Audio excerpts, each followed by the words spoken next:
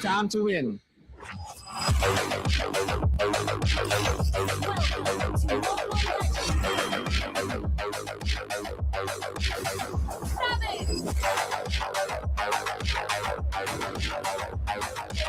You have slain an enemy.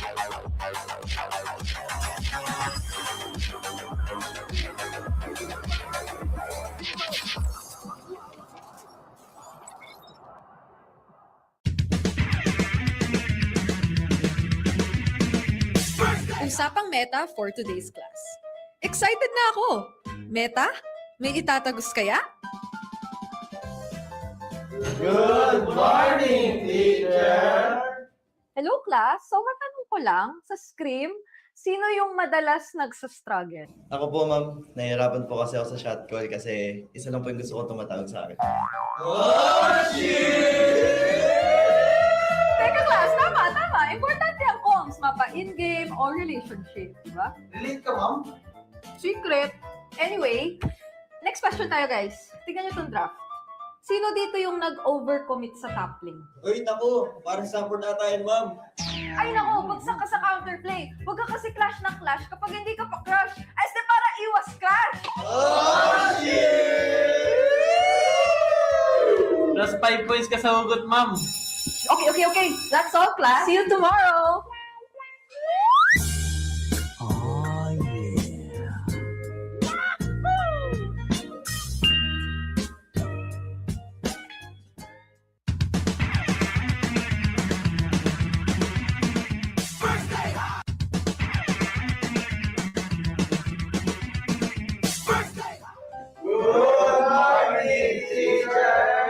May bagong grading sa loob ng classroom. Sino kaya ang bagsak at sino ang may palag? Okay. May grado na ang lahat base sa inyong naging pinakamainit na katapat sa lane. Now, class, ano sa tingin nyo ang palag ni Demon Kite kay Carl T? Ako! Si Cartesi Goat, si Demon Kite, celebrity. Okay. Makinig. So, pag-usapan naman na natin yung iba't ibang uri ng rivalry, class. So, unang rivalry, yung team na palaging next season na lang versus yung team na palaging nag-champion. Ma'am! Masakit naman yan! Ma'am, parang may pinapatamaan na. Grade 91%. May angas, may storyline, pero minsan pag finals, bigla na lang nawawala. Parang signal sa probinsya. Ma'am! Di naman na kami yan, no? Okay,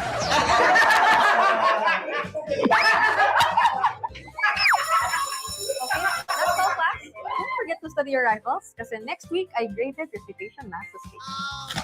Goodbye! Thank you, teacher!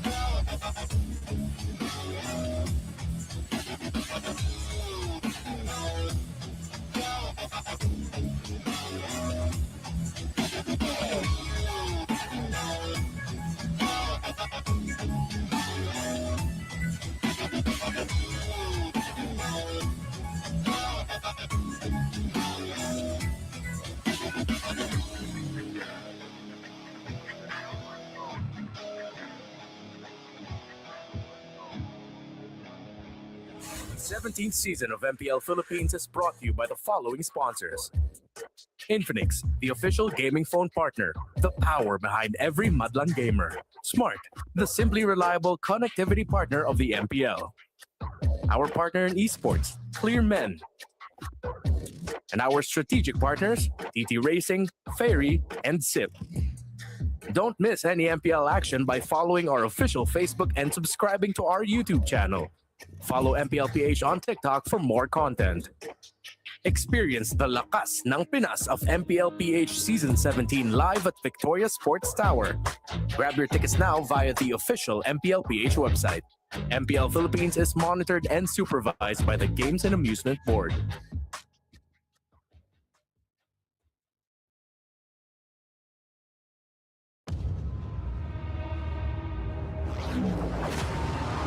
And welcome to the MPL talaga para kay Daiki with that wonderful performance. May improve pa ako kasi yun nga, galing kaming one-day practice. So, feeling ko pag nagtuloy-tuloy yung practice ko kasama sila, mas mag-improve yung sarili ko.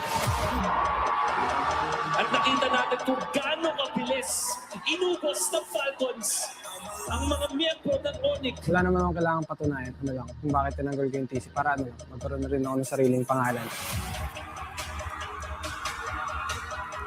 Yung kay Carl, talagang idol ko pa rin naman siya hanggang ngayon kasi simula nung nag-ML siya, parang consistent siya hanggang ngayon. So yun yung talaga yung hinahangaan ko sa kanya. They might lose the TZ, but they're getting the W here sa kanilang unang laban. Nag-TZ lang ako kasi ginaya ko lang talaga siya. Para sa akin, walang meaning yung TZ na yun. Ang pangarap ko kasi makapaglaro sa MPL. Siguro yun, bibigay ko yung best ko, syempre, 100%. Kasi yun, mahirap din kalaban yung Falcons. Na sinasabi nila na ikaw na rin daw ang missing piece ng Falcons. Ang tingin ko, sobrang deserving ng title na Clash of Titans kasi talagang nabugbugan pag kami naglalaban. Good luck sa atin, tayo na naman magkalaban.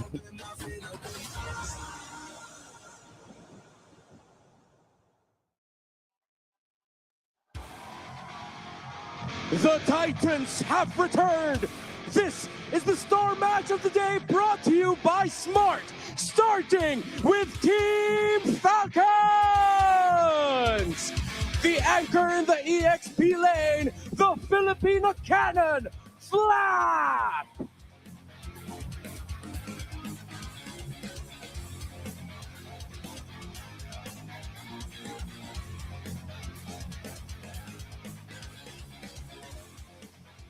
A virtuoso in the jungle, this is Kyle!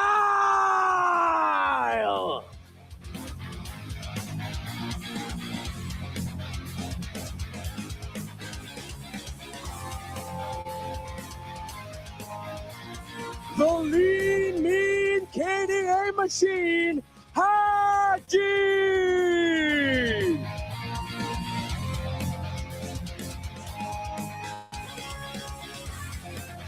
Yesterday is history, tomorrow is a mystery, and today is a gift from Master Ogwen!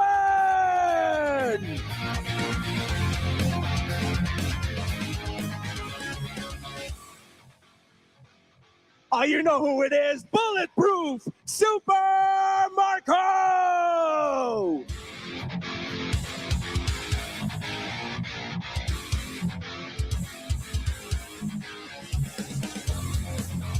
This is Team Falcons! But the cavalry returns to continue their stampede. They are the reigning, defending champions of the Philippines, Team Liquid! The Apex Predator, Sanford!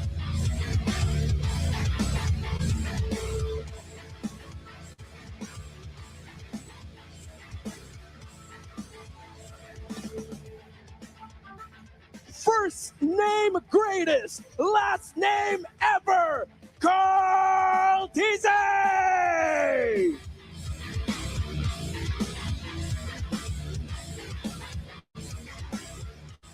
cold and calculated, the lone stallion, Sanji!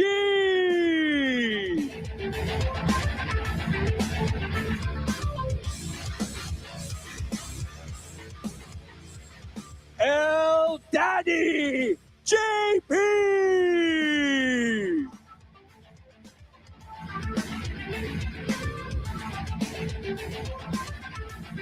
Making his debut for the cavalry, he's ready, he's deadly, steady, Teddy!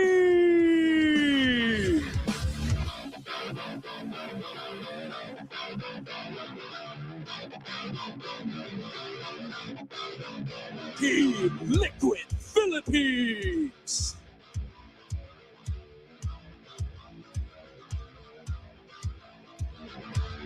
To ensure the integrity of the game, our marshals are Chico, Miko, Joshua G, and JD. And our head referee, the Chop Master, Sent. Our head coaches, for Team Falcons Philippines, Coach Ducky. For Team Liquid Philippines, Coach Snap. MPL Superfans, this is Superfan Saturday. Ito ang Clash of Titans!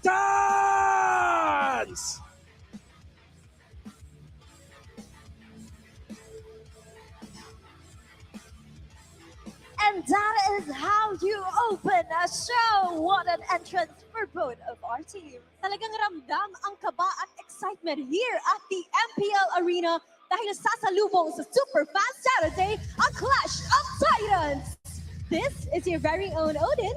At ako naman si Thea at hindi na natin papatagalin pa. This is Team Falcons versus Team Liquid Philippines. Palag na to!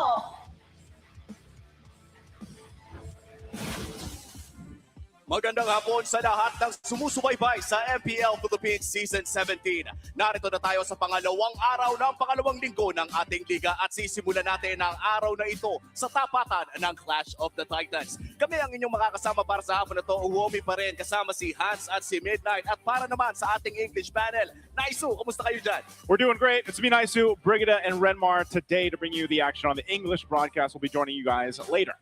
Ayan na nga at magsisimula na agad ang ating pinakaunang laban between Falcons and Team Liquid Philippines. Of course, this tournament is monitored and supervised by the Games and Amusements Board. Men, itong laban na ito ay punong-puno ng mga top quality world-class players. Right, you saw it from the start, yung mga pangalan, yung mga personalidad na nakita natin doon. There's always a feeling na pag itong dalawa yung naglalaban, iba eh. There's something different about it. Iba talaga kasi sa history ng dalawang teams na to, even outside of MPL Philippines, lagi sila nagtatapat sa mga grand finals, even yung recent Seaball qualifiers natin, there's a lot of accolades and achievements amongst these two teams. There's something about the history here between the Clash of Titans and these two teams, but also I think you can say too, the impression that we saw from Teddy, now Teddy, yes. He made quite the impact. And I think he fits perfectly well in this tight lineup from TLPH. Yep, kasi even when, let's say, siya yung naging bagong addition, nag-live up pa rin sila dun sa expectations natin na whenever these two teams go head-to-head against each other, mapa-grand finals pa yan, ay talagang umaabot siya sa dulo ng series. Napili ko kahit New Year, New Me, at akala ko hindi na ako masyadong magmamak series. Hindi siya tatalab pagka sila ang naglalaban. Yeah, and I'm still catching my breath from the team introduction, man. Great job by the way. It's a big fight feel every time it's Liquid and Falcons. Yep. Recent history, though, has been a little bit more Liquid leaning. Of course, in the last playoffs, they met in the first round. It was Liquid taking down Falcons. But the only reason why Falcons was able to qualify for last season's playoffs in the first place is because they beat Liquid in the regular season. Wow. That's on top of all of the history that they've built for themselves, and the names on your screen are familiar to everyone. And now empowered with Haji in the mid lane, naging maganda ang nakita natin sa kanila in week 1. And now for Team Falcons, it's the same roster na makikita natin against the defending champions. Yeah, I mean, it's bound to happen. You know, Haji, yung tanong ay kung gagana ba ganitong klaseng lineup against a team that has already proven themselves countless of times. Well, you know what?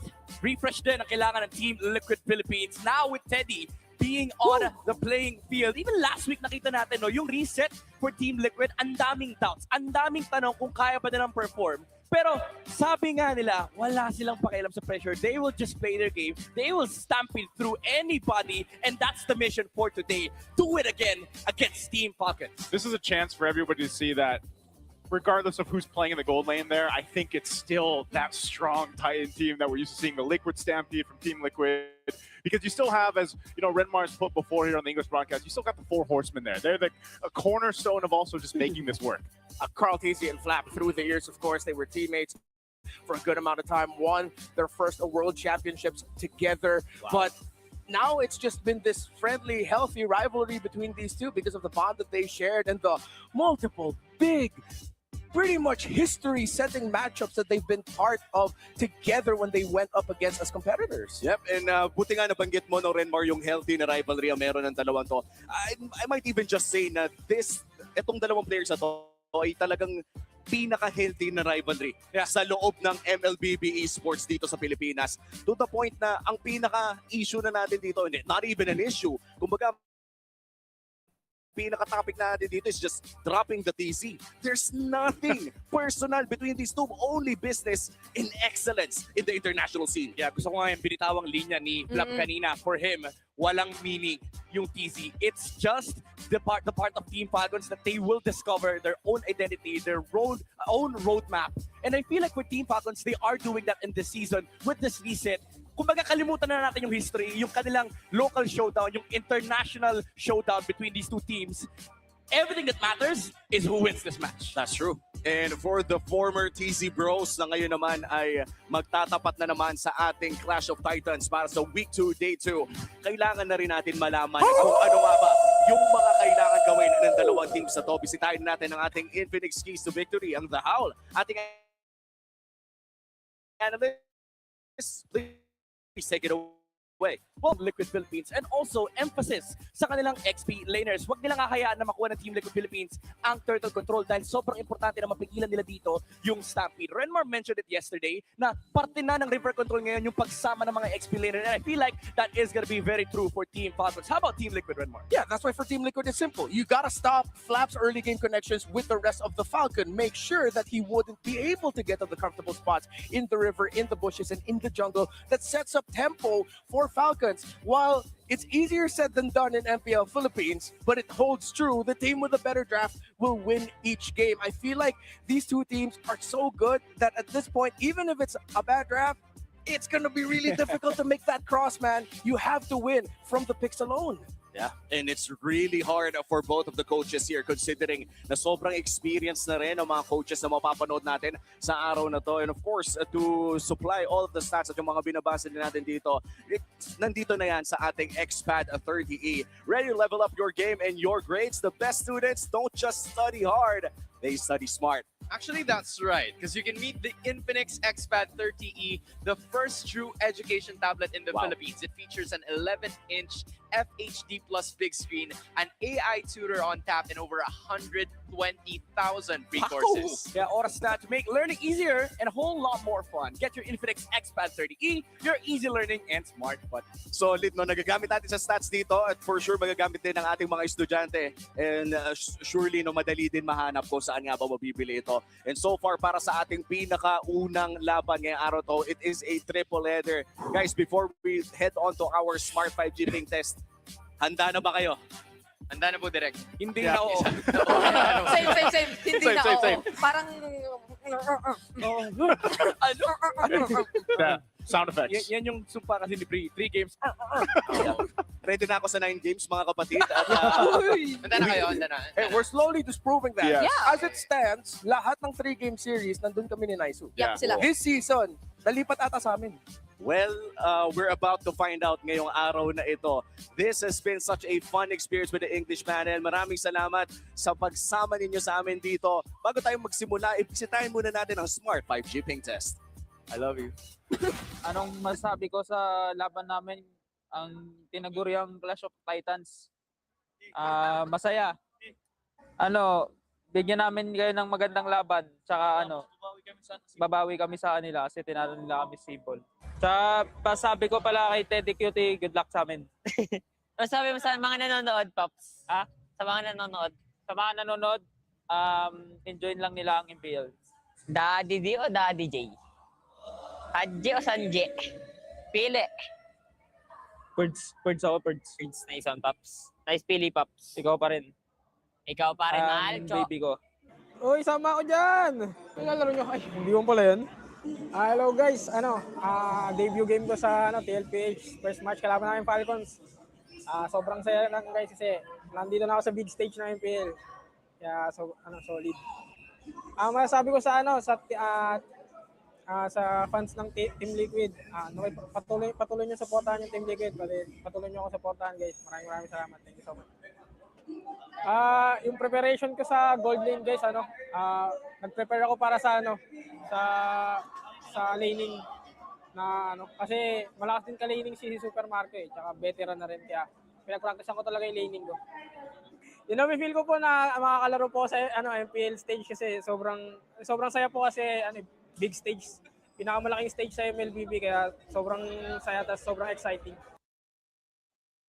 Wow. Alam mo, nakakatuwa talaga mapanood ang Smart 5G ping test kasi bukod sa na-i-ensure na natin at nag-guarantee ang tournament integrity ay nakikilala din natin ang ating mga manlalaro at nasa screens na nga po natin ngayon ang ating representatives for Team Philippines sa 20th Asian Games PH qualifiers. Steady in the gold lane in Team Liquid Philippines. Right from the start, bago magsimula ang MPL Philippines, we caught a glimpse of these two teams and Teddy Cutie na ngayon, Teddy na lang, nalagay siya sa isang sitwasyon that there were no expectations towards him. Sabi pa nga nila, unexpected yung pagkapanalo nila, pero kung yung unexpected, mataas ang potential, then might as well continue it here. Yeah, and I feel like for Team Falcons on the other hand, it's a grudge match laban sa Team Liquid Philippines kasi they took the Philippine national representation away from them. And I feel like for Team Falcons, mas malaki naman ngayon yung expectation, yung burden of pressure sa side nila.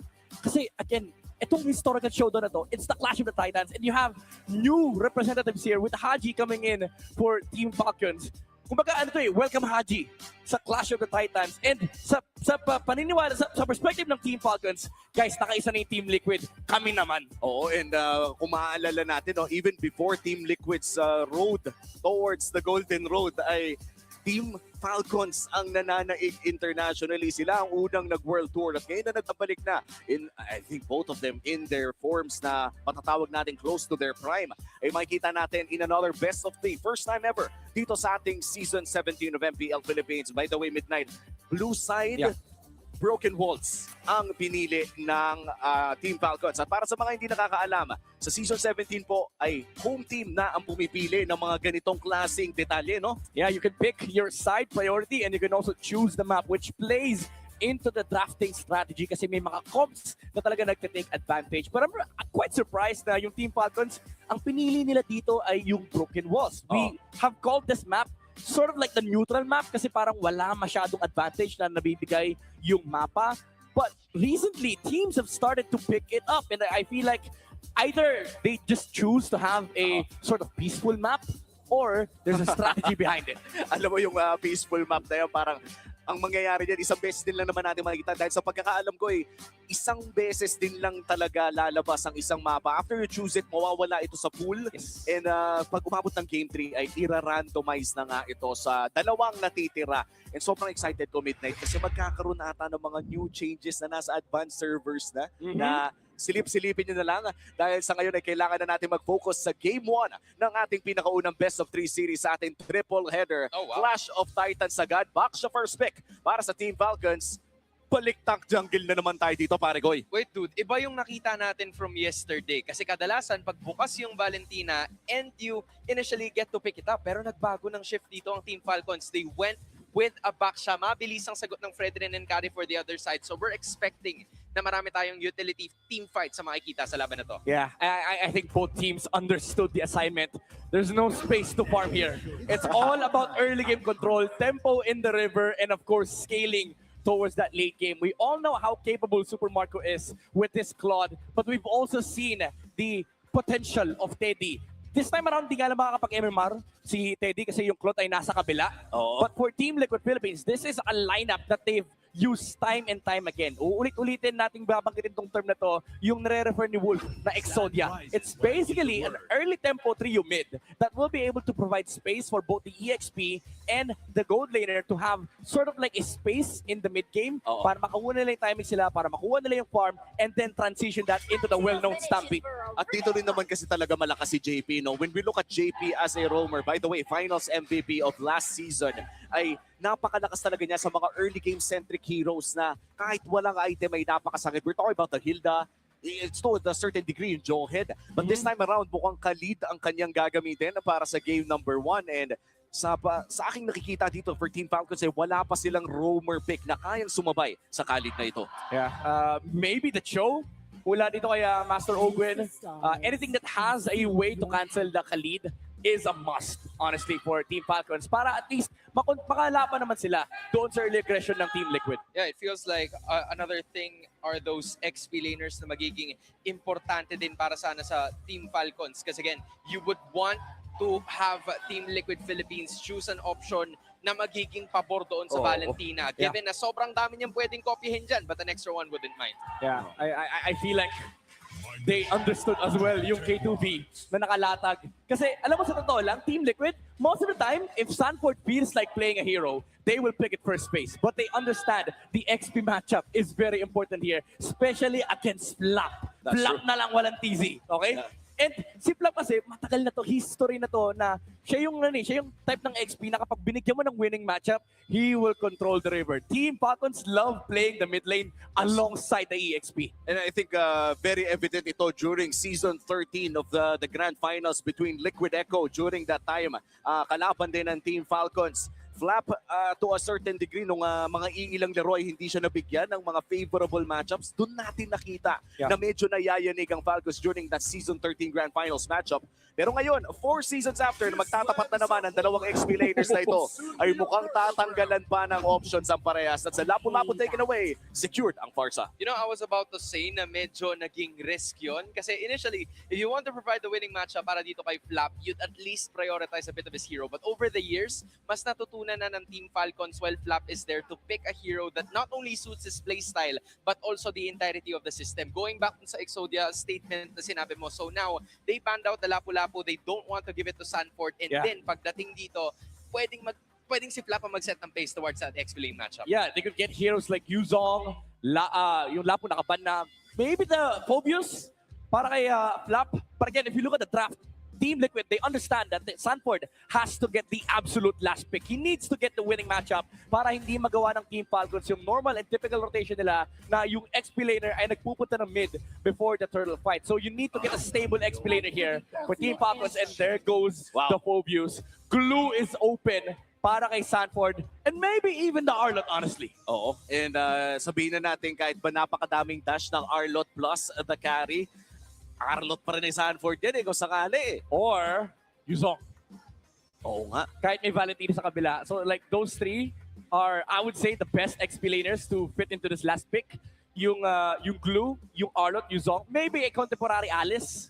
Just in case, kasi ang daming nakatayo sa side ng Team Falcons. That's true. And I feel like Alice has been one of those picks na underrated para sa kamay ni Sanford. A 5-man set last week. Pero Sora pa rin ang kanyang kukunin para sa last pick. And this is very weird para sa akin, ha? Dahil ngayon na lang ulit ako nakakita ng last pick na Sora. Pero syempre para sa ating super fans dyan, kung gusto nyo pong manalo ng 1,000 MLBB Diamonds, i-predict lamang ang match winner ng tama. Scan the QR code para malaman kung paano makasali dito. Again, honestly, sobrang nag-build up din ako dun sa sinabi mo, Womi, about that Sora being quite weird considering na una, may Valentina dun sa kabila. And then on the other side, it makes it difficult or makes it easier for them para mamili kung ano ba yung pipiliin in terms sa kokopyahin itong si Valentina. Will you go for the Fredrin para dun sa Taunt, Khalid Raging Sandstorm, even yung Farsa. So ang daming choices dito ni Haji. Yeah, sa totoo lang, it looks on paper that Team Falcons has a lot of favorable stuff in their composition, but do take note, Team Liquid actively decided to go for this Sora last pick. And recently, may mga trend na yung Sora EXP, instead of going hybrid, they go full damage. And I feel like that's the thing that Sanford is looking forward to, na kaya niyang labanan yung Phobius with the damage Sora build. Yes, and very exciting to see our level 4 fights as we head on to game number 1 ng ating pinakaunang best of 3. Sakitan agad dito sa mid lane. And ito talaga ang specialty ng dalawang roamer natin, yung early game pressure, especially around this mid lane area. Pero kadalasan pag sa ganyan, yung kalit, yun yung unang-unang nababanatan eh. For some reason, there has to be a way. Pero fortunately, para dito kay JP, wala man lang nagalusan. Same could be said para dito sa gold lane matchup. Yeah, mainit eh, no? Parang nagtatantyahan, nagkakasukatan yung mga roamers, yung mga gold laners. And ang kinagandahan dito, alam nila yung limits ng mga hero nila. There's nothing that is being forced. They're just trying to poke, to control the wave, and then maybe look a +1 play mula sa kanilang mga jungler. And look at that, Super Marco with the knowledge na kaya niyang lamangan dahil level 2 na siya. Popping the Purify, however, ng napakaaga, malayo-layo pa naman ang pinakaunang objective fight natin. Yeah, I mean, there's still some time para kay Super Marco to not only get into level 4, pero parang hindi rin natin siya halos i-expect doon sa first turtle fight. So he can exhaust most of those battle spells if he wants to. Not much activity so far. Yeah, the setup is nice, however, for Team Falcons. Like, yung ginawa ni Ogwen, umakyat siya. Even though nag-sacrifice ng konti dito si Haji, pero Valentina naman kasi ang hawak niya. He's gonna get some XP. They equalize the lane on top para makasama yung Phobius later on. Oo, and so far, no, iikot lamang si Kyle, exerting some pressure in the mid lane. 15 seconds bago lumabas ang pinakaunang objective natin. Napakasakit ng tinangke ni Haji doon. Pero so far, wala pa namang kumakagat na lalaban talaga. Nagse-set up lamang ang parehas sa kupunan sa pinakaunang pagong.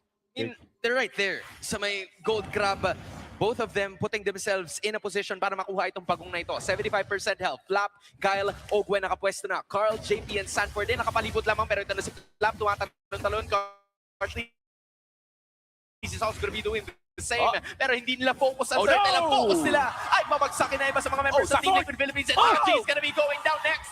Kyle, susubukan niya makaretreat. That's exactly what he's going to do. Sanji, Flap ay hinahabol na naman. Ito si Lone Stallion and he might be going down. Boom. That is the dunk to take him all in. Called easy gagawin ng parehas na kaso. Pero si Kyle handang gumulong. JPA babalik. Bakbakan na naman ang dalawang team sa atin. Ngayon at Sanford is nowhere. It was Flap instead. Isama mo na si JP. It's Falcons taking everything. Big win para dito sa Team Falcons. 4 na katawan, kasama pa ang pagong. It's the EXP showdown, and this time around, Team Flap. Team Falcons, pero pwede mo rin sabihin Team Flap was the problem for Team Liquid. Ang bigat nung dinadamang problema dito ng Team Liquid kasi talon ng talon yung Phobius. At tinitipid pa nga niya yung mga ibang ulti ng Phobius na ito hanggang lumipad, hanggang tumakbo si Sanji. A very well executed team fight and objective tape mula sa Team Falcons. Kaya naman lamang na sila ng 1,000 ngayon. At para naman sa Team Liquid Philippines, mukhang steady lang talaga ang kanilang goal dito dahil wala pa namang sakitan na nagaganap sa gold lane. Dude, same idea.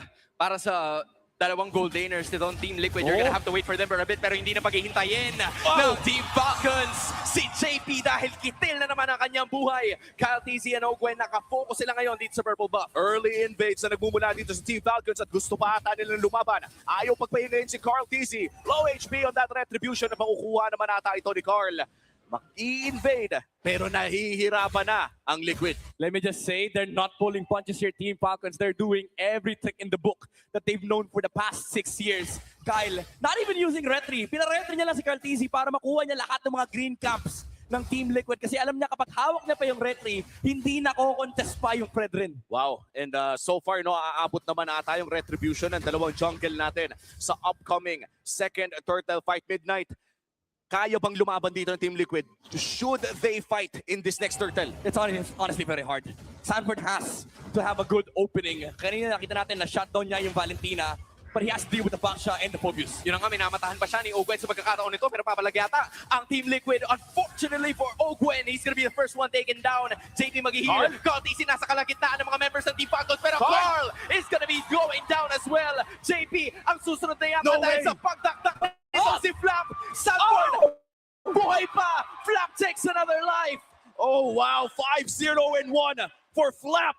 At nahanap na naman niya ang mga kailangan niyang hanapin mula sa Team Liquid. Pero walang nagpagong sa laban na yun. Yeah, alam nila na talagang hero battle yung mangyayari dito sa turtle objective, especially if both sides were willing to fight. Team Falcons punished the Sora heavily. However, nung nakita nila yung Sora lumapit, pinorse kagad nila yung ultimate, and nung nawala na yung ultimate, dun na naging malaking problema yung Phobius.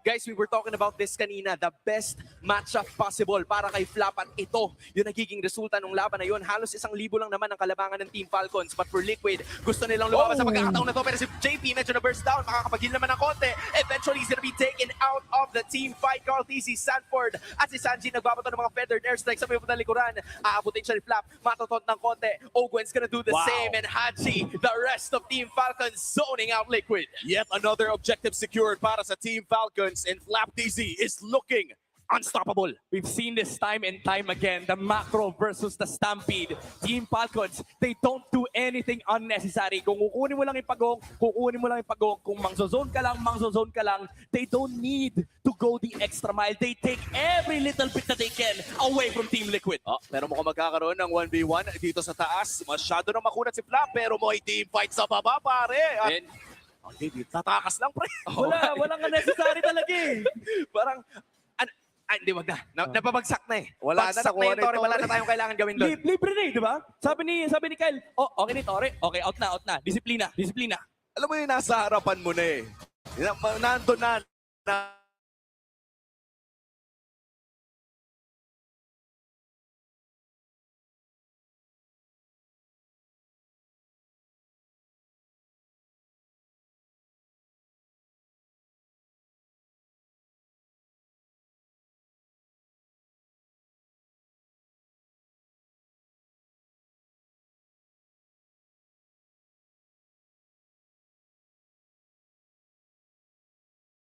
Nakatago na sa zero bush.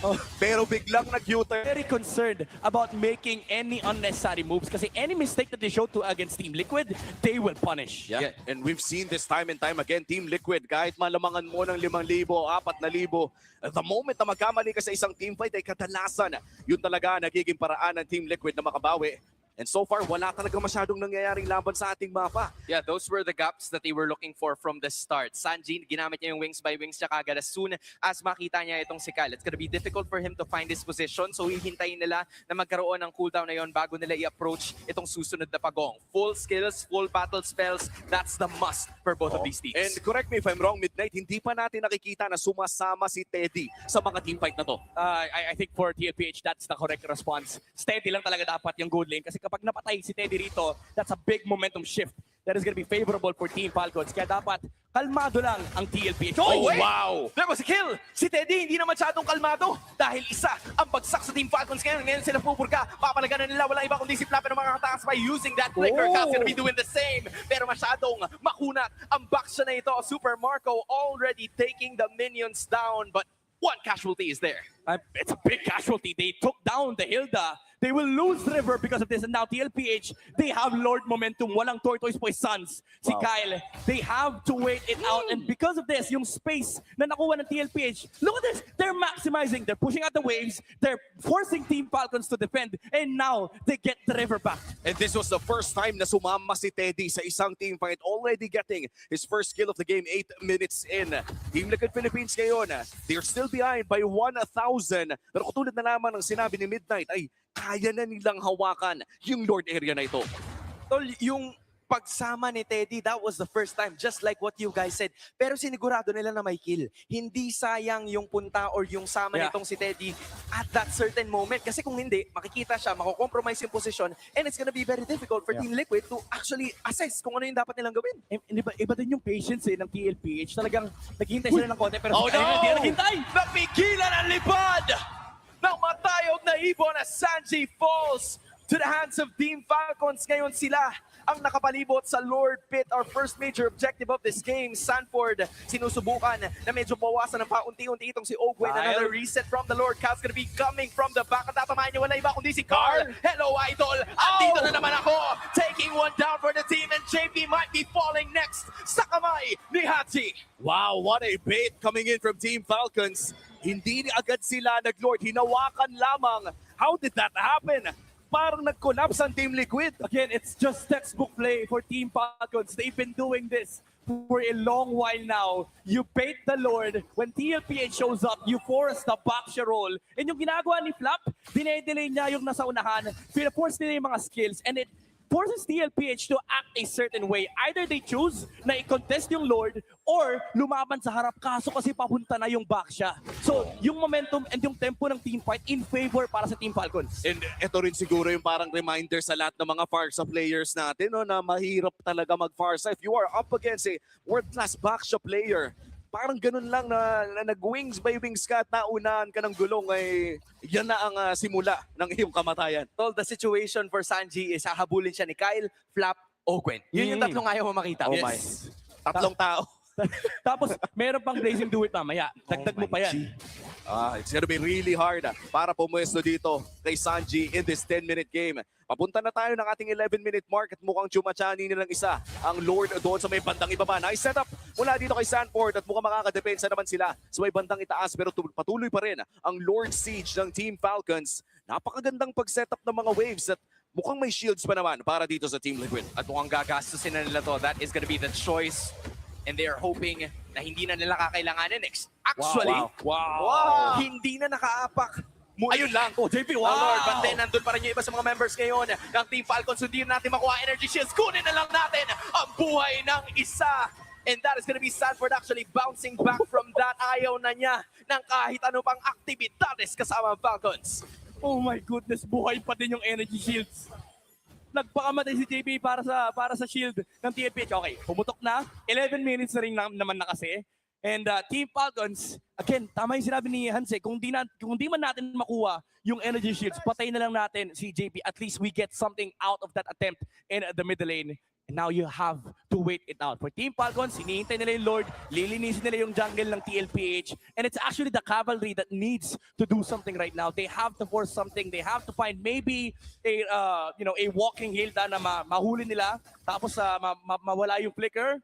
Kasi kapag wala sila makukuha, it is gonna be a very difficult Lord fight once again kasi uulit-ulitin lang ng Team Falcons yung ginagawa nila. Haharap si Flap, tapos roll yung backsha. At mukhang problema na nga rin dito, no, si Super Marco, if you're on the side of Team Liquid. Currently, the most farmed hero sa larong ito. And we're talking about Taklot, isang item na lang at namangata siya ng 1,800 kumpara kay Teddy sa game number 1 na ito. Tol, walang galos. Si Super Marco, extra danyos pa yan pag nalatagan talaga niya ng Blazing Do It yung iba sa mga members ng Liquid. And this is gonna be the task para kay Carl TZ and kay JP to hold. They have to find the right angles to hopefully find Super Marco in a very difficult situation. Pero kailangan muna nilang pagdaanan yung trilogy ng mga kunat na boys ng Falcons. Grabe yung laro natin. Parang may checklist sila lahat. Naka-check yung slow push for Team Falcons. They have the river control. Na-clear na yung mid. And now they will go to the Lord side. And TLPH, again, sila yung mamimili dito. Ano ang una nilang gagawin? Do they defend top?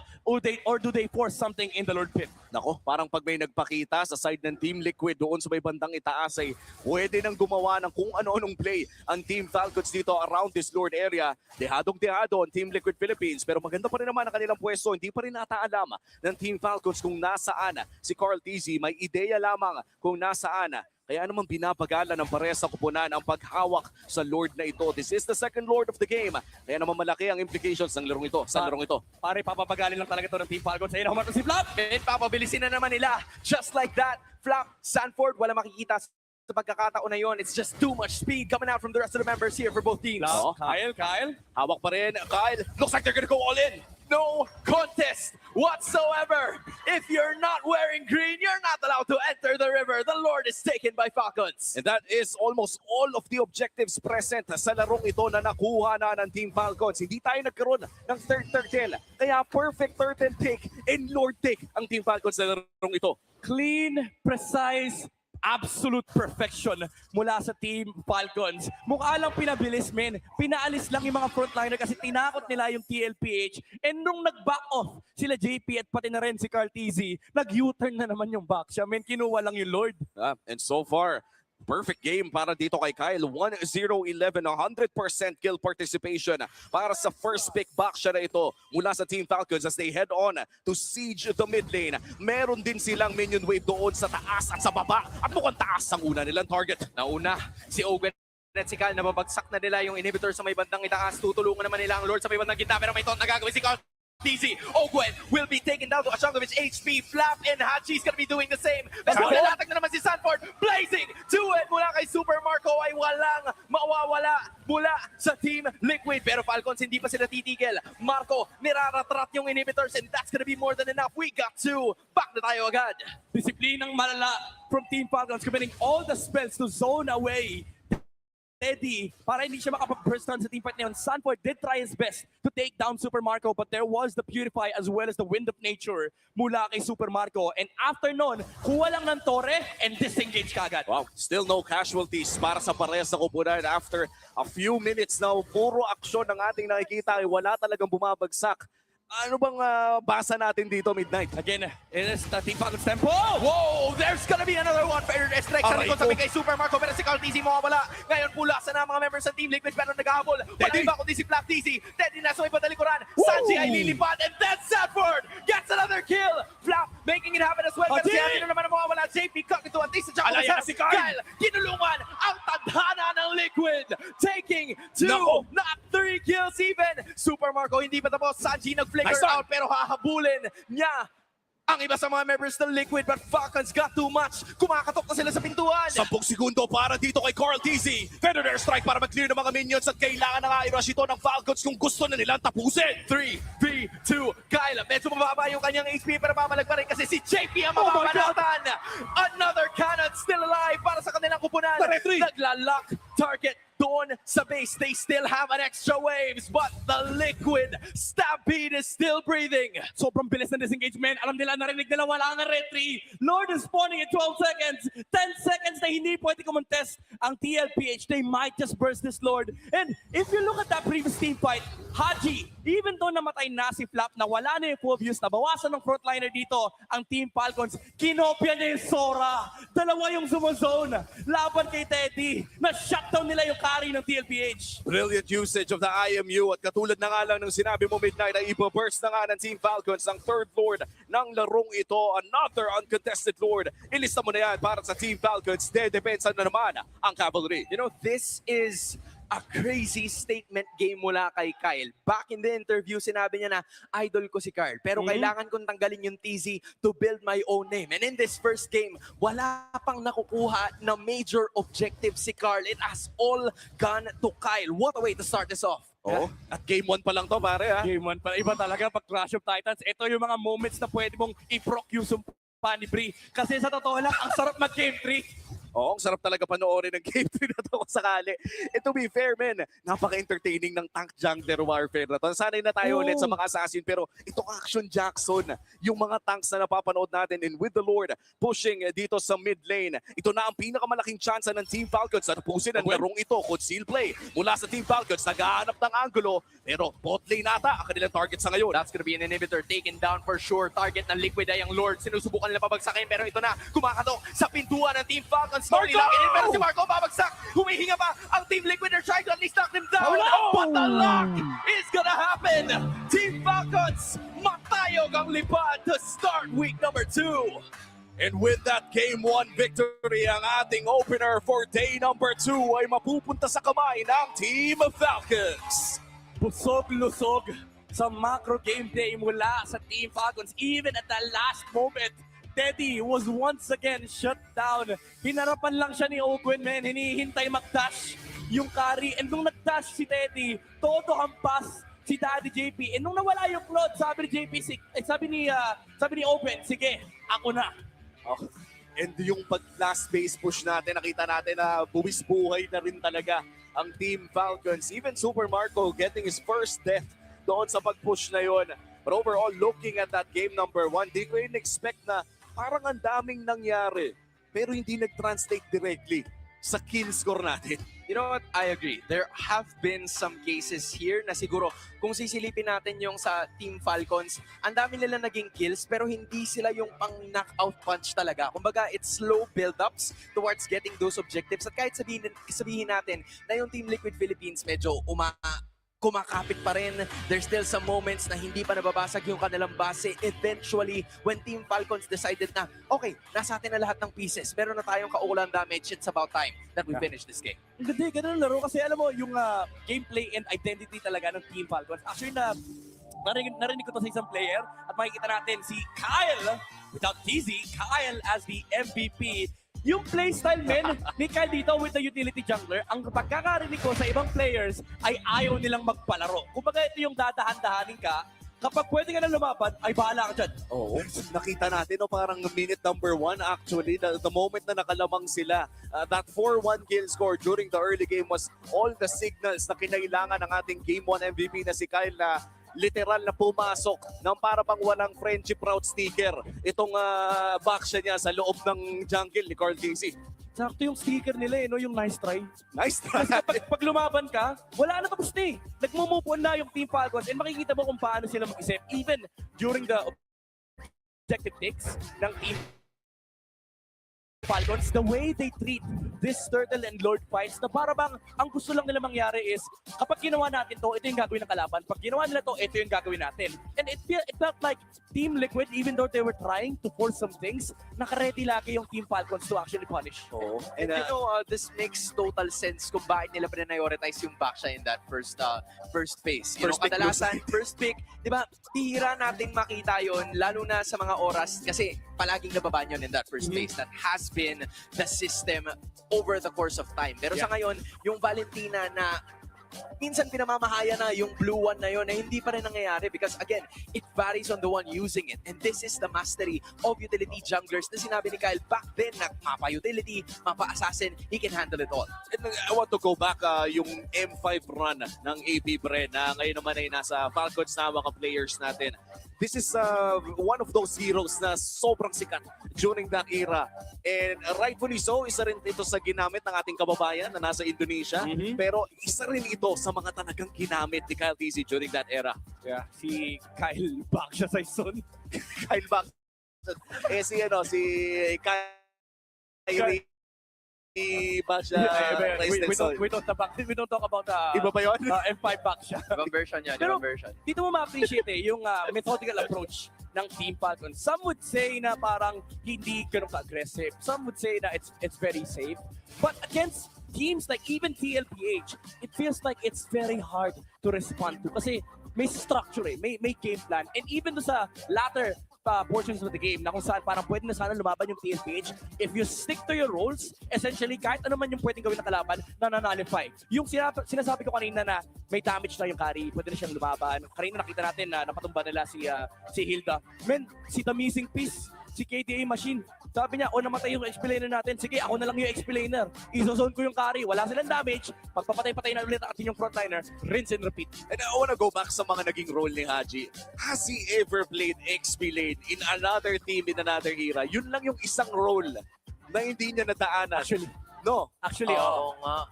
XP lane is the only role na hindi nadaanan ni Haji sa kanyang long competitive career. To be fair, nung nasa blacklist siya, panay Valentina nila. That's true. So technically, multi-role.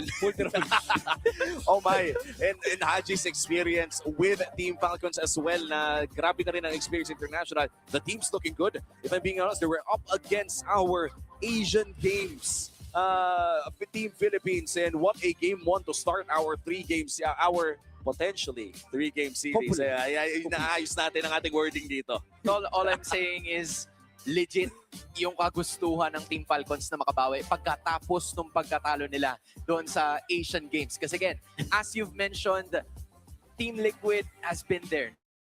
Na-elect na or na-instate na itong si Coach Alec Alvarado to be part of it. And I'm excited to see more. Well, outplay the rest with the Infinix GT30, featuring the GT trigger for lightning-fast reactions and MLBB certified 120 FPS for ultra-smooth control. Dominate the game with Infinix GT30, the power behind every Madlang gamer. At may experience nyo yan sa loob ng ating venue din, especially no kung maglalaro ka rin ng ating mga Infinix fansiklaban. Pero sa ngayon ay pwede nyo rin ma-dominate ang Land of Dawn. Kailangan nyo ng connection that never lets you down. From scouting rotations to tracking the pros, stay online and in the zone. You can power up with the Smart Power All 99. Get 10 gigabytes data for MLBB and your favorite apps plus unlimited FB, calls, and texts. Share every GG moment with Smart, the simply reliable partner of the MPL. Nakakatuwang makita ang ating mga players na talaga namang G na G sa kanilang mga debut game.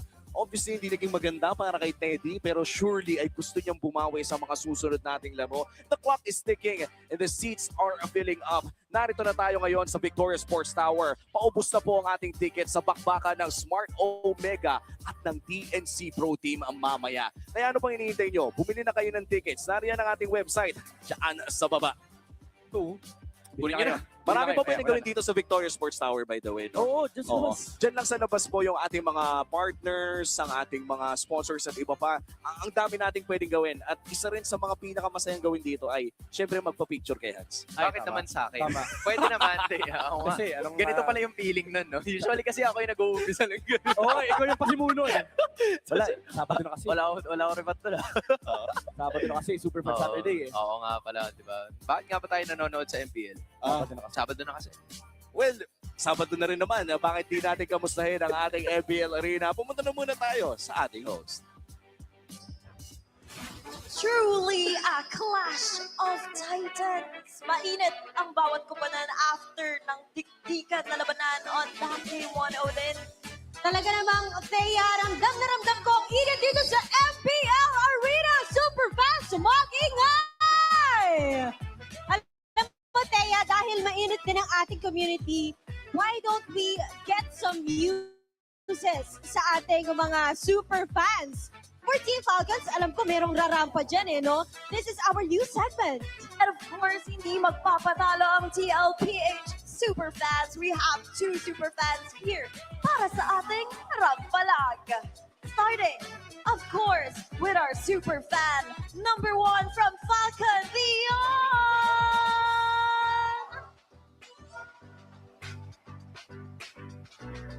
Dion, irampa mo na yan!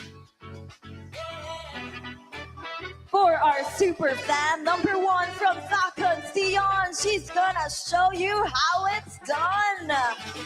I love the drip. And of course, saktong-sakto yan pag naglalaro ka, diba?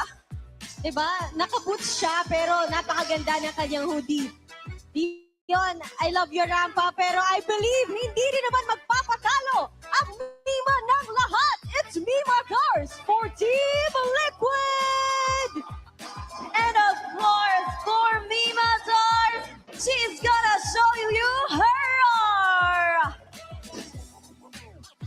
Oh, rampa! Grabing fierceness with the gray hair matching with a blue TLPH jacket. 1, 2, she's gonna show you her roar. Wow. I love the twist and turn of Mima Darts. It's Dion versus Mima Darts. Pero hindi kayo magkakampi. Dito ka, Mima. Side ko. Dito ka, Mima, sa side ko. Ipa-cheer mo naman ang TLPH. Parang nakukulangan kami sa energy. Kailangan yung manalo this time. Yes, let's go Liquid! Okay, 5, 4, 3, 2, 1, go! Let's go Liquid! Let's go Liquid! Let's go Liquid! Wow! And of course, panalo sa Game 1 ng Falcons. Ano masasabi mo doon, Dion? Wala, tinalo namin yung mga CL nila kagabi, kaya sure ako tatalunin din ng players namin yung players nyo. Uy! Oh, grabe! Mainit yung bakbakan, pero parang mas mainit yung sagutan from this side. Mima, hindi pa ako satisfied sa mga pa-cheer mo lang eh. Ano ba ang palag mo kay Dion? Wag ka masyadong porque home court nyo to. Antayin mo ang totoong sipa ng kabayo! Dion! Grabe! Sipa talaga. Ano yung sagot mo sa sipa ng kabayo? Di nyo kami masasipa, may pakpak kami. Okay, okay. To wrap this up, Mima, paano ba yung tunog ng kabayo ng TL? Ay, payag ka doon. Ano yung tunog ng pakpak? Okay. It's TLPH versus Team Falcons. Ituloy na natin ang Clash of Titans.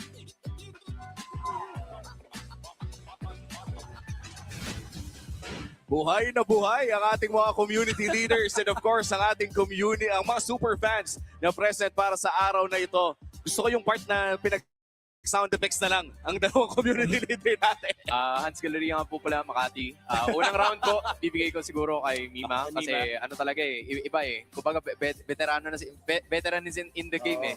Diba? Pero nung round number 2, nakita ko yung palag ni Dion eh. Accurate yung Falcons pare. Oo, pre. Kumbaga maganda sulat ng round number 1. Pero kinantahan yung bitaw ng round number 2. So round number 1, Mima. Round 2 and 3, Dion. So pantay pa rin. Tapos alis na, no? Alis na. Kasi si Enigma na yung susunod. Tapos si Enigma na yung shoutout nga pala sa mga ano natin dyan, no? Mga battle MCs natin na fan din ng MPL Philippines. Shoutout sa inyo. Sana naman ay makanood na kayo. Parang ang tagal ng binabalak, di ba? Dami na nagsasabi. And malayo lang tayo ng bahagya, no? Isa ito sa mga kwento na hindi pa masyado nakikwento kahit ang tagal na nating nakikita. Grabe naman pala ang istorya kung bakit Kyle ang kanyang IGN. Piruin mo, men. Iba, walang ano eh. Ano sabi natin doon?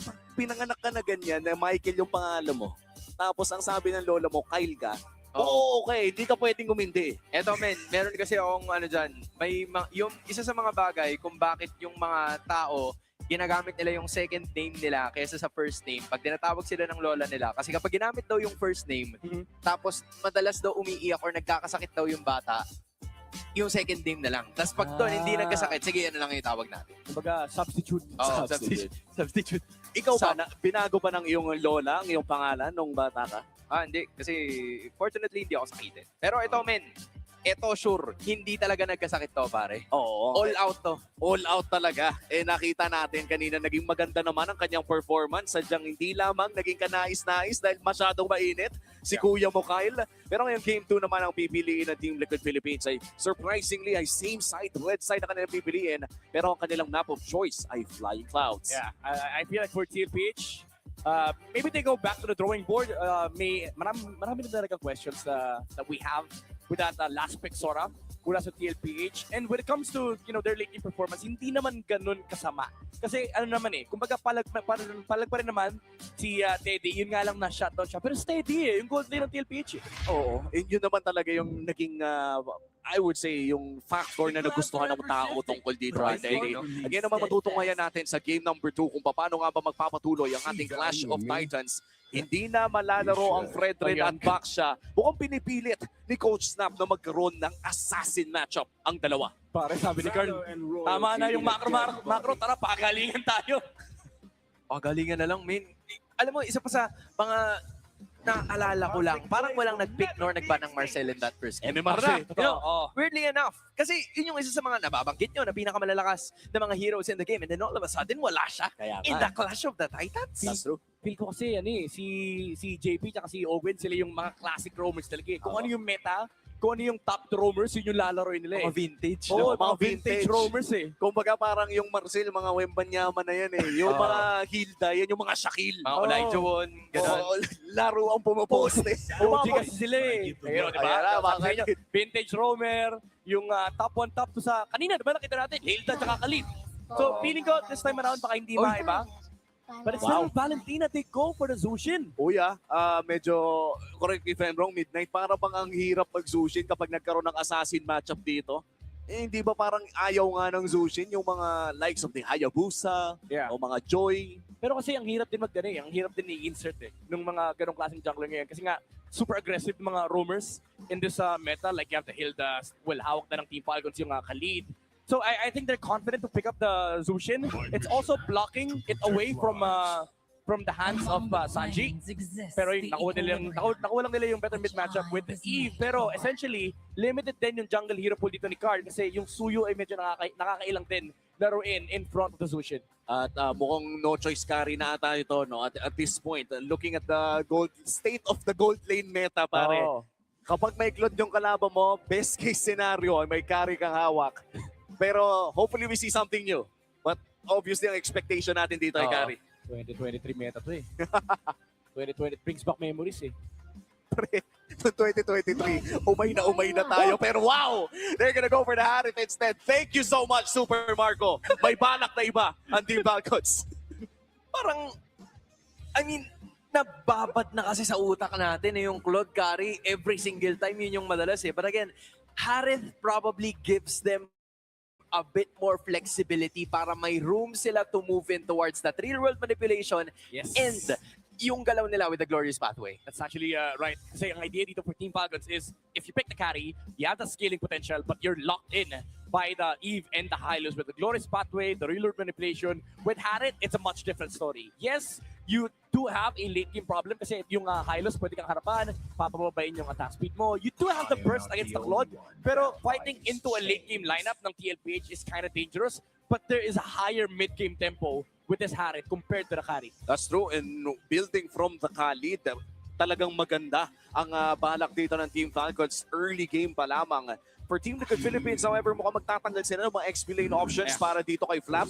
At wala pang XP laners ang parehas sa kupunan. Mukhang liliit ang ating choices. I like the fact that they banned out the Phobias kasi ang awkward kapag pinik nila yung Phobias sa Red 4. And if you want to get the absolute last pick for Team Falcons, baka mawala yung Lapu potential and mabibigay mo yung kay Sanford. So this ban actually tells us na sobrang importante talaga nitong Red 4 decision ng Team Falcons kasi it's either they pick up the Lapu or they ban it and then reserve Flap the absolute last pick. And it turns out to be a very difficult draft from, or different draft from what we saw in game number 1. Kasi ngayon, ang halos nauubusan ng mga options are the junglers. Na kung kanina, heavy yung prioritization nila. We saw the Bakshaw the first one, Fredrin on the other side. Fredrin is no longer open. So, posible na maging assassin naman. Panibagong version na naman to ng series na ito. Alam mo kung assassin ang magiging matchup dito and it ends up being an Akai pick on the side of Team Liquid. Matatawa na lang siguro kasi Akai is the last remaining viable tank jungle. And sa totoo lang, medyo nakakailang kasi magharit kapag may Akai. Nangyari nung M7 to eh. Yung, naalala ko, kinakas ni Renmar yun eh. Kumaga, natanggal lahat ng utility jungler and no one expected for DK to just pick the Akai. And he did. Sabi niya, wala akong pake. Eto na yun, ipipick ko to kasi kailangan namin utility jungler. Now, with this Esmeralda ban from Team Falcons, do you still want to take the Lapu-Lapu on Flap for Red 4? They take the Lapu away from Sanford. And let's see kung ano magiging response dito ng Team Liquid Philippines. Are they gonna go for an assassin jungle? At anong ilalagay nila sa kamay ni Sanford? May glue ba tayo na makikita dito? Or is glue not an option when you're up against a Harith? I think you Haya Yuzong. I think you go comfort with TLPH. Haya is good against this lineup. Even though may problems sila with the Khalid, you have the Hylos to solve it for you. You just need the engage in the front line, yung mobile assassin na kaya mang-poke and also punish off-position heroes for Team Falcons. But they go! Oh, wow!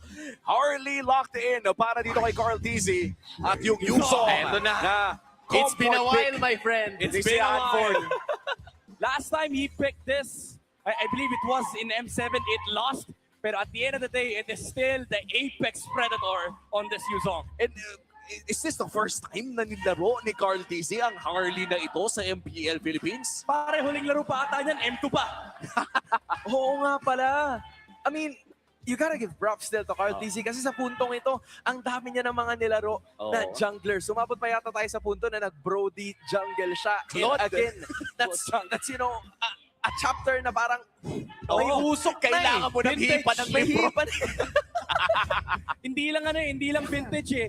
Antik. Yan ang gusto ko.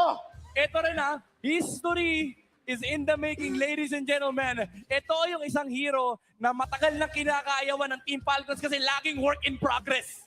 At tignan natin kung ang WIP dati ay ready to go na ngayon para sa game number 2. Isasara na ba ito ng Team Falcons o papahabain pa ng Team Liquid Philippines? It's going to be an assassin matchup. Kahit pa sabihin na natin di natin in-expect na ito yung mga lalabas na hero. It's Carl TZ kontra kay Kyle.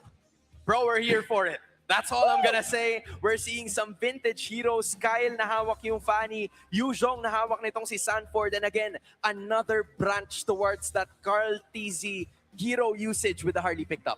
Grabe, ladies and gentlemen, welcome back to 2023. Welcome back, Bunny and Harley.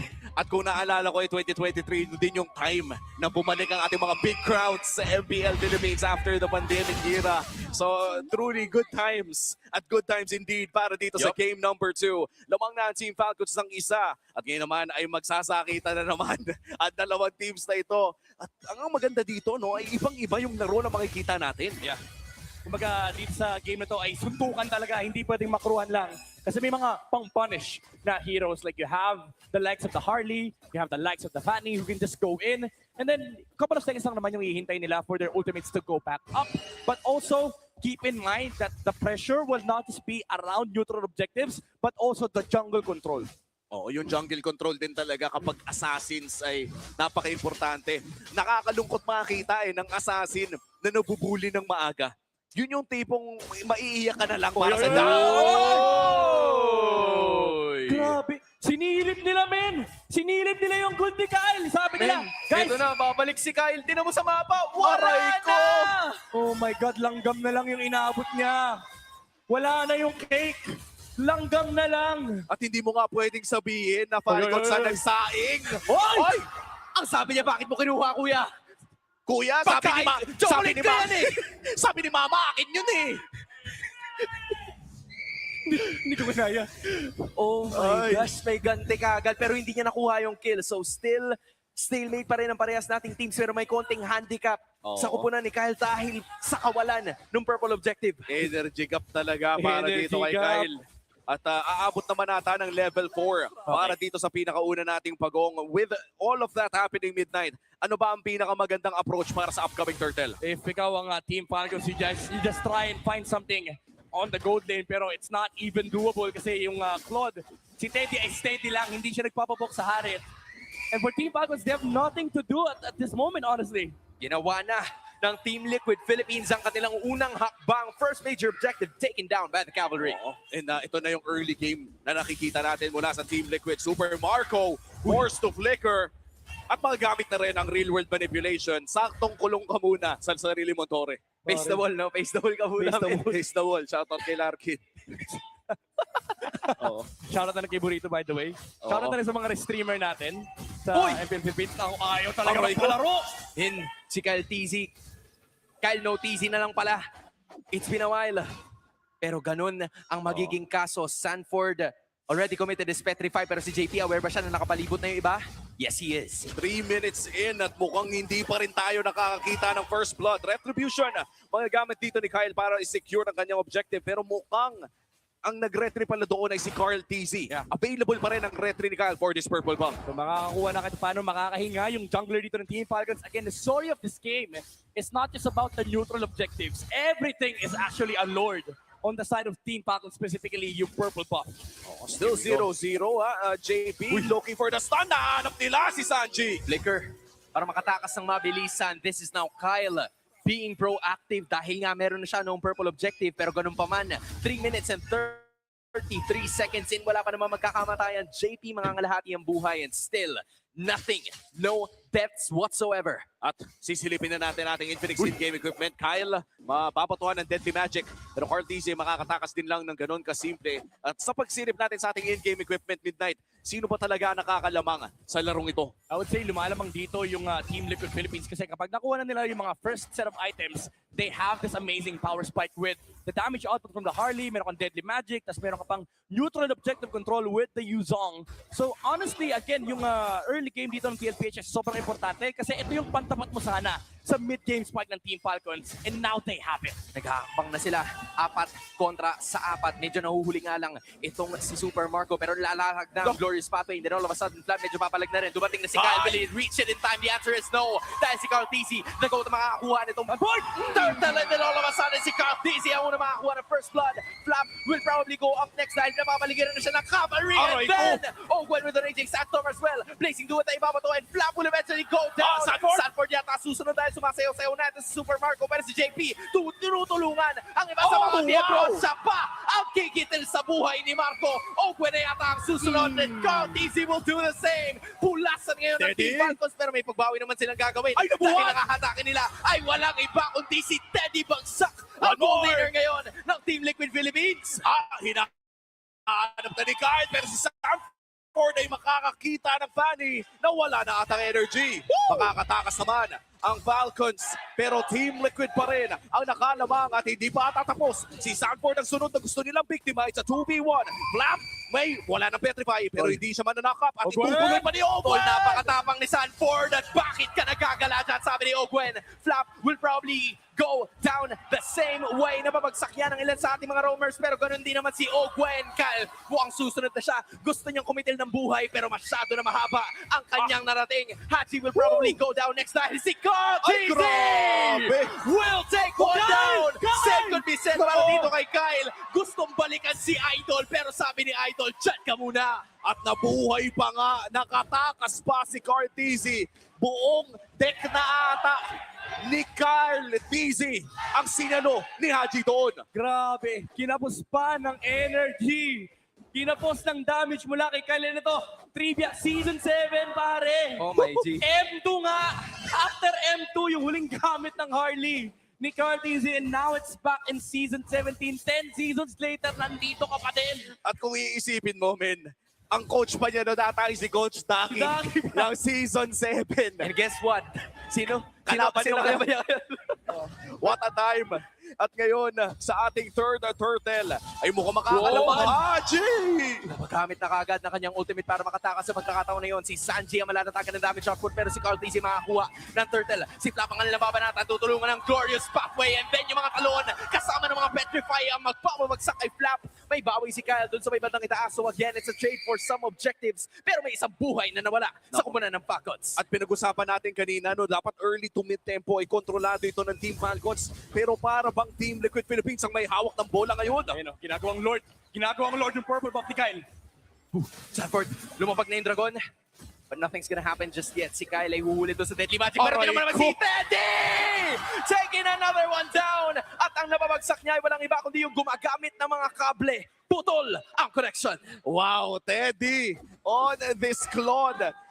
Kalkulado niya yung damage na pwede niya magawa. And that was without the golden stuff. Pare, Claude na wala pang golden stuff, pumapasok ng ganun. Ito yung lagi natin pinag-uusapan yung Harley na nag-snowball. Ogwen do! Tol ang kwento mo pumasok. Buhay pa rin si Ogwen. Nakapagsaman for si Marco. Nandun na naman sa may bandang likuran si Haji International Company. Si Kyle ay naghahabol. Sanji na magamit ng RWM. Pulasan ng parehas na teams. Walang casualties para sa dalawa. Pero si Flap hindi pa tapos. Gusto niya sana bumakbak pa. Pero sabi ni Carl, hoy, ba't mo tinanggal yung TZ mo? Binalik yung TZ. Nilagay sa baraha, pinaskill sa mukha niya.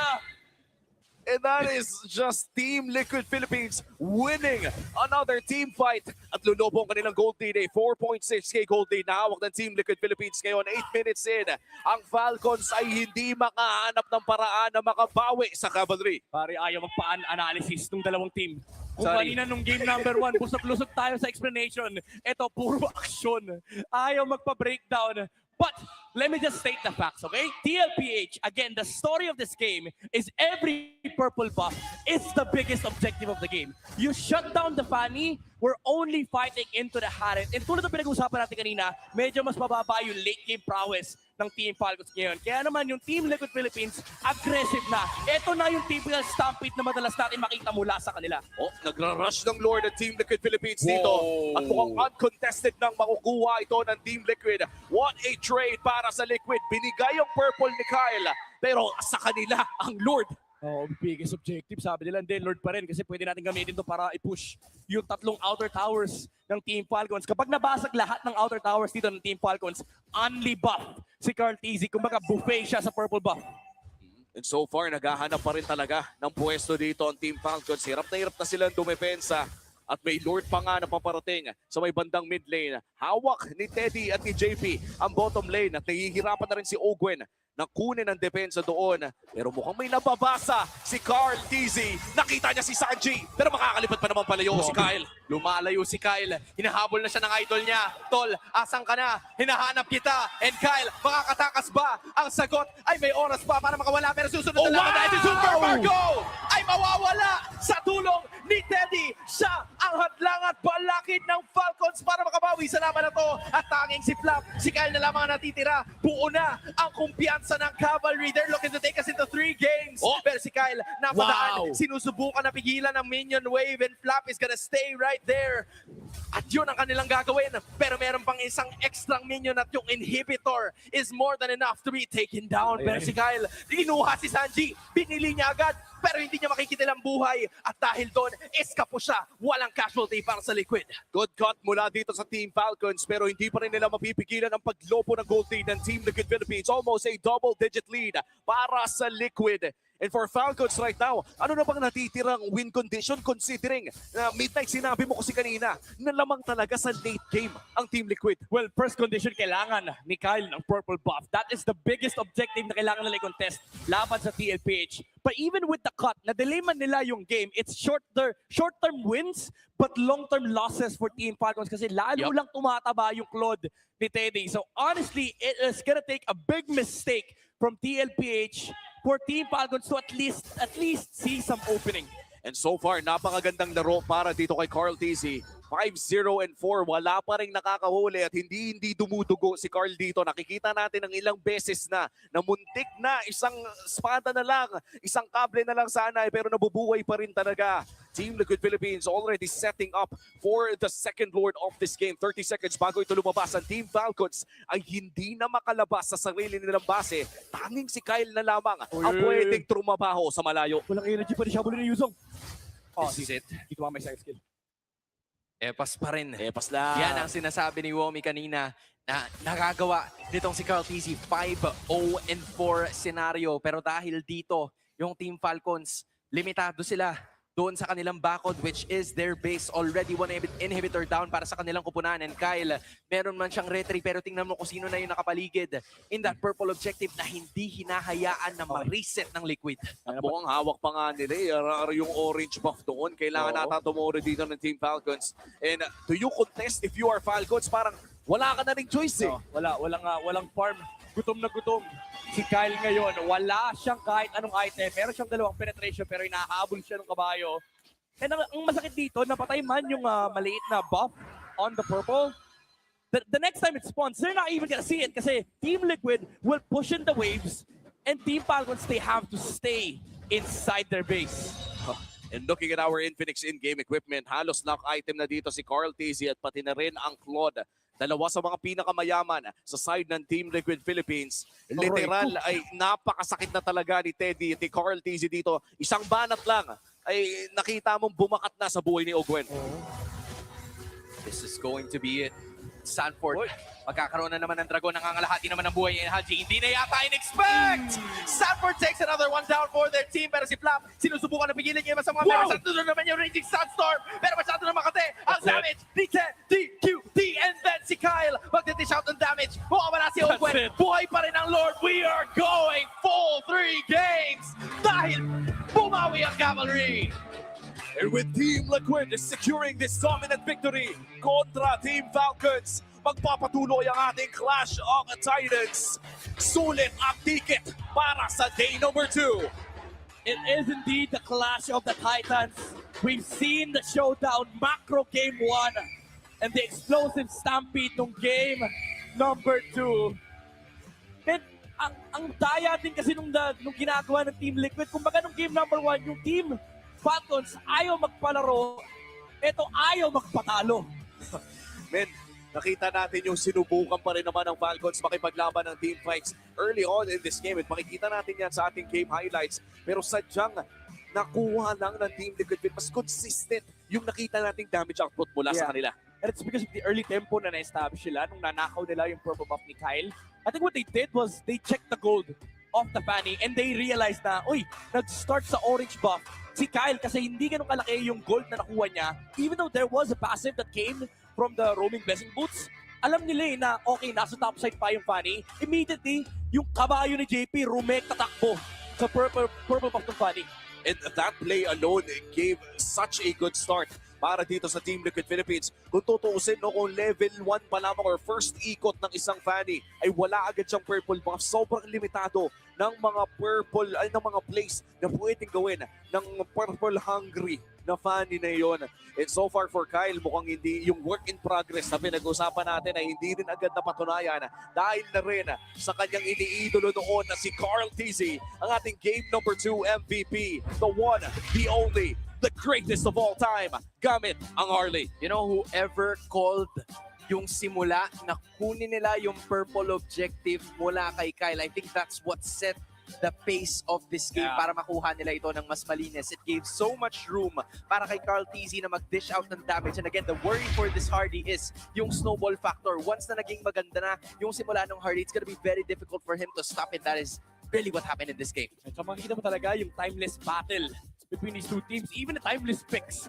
Again, last time na ginamit ni Carl Tizzy itong hero na to, Season 7. Guys, 5 years ago, 10 seasons ago, Wow. I'm pretty sure na napapractice siya na to sa Scrim, nalalaro niya sa RG, but to put it in front of the, you know, the side of Team Falcons, alam nila na kayang makipagmakruhan ng Team Falcons. And sometimes the way to break a very methodical team is to just brawl. And nakita natin to from Team Liquid every single time na kaya lumaban ni Sanford, kaya lumaban ni Carl Tizzy, hahanap sila ng pick-up kasi suportado sila, men, nung kabayo ni JP. Ito nga si JP, unapologetic na to. Yung sabi niya, wala akong pake, anong Hilda Khalid, anong Marcel, pengeng kabayo, i-revitalize ko kay lahat. At saka hindi rin niya tinitignan yung Hilda eh. Ito siguro yung Rome na battle na hindi tayo nakakita ng battle between the actual roamers itself. Halatang halata na kaya rin ilang si Kyle na pumasok pag nandoon yung Hylos ay hindi pa tumutusok o handa pa lamang tumusok. Tol, nakasilip si JP sa kanya, min. As in, oo nga, no? Parang it's either palakol or yung tusok nitong si JP. Wala, hindi ganun eh. Alam mo yung pagkakable si Kyle, maririnig niya yung my mission is to protect lives. Yun yung pinakamasama eh, sobrang dami. For a Fanny, Midnight, you've been playing Fanny for a while. Ang dami mong pinipindot. Ang dami talaga. At yung Hylos Pares, isa lang pipindutin niya para tumigil ka. Tapos cancel yung cable. Cancel yung cable mo. Kung yung attack speed mo, medyo madadali din. Ito pa yung malala. Technically, yung Hylos, dalawa pinipindot. May revitalize pa. Oo. So kahit mga 3-4 na cable ka, paglabas, kunwari di namatay. Paglabas mo, parang wala akong ginawa. Tol, ang daming instances kanina na si JP, andun lang siya. Parang lilipat na nga siya ng team sa dami ng beses na nakita natin sa isang frame na kasama ni JP yung halos 3 members nitong Team Falcons. And what did that result into? Turtle na malinis para kay Carl. Lord na malinis para dito sa Liquid. There's been so many cases of that. And, you know, an unsung hero is this guy, JP. We still have to congratulate Teddy as well. This is his first win in MPL Philippines history. So congratulations, Teddy. This is his first rookie win. At nakakatuwa makita kung ano ba yung lalabas mula sa mga players natin dito. Kasama niya ang 4 horsemen of Team Liquid na sobrang tagal na sa ating liga. At meron tayong bagong muka na may bagong panalo ngayong gabing ito. Yan, ganda nung entry niya rito sa game number 2. Yung connection nila ni Carl Tizzy kanina, nung in-invade nila yung purple buff ni Kyle, after nung Deadly Magic palabas na si Kyle, pumasok pa siya with the Blazing Duet. Baka kaya yung tinanggal yung QT, men. Gusto niya maging Teddy Tizzy. Like, nag-a-apply pa lang. Oo, ganun pa lang. Pero again, congratulations again for Teddy. First win in MPL Philippines. At naka-rest back na nga dito ang Team Liquid Philippines. Sa ngayon ay bibisnahin muna natin kung ano nga ba ang vibes ng ating MPL Arena. Pause muna tayo sa sobrang tinding aksyon. Punta na muna tayo sa ating host. The cavalry is still fighting at Clash of Titans to, kaya naman hindi basta-basta magpapatalo ang ating mga teams. And right here with us is Team Liquid Academy from MDL. Guys, introduce yourselves, your IGN, and your role. Ako si Starboy, post 4 ng Team Liquid Academy. Ako po si Wilfred Salinda, gold player ng T-Lock. Team Liquid Academy. Ay, Cal po. Hi, I'm Dex, jungler of T-Lock. Hello, I'm Damien, tank ng T-Lock. Hello everyone, my name is Cram, ex-player ng T-Lock. Wow, Thea, meron tayong mga kasama dito ngayon. Alam mo, hindi sila bago sa MDL. Ilang seasons na rin natin sila nakasama. nakakausap ko kayo sa live. Pero ngayon, nandito kayo live sa MPL Arena. Ano masasabi niyo sa experience niyo? Sobrang saya. Susuportahan namin yung dati namin ka-team. Uy. Nakaka-proud. And speaking of dating ka-team, first game ni Tati ngayon sa TLPH. Kamusta naman siya nung siya yung teammate niyo? Kamusta siya nung siya pa yung teammate niyo? Solid ka-team yan. Maboses and solid ka-banding din. So, Masaya. ano naman ngayon yung message niyo sa kanya habang naglalaro na siya? Good luck sa'yo, Teddy. Proud kami sa'yo. Galingan mo lang palagi. We love you. Wow! Gusto ko yun Sobrang proud moment ng kanyang mga kapatid from MDL. Pero syempre, kumustahin naman natin. Kumusta ba kayo sa MDL? Kumusta yung run nyo doon? Ikaw, Kram. Okay lang po. Okay lang. Sakto lang. Babawi pa. Opo, siyempre. May ipapalag pa. Meron. Oh, meron. And then, speaking of may ipapalag pa, kailan ba yung next game niyo sa MDL, guys? April 7 po. April 7. So we're inviting you guys to watch the next games of the Team Liquid Academy. Oh, invite nyo naman sila na manood sa inyo. Sino ba sunod yung mga kalaban? Carl, sino sunod yung mga kalaban? Team RWE po. Okay. Yan, last season. Champion. Former champion po. So pag ganun yung mga kaharap nyo, ano yung mga paghahandang ginagawa nyo? Ano po, sinasolid po namin yung banding namin tapos yung pinaghandaan din po namin sila na sobra. Speaking of bonding, nakaka-bonding nyo ba itong MPL team nyo? Opo. So paano ba yung bonding nyo sa bootcamp? Kumakain ba? Kumakain po sa paresan. Ay, gusto ko yan. I love that. And you know what? We're going to continue this clash of the titans later here habang nanonood ang MDL teams natin. Meanwhile, we're gonna throw it back to the casters. Maraming salamat sa ating mga hosts at pati na rin sa Team Liquid Academy. Nakakatawa makita yung mga junior teams ng ating mga MPL teams kasi dito din ang gagaling yung mga future superstars natin. Majority of our rising stars ngayon sa ating liga ay dumaan at naging kampiyon sa MDL. Tol, nakakatuwa kasi yung mga nakita niyong mga mukha kanina, yun yung kasama ni Teddy Cutie nung lumalaban sila sa amateur pa lang. Naaalala ko, gamer pack pa yun yung mga oras na magkakasama sila. Kaya shoutout dun sa Team Liquid Academy boys, congratulations kasi nandito na kayo sa MDL. Alam kong matagal niyong inintay to. And of course, kay Teddy Cutie, nandyan na siya ngayon, main stage na. Sinabi niya na yun. 1-1 na. Proud moment, no? Nakakatuwa kung ikaw yung tropa ni Teddy. Last week nga ata, nandito rin sila Kumbaga parang hinahype talaga nila si Teddy. Uy, aakit na, kaya maglalaro main stage. So feeling ko talaga yung vibes overall dito sa TFH. Nakakatulong to yung sa synergy. Kaya feeling ko, yung synergy nila ni Carl kanina, natural Natural talaga. At natural din na number 1 si Carl TC sa highest GPM in a game after week 1 using this Suyu. Nasa ilalim niya yung mga gold laners at kapwa niyang jungle. Pero grabe, ang laki ng gap. 38 yung gap sa rank 1. Gusto ko lang sabihin sa history ng MPL ay iba't ibang category na yung pinag na number 1 na ni Carl. Umabot sa punto na nasa top 10 siya ng highest damage taken as a jungler. Naalala ko yun. Dalawa lang sila dun. I think during an interview midnight, buti nga na-remind mo ko. Na-remind mo buong Pilipinas ay sinabi mismo ni Carl na ang goal niya talaga ay maging number 1 din doon. Sa stat na yun. Saka sana daw pre, highest assist. Highest assist. Oh my. Anyway, ating game number 3, randomized po ang ating mapa. Dangerous Grass ang lumabas pero ang pinili ng ating home team ay walang iba kundi blue side para sa Team Falcons.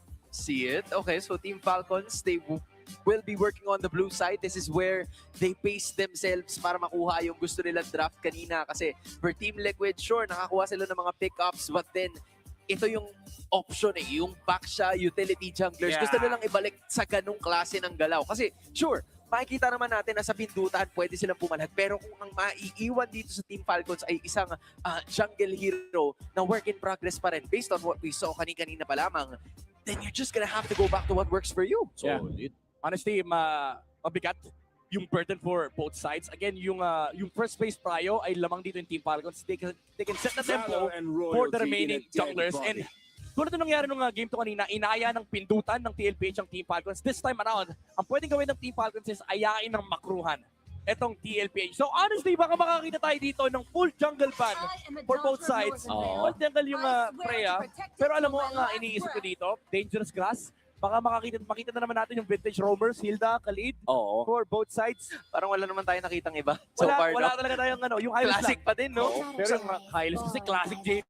Classic din yun eh. Walang cavalry kung walang kabayo eh. Pa yung isa akong JP Classic na namimiss ko na makita. Ano yun? Johid. Johid? Kung naaalala nyo yung Johid ni JP na umuultra leash at grabing magpabilis ng jungle, yun yung medyo namimiss ko. Pero malabo na makita natin dito. And moving forward with our bans, mukhang si Coach Fren ay magtatanggal ng Haji Actually, hindi. Magtatanggal siya ng Sanjay Special na Zushin. Pero to be fair, no, parang parehas namang gusto ni Haji at Sanjay itong pick na ito. And this is also the same set of bans, if I remember correctly, during that game number 1. They're trying to set up para makapag-back siya ulit or maybe even the Valentina. Kasi meron naman dalawang ruta na pwedeng puntahan yun, right? It's either the Valentina blue one or it's the Baksha blue one. But in that case, I think it will be in consideration para tanggalin itong kupunan ng Team Liquid. Yeah, may dalawang resident din sa blue one eh. Si Baksha at si Valentina. Magjawa. Magjawa ba talaga sila? Hindi. ba? Ano lang, kasi blue one sila eh. Nandun sila eh. Shared ano yun eh, shared estate, shared condo yun eh. Kumbaga yung mga K-drama. Roommates, yan. Mga K-drama na parang sapilitan kayo naging roommates. May roommate si Gubiho. Pero si Baksha may roommate sa Valentina. May roommate isa ba? Tapos hindi niya alam kung sino ba talaga kasi nagsha-shapeshift. IMU eh. Oo nga. Interesting po, naiwan yung Valentina. Let's see if it's going to be a Valentina pick para sa Team Falcons. May Baksha din dyan. Wait, parang lugi pa din actually ng TLPH kasi tinanggal nila yung Valen. But if they pick up the Valentina, wow. Tinanggal yung MMR. At hindi ba pwedeng nakawin naman ang Team Liquid Philippines ng Valentina pati na rin ang Baksha? Kaya feeling ko kanina, lugi sila kasi no matter what the first pick is, yung 2 picks ng TLPH, ito yung lagi ko tinatawag na power picks. Kasi essentially, makakakuha ka ng kahit anumang naiwan mula sa mga binuksan sa bans. And now the Baksha, Valentina, or even the Frederick Valentina is open and they are gonna take it. However, Team Falcons will likely have the Khalid on their side. Whoa, what? Where's the Early Valen? carry. Where's the Valen? Ayaw ata kunin ng Team Liquid Philippines sa Valentina. And there should be a good reason kung bakit hindi ito kinuha. Maagang kinuha ang carry. And parang sinagot lamang yung plot ng napakaaga. Baka binibait nila, baka binibigay nila yung Valen Khalid, tapos kuha sila ng Kimi sa side ng TLPH. I'm not entirely sure what the plan is for TLPH because honestly, pwede mong ilagay yung carry sa red 3 eh. Kung may Valentina, ang sagot dito ng Team Falcon, sila yung kailangan kumuha ng iba pang mage. Kimi and Zet yan yung usual na suspects kapag wala yung trio mid, ay yung trio mage na Valen, Eve, and Zushin. Oo. May mga Zet yan pa naman, may mga Valir. But for Team Falcon, that's a stretch, I would say. Wow. Blue and Fred rin. Linayo na talaga sa Valentina. Hindi na nakakagate ng bait na nilabas ni Coach Snap. And with this third pick, kukuha na ba ng XP laner ang side ng Team Liquid Philippines? Right, I mean, this is also another addition kasi yung glue na kanina nyo pa halos binabanggit is another access for that towards the back lines. And dyan, bukas pa yung Hilda from what we currently saw from before. Pero mukhang hindi iyon ang priority nitong Team Falcons because they're still waiting on something else. And I think that's no longer gonna be the issue since utility naman to parehas. So it might be the case for them to transition to something different. Maybe give a hero para kay Sanji to pick. Yeah, maybe the likes of Vexana, Paramis. They go for the Valentina still. So nagkaroon ng palit yung Valentina and carry. And honestly, for Sanford, there's a lot of XP heroes to pick still. Ang laki pa ng pool, meron ka pang mga Uranus, Alice, may Lapu-Lapu pa ka. Lapu, Yuzong, Arlot, actually lahat sa history ni Sanford Binuya, CC Immune, King Bob, lahat ng XP heroes niya ay viable dito sa game na to. Oo. Nakakatakot din makita kung ano nga ba yung pwede niyang gawin sa mga heroes na to. And if there's one Sanford thing na talagang nagugustuhan ko pag nanonood ako ng mga games niya, is yung carry capacity. Kumbaga yung parang meron siyang kakayanan bubuhat sa mga hero na yon. At sa ngayon, nagtatanggal naman ng mid laners ang side ng Team Liquid Philippines. Oo nga naman, wala pang pick para kay Haji dito sa side ng Falcons. And in addition, if you look at it para kay Haji, medyo mauubusan din siya ng like really big options because the Valentina, Louis, and Eve have already been taken out. You've mentioned na pwedeng magpunta siya dun sa not artillery mages but the utility ones as well. Because from what I can see, meron silang ample damage to go with the Claude pero iintayin pa rin nila yon hanggang sa dulo. They need to find a way to secure better objectives habang maaga pa lang because it makes it difficult for them with the composition that they have right now. And they might not have the choice actually kasi kapag tinignan mo yung last pa ng TLPH dito, super important ito yung Zet yan, Kimi. Maybe other mages like Valir, they might consider. Pero essentially, it is going to dictate how Team Falcons will like. Ooh, CC ban. Wait, is this a Phobius Red 4? Tignan natin, no, mamaya after ng last ban ng Team Falcons. I was also thinking na parang pwede rin mag-Kimi CC ang side sana ng Team Falcons for additional DPS. Pero Midnight, ano bang nasa isip mo? Naniniwala yung TLPH na roam Cluto just because of the fact that they have a box siya. And Team Falcons still have the capacity to give Lap a decent XP laner if they pick an XP laner on Red 4. So I think they're reading into the flex factor of Team Falcons kasi kapag kumuha ka ng XP sa Red 4, if-flex lang nila yung glue, and then kaka-counter nila yung hero ni Sanford. So they're likely just keeping things in check and safe para kay Sanford. And let's see kung kukuha nga pa sila ng XP laner o kung kay Daddy JP muna ang kanilang kukunin. The Hilda is still open to take. Honestly, yung mga vintage roamers natin, even the Grok is also open kung sakaling gusto nila kumuha. At Hylos pa rin talaga ang kanilang kukunin para sa larong ito. Yeah, I was gonna say, this glue is not a problem for the Hylos, even if it's a roam. Because honestly, again, isa lang ang trabaho ni JP, sabihin yung my mission is to protect lives at pindutin yung revitalize. Dalawa pala yun, sorry. Tapos yung pangatlo niya rin siguro, feeling ko tatlo din eh. Kasi pag nakita niya nag-BMI Blazing Duet yung Claude. Tutusukin. Tusok. Medyo cancel ng konti, and then that's gonna be the signal para dun sa dalawa na lumaban. But what's gonna be the choice here for Falcons? Alam mo, nakakatuwa itong Hylos eh. Ito yung literal na utak ang puhunan mo eh. Retirement home hero. Kumbaga, para sa, if I'm being honest yung Hylos. Pero kaya naman kasi maglaro ng mga high mechanic hero ni JP. Nakakatawa lang na ito yung pinipili nila kasi gumagana. Pero maalala natin, yung MSC talaga lumabas yung utak, men. Sino ba naman nag-i-expect ng Hylos Conceal? Ayan na. Valir! Ayan na nga, Lapu, Plinex pa. Valir locked in para kay Haji with Lapu-Lapu in the XP lane. Tama ang iyong hinala, Midnight. Arlot! Let's go, Arlot! Sanford, I think Arlot, Yuzong, those two. Yung Alice medyo okay. Kaso ang problema ay baka mahirapan siya lumapit and hindi ganun kaganda yung kanilang protection for the carry kasi may bypass from the Lapu. Right. I just they need to overload the front line with the Hylos and also the Arlot. Tsaka nakakatulong din na napakadami nilang crowd control from 3 other members sa side ng Team Liquid Philippines. At nakakamiss yung mga playmaking heroes. Pero yes! Vintage XP para kay Sanford!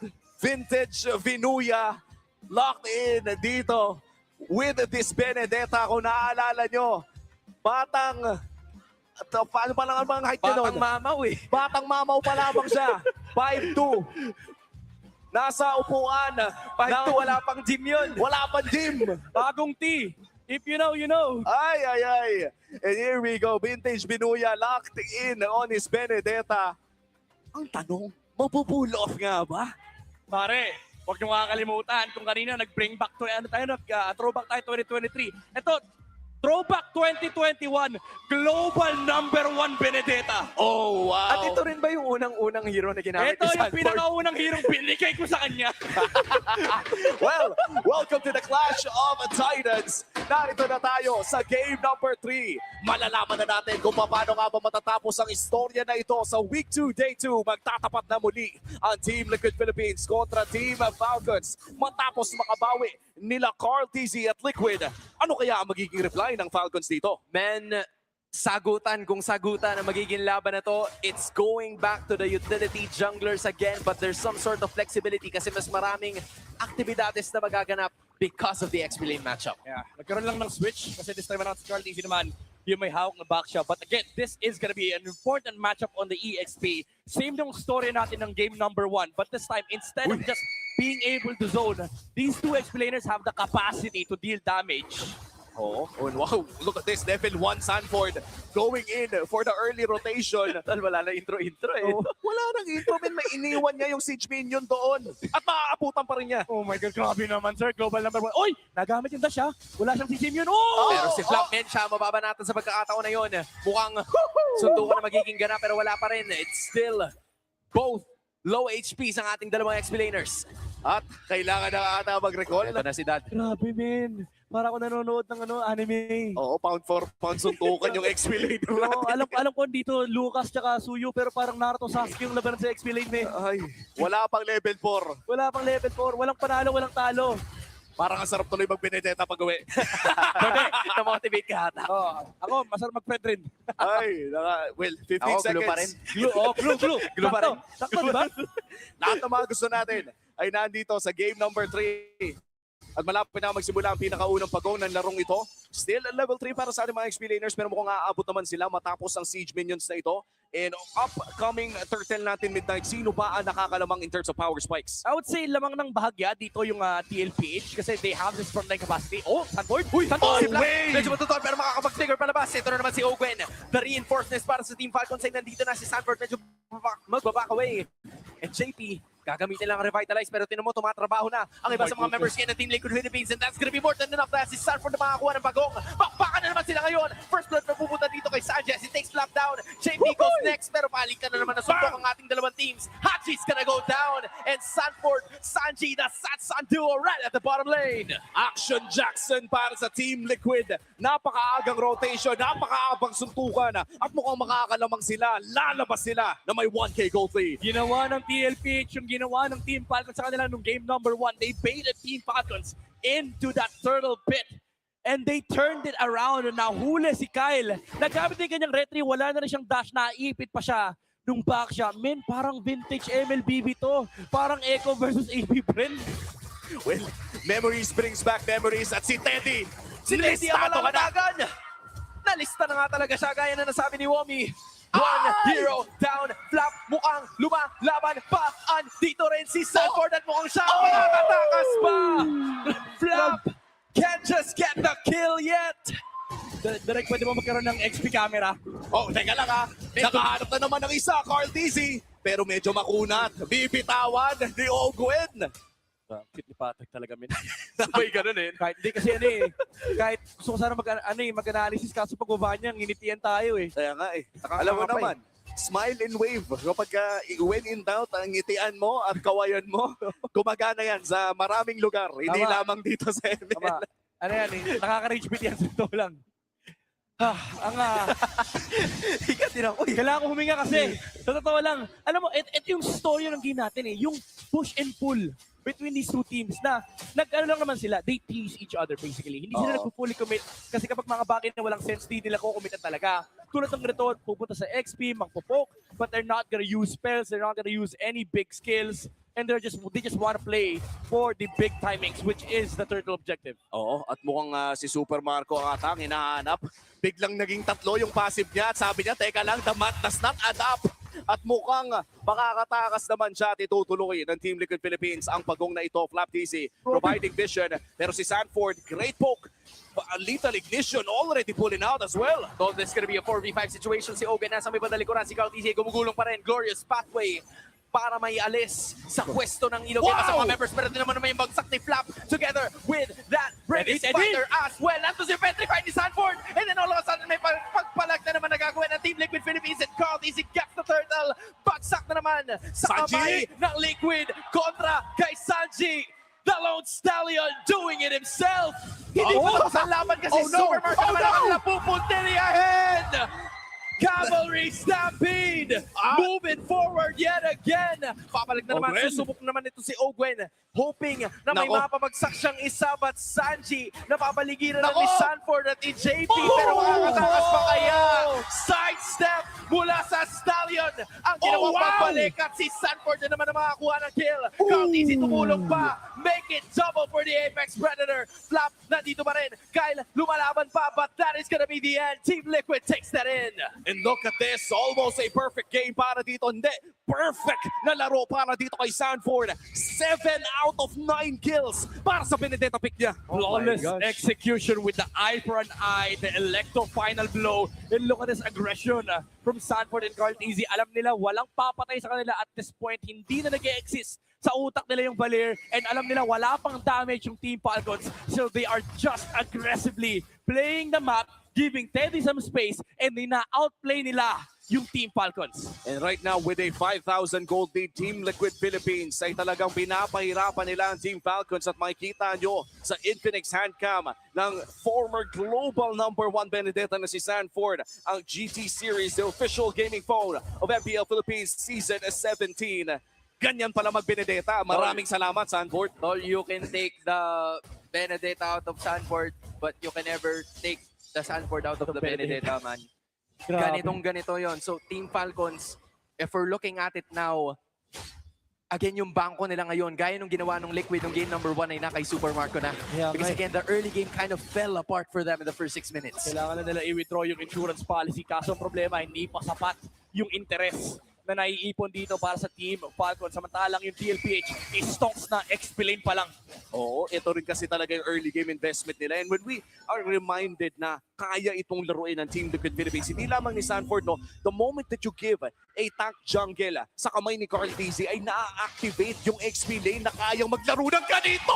Kasi may Petrify! And another kill goes to Sanford. Lipat na naman tayo dito sa may bandang itaas kasi si JP na naman ang hinahatak na iba sa mga members ng Team Falcons. Bagsak ngayon sa kamay ni Ogwen. Carl Tizzy lumalaban pa pero napaka-tanky niya bilang isang player at gugulong lang siya palabas. Nakakuha ng kill ang Falcons pero sa baba, yung pinaka-importante kill ng Liquid kay Marco. And when do you see this? Tuwing kailan mo lang nakikita to midnight XP laner na mangsosolo kill and out of all the people, yung bulletproof pa. Sabi niya kasi walang purify, hindi pa siya nabos! Zimplap gumamit ng Brave Spider para makatakas pero isang espada ka lang. Tagos na naman para kay Sanford. Si Kyle ang susunod niyang lalabanan. At mukhang yung snowball ng Apex Predator ay mabubuhay pa rin. Sabi ni Carl, wag mo aningin yan dahil nandito na ako. Kyle still fighting under the turret. Gusto nila dalawang mga members of Kill. Si Kyle ay makakawala pa, outplaying the 2 members of the Cavalry. Sinubukan nilang kunin si Kyle pero masyadong makunat sa ilalim ng tore. Kaya naman magbaback muna ang Team Liquid Philippines. Medyo nag-overheat pa tayo doon, pare. Medyo. TLPH, akala nila kaya pa nila patayin yung Fredrin without the ultimate from the Benedetta. And also without the Petrify. And even though naging maganda yung attempt, it is giving Team Falcon some space to get some breathing room para kay Super Marco, para makapag-farm up yung Claude.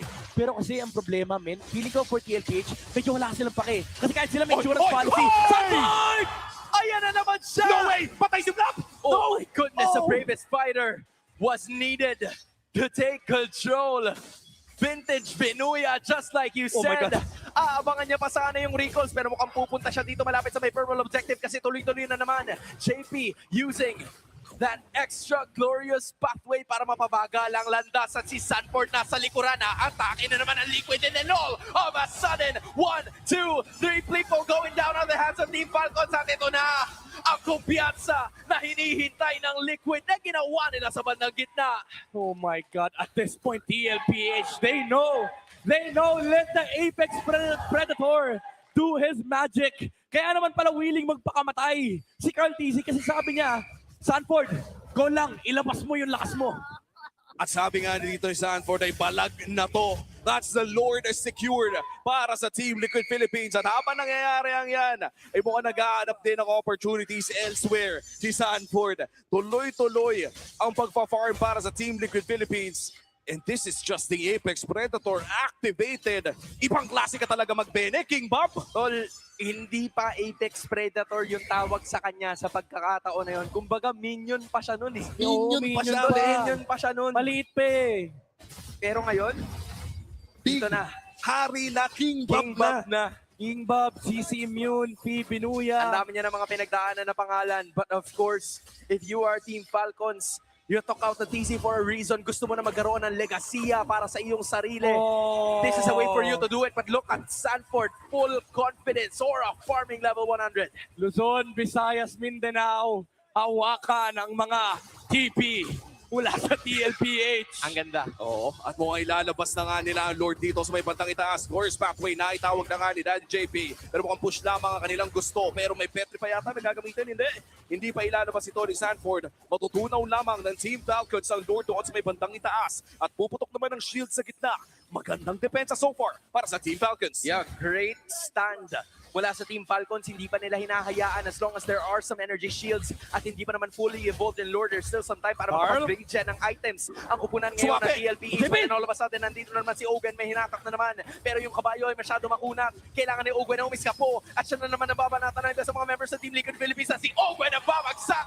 Katisin na naman. Gustong umatake. Si Plab na mag-flicker out pero wala na siya magagawa pa. Siya mawawala sa pagkakataon na yun. Kyle still alive. Full 5-man left para sa Team Liquid Philippines.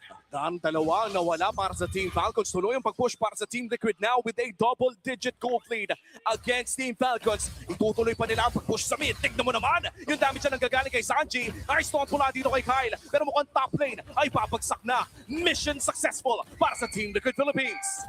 This direction play was very much needed. Sanji's taking one again. Super Marco ginagamit niya lahat talaga ng posibleng magamit. At sa glorious pathway, halika kayo, sakay sa aking expressway as JP saves them all unscathed. Ang kupunan ng Liquid. Oh my God, at this point, TLPH, Aura Farming versus Team Falcons.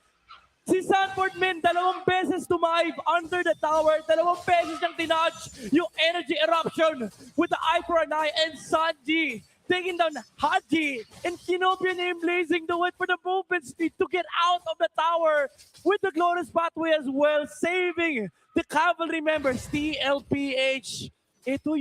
Ito yung lagi natin inaabangan sa kanila. Teka lang, andito na naman si Kyle. Siya ang na-stuck. Si Owen medyo nakita yata ng bahagyang with the have some time para i-approach yung Appraiser's Wrath. Teddy na latagan. Pero si Sanford dito sa bibang talikuran, ginamit na niya ang kanyang recto final blow, and then a Petri is gonna be killing no one just yet. Kyle goes down. Super Marco ang babanat. Sinusundan siya ngayon ni Carl. Medyo lowag po natin na iba sa members. Ngayon ang Team Falcons at Super Marco goes down. Dalawa sa mga pinaka-importanteng bahagi ng Falcons ay hindi na makakalipat pa for the next seconds or so. Tumatakbo si Ogwen.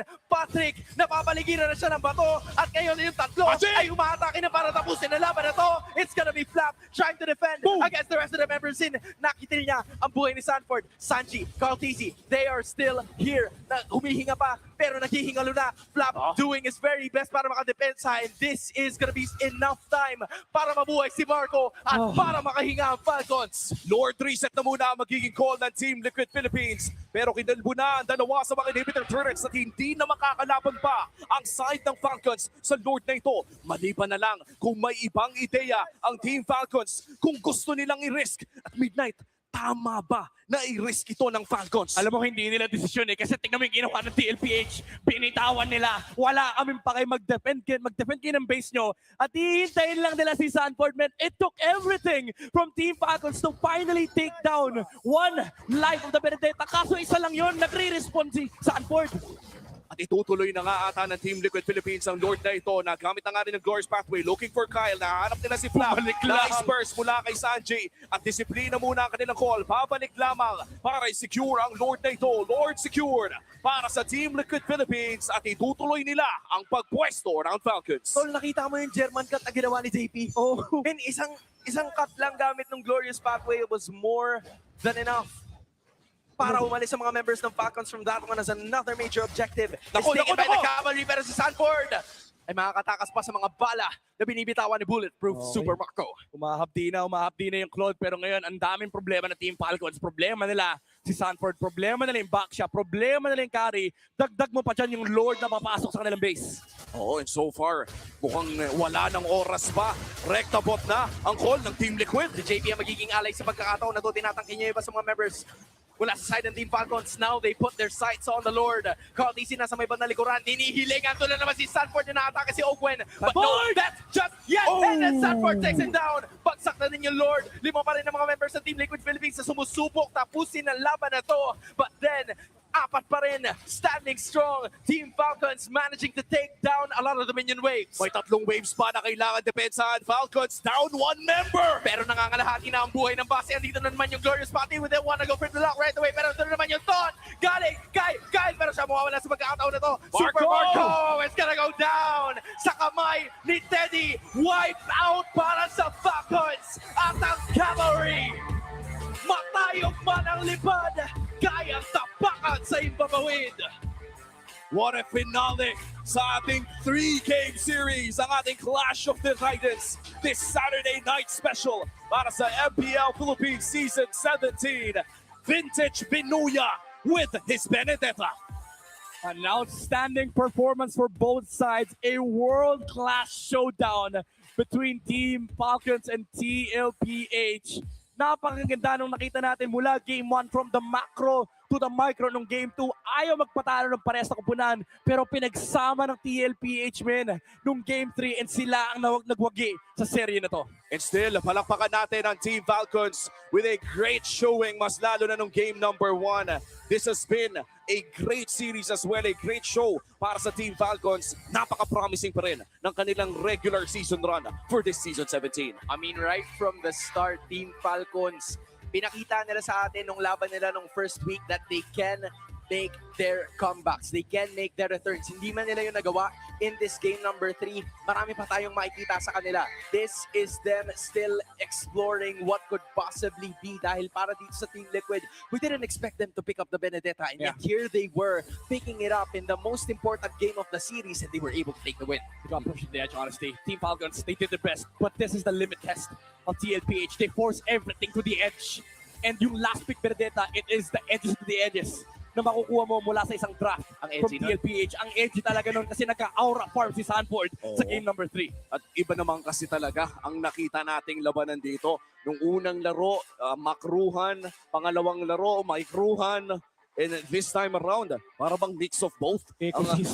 Kung ano na lang ang ating nakita para sa game 3. Excellence from both teams, pero Team Liquid Philippines pa rin ang nanaig.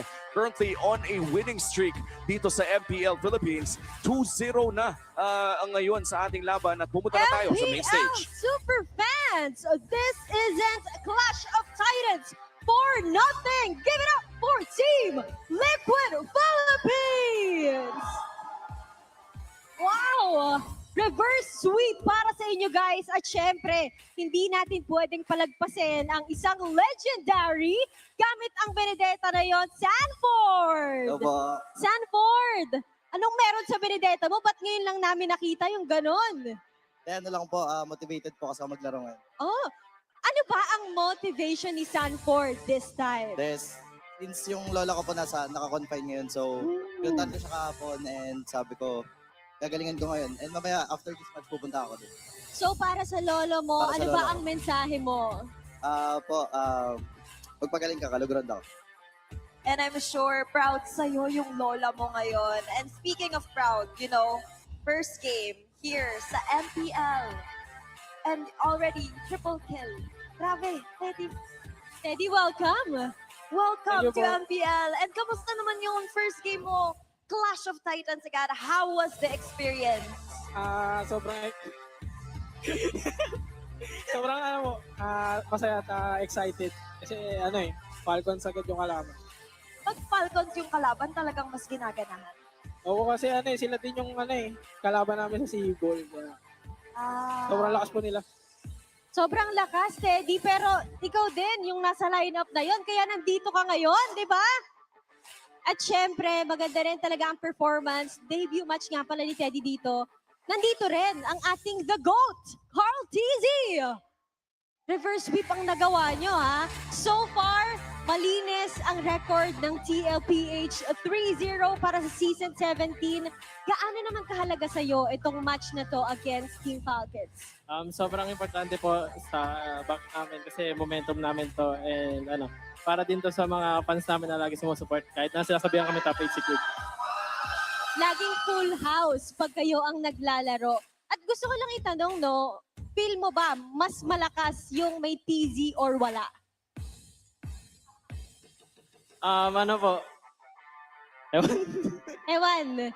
Basta bahala na. Performance pa rin na nagmamatter. At alam mo, Carl TZ, nakita namin kanina doon sa laro nyo, gumamit ka ng Harley sa Game 2. Hindi natin siya nakita for quite some time. Parang bihira lang siyang nagagamit dito sa MPL PH. Parang Season 7 mo pa ata siya last ginamit. Ano bang meron kay Harley ngayon? Bakit siya napipick? Sobrang lakas po ng burst damage niya ngayon sa Genius Bond. Sobrang gandang item. Tapos yung second skill niya, sobrang bilis talaga. So yan ang tip para sa mga RG boys na nanonood ngayon.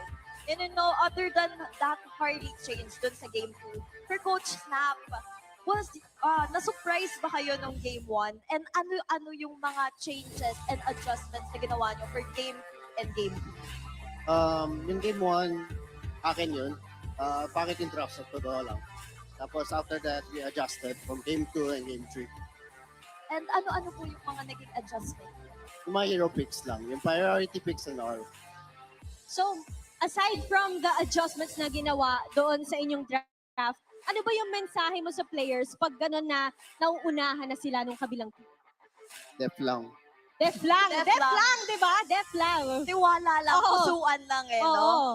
And of course, I wanna ask, JP, ayun. Next game nyo, ang makakatapat mo is si Kel VJ. And you know, magkasama kayo noon sa Sun Sparks back-to-back championship. Ano ang message mo sa kanya para bukas? Ayun, good luck. Tapos kasi Sanford kasi makakatapat niya so tingnan natin. Sanford, ikaw pala makakatapat. Anong message mo kay Kel VJ?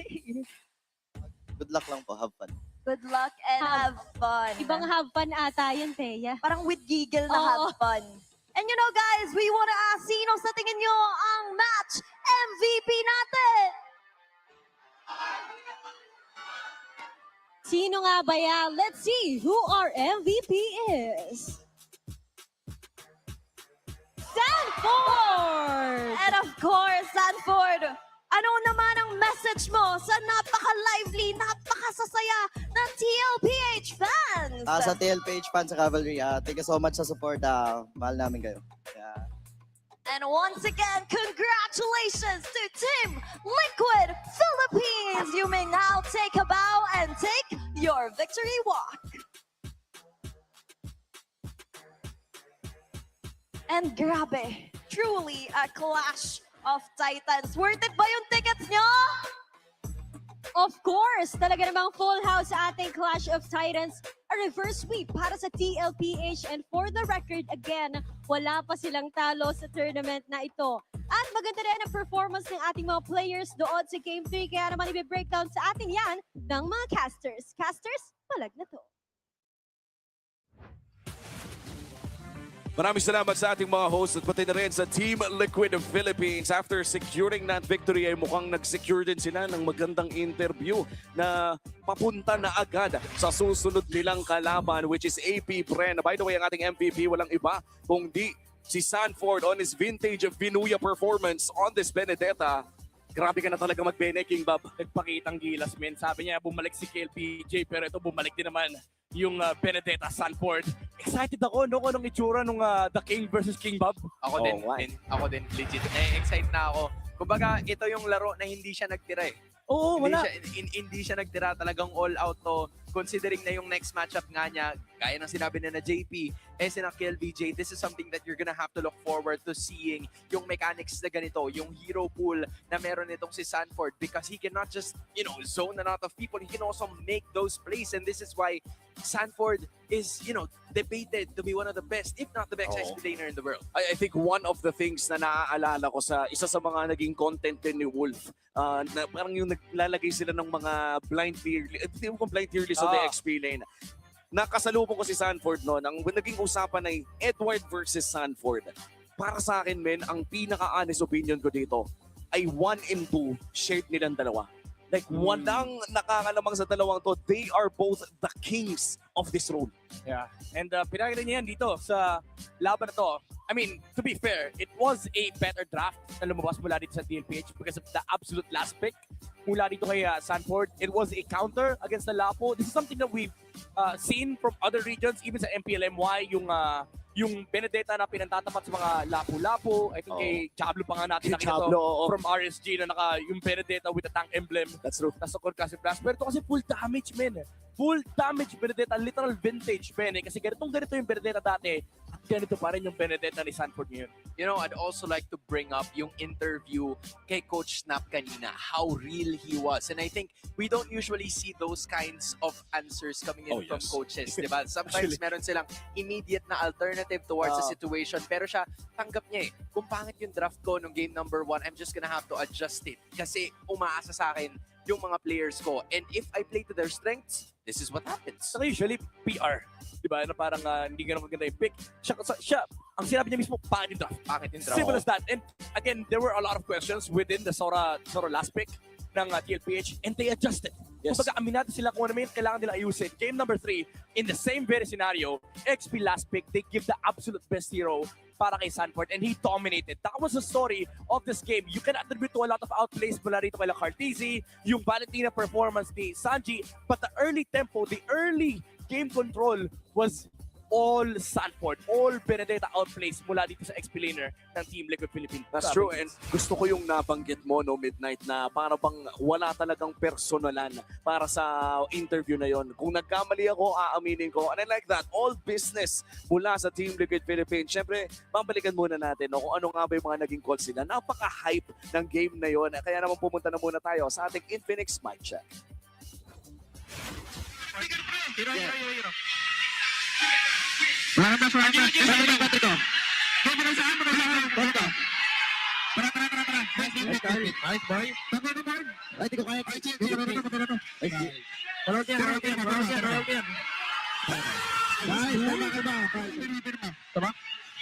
Okay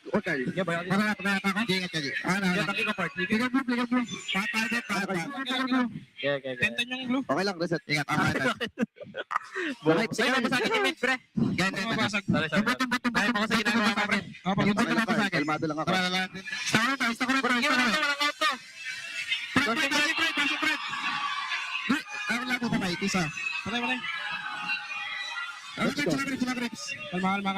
Isa pa. Dalawang wave. Mid-bot. Nice Valentina, nice Ben eh. Tingnan din yung lapit. Tingin nga. Patrick ko na. Tingnan nag-low. Pare. Hira lang. Wait, Angie. Hira.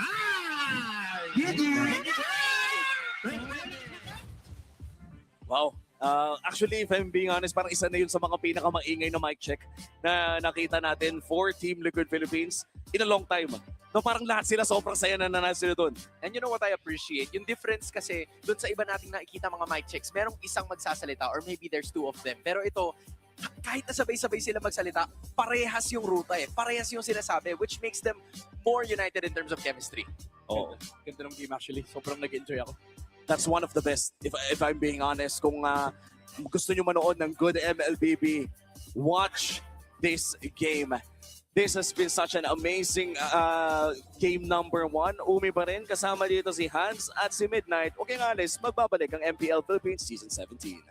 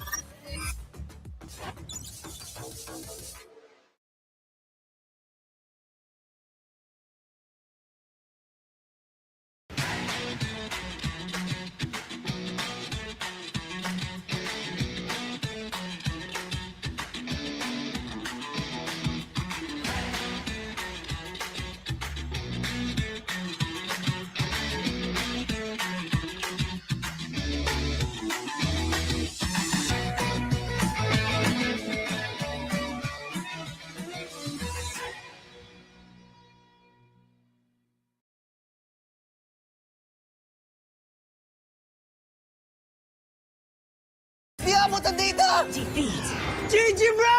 Don't worry, be only with Smart Power All 99. Hindi bitin with 10 gig data to power your games plus only Facebook or only TikTok. Load now! Wow! You know your scalp can get up to 5 times more dandruff? Get triple anti-dandruff power. Supercharged with Clear. Hey, you, did you know men have 1.4 times weaker scalp? Get a shampoo that's 100% made for men. Supercharged with Clear. Enemy alert. Your scalp gets 1.5 times greasier, causing dandruff. Get triple anti-dandruff power. Supercharged with Clear. Stop and pull over. Your scalp gets 1.5 times sweatier. For cooling power, supercharged with Clear.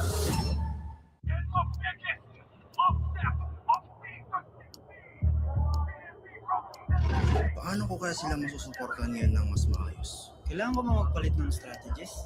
Nagagampanan ko kaya ng maayos ang role ko? Will I be able to meet their expectations? We have to prove them all wrong.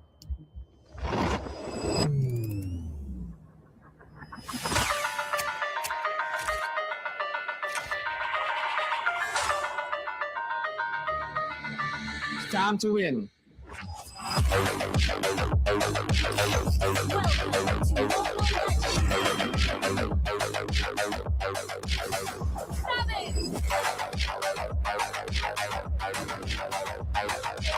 You have slain an enemy.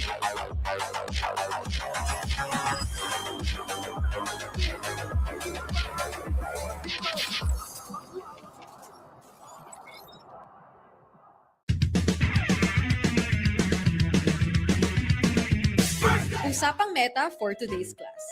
Excited na ako! Meta? May itatagos kaya? Good morning, teacher! Hello class, so matanong ko lang, sa scrim, sino yung madalas nagsastruggle? Ako po, ma'am. Nahihirapan po kasi ako sa shot call kasi isa lang po yung gusto ko tumatawag sa akin. Teka class, tama. Importante ang comms, mapa in-game or relationship, di ba? Relate ka, ma'am? Secret. Anyway, next question tayo guys. Tingnan nyo itong draft. Sino dito yung nag-overcommit sa top lane? Uy, naku! Parang support ata yan, ma'am.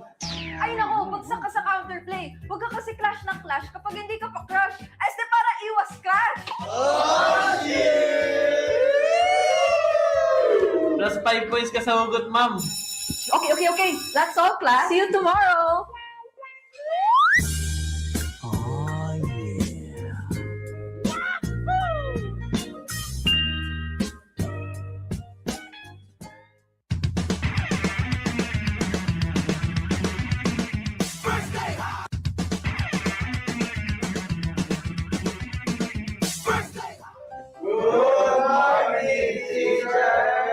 May bagong grading sa loob ng classroom.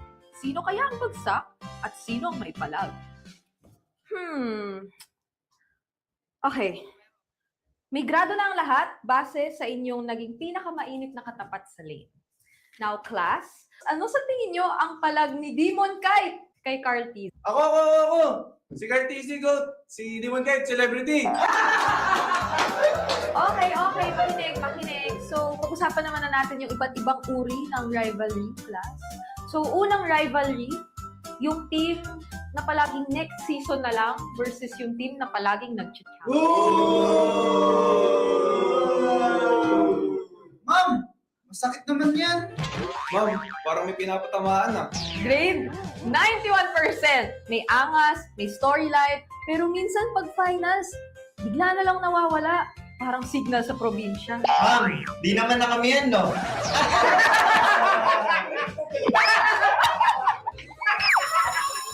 that's all, class. Don't forget to study your rivals kasi next week I graded recitation math stage.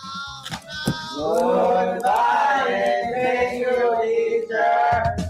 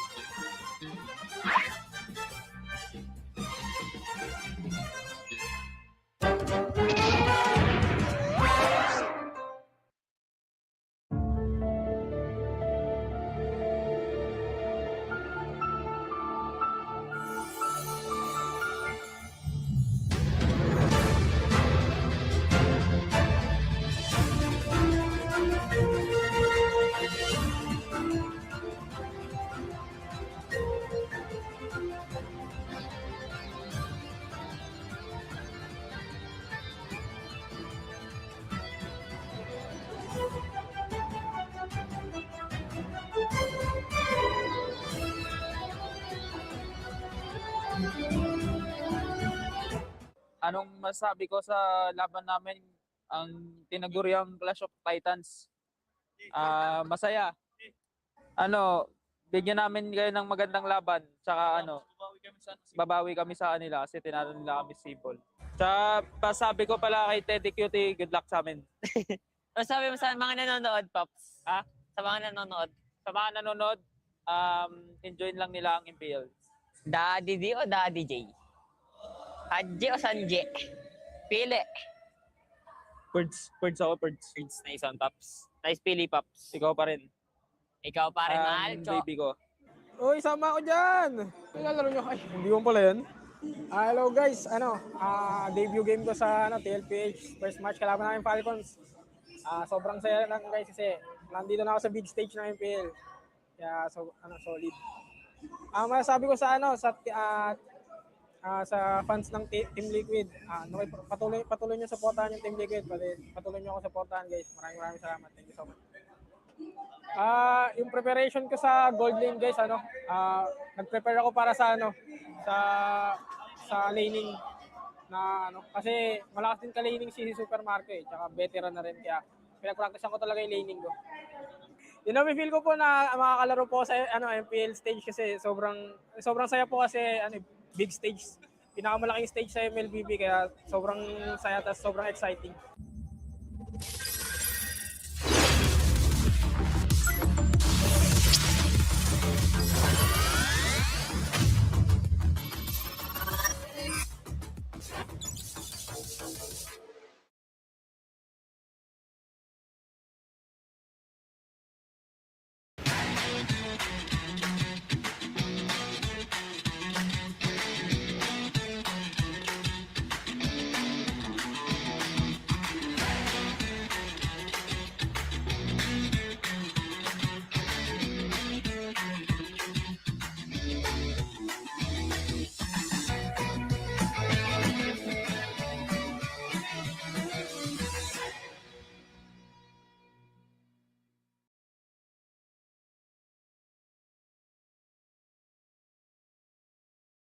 Di abutan dito!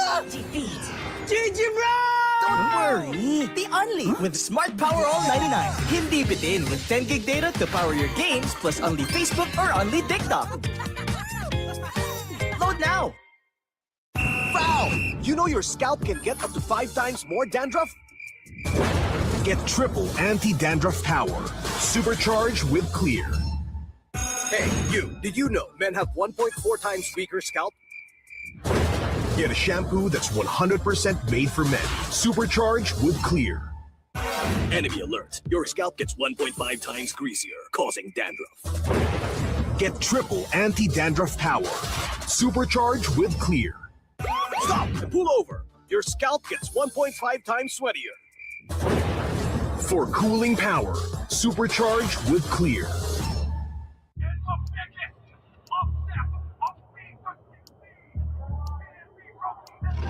Paano ko kaya sila masusuportahan ngayon ng mas maayos? Kailangan ko magpalit ng strategies?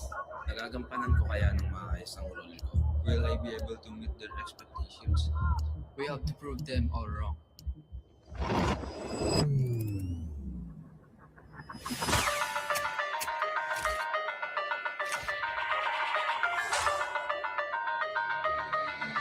It's time to win.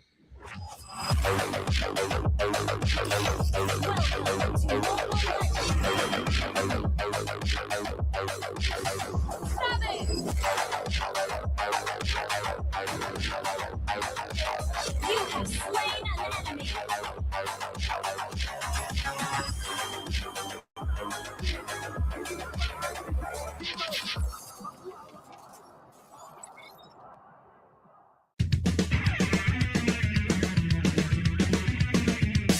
Usapang meta for today's class. Excited na ako! Meta? May itatagos kaya? Good morning, teacher! Hello class, so matanong ko lang, sa Scream, sino yung madalas nagsastruggle? Ako po, ma'am. Nahihirapan po kasi ako sa shot call kasi isa lang po yung gusto ko tumatawag sa akin. Oh, shit! Teka class, tama. Importante ang comms, mapa in-game o relationship, di ba? Relate ka, ma'am? Secret. Anyway, next question tayo guys. Tignan nyo itong draft. Sino dito yung nag-overcommit sa top lane? Uy, naku, parang support na tayo, ma'am. Ay nako, bagsak ka sa counterplay. Huwag ka kasi clash ng clash kapag hindi ka pa crush. Ay, para iwas crash! Oh, Plus 5 points ka sa hugot, ma'am. Okay. That's all, class. See you tomorrow. Oh, yeah.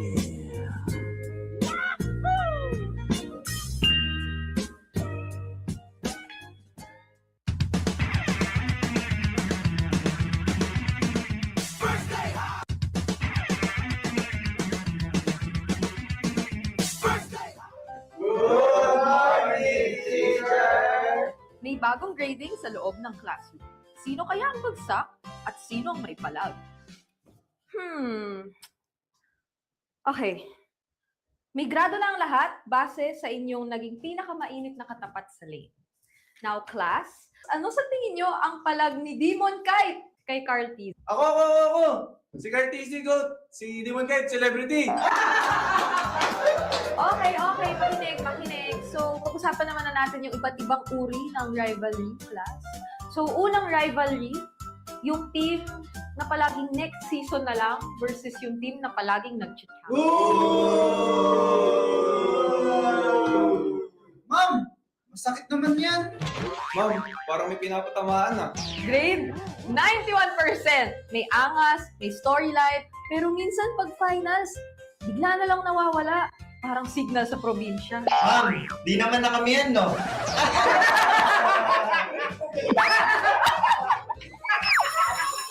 let's go, class. Don't forget to study your rivals kasi next week I graded reputation. Goodbye, thank you, teacher!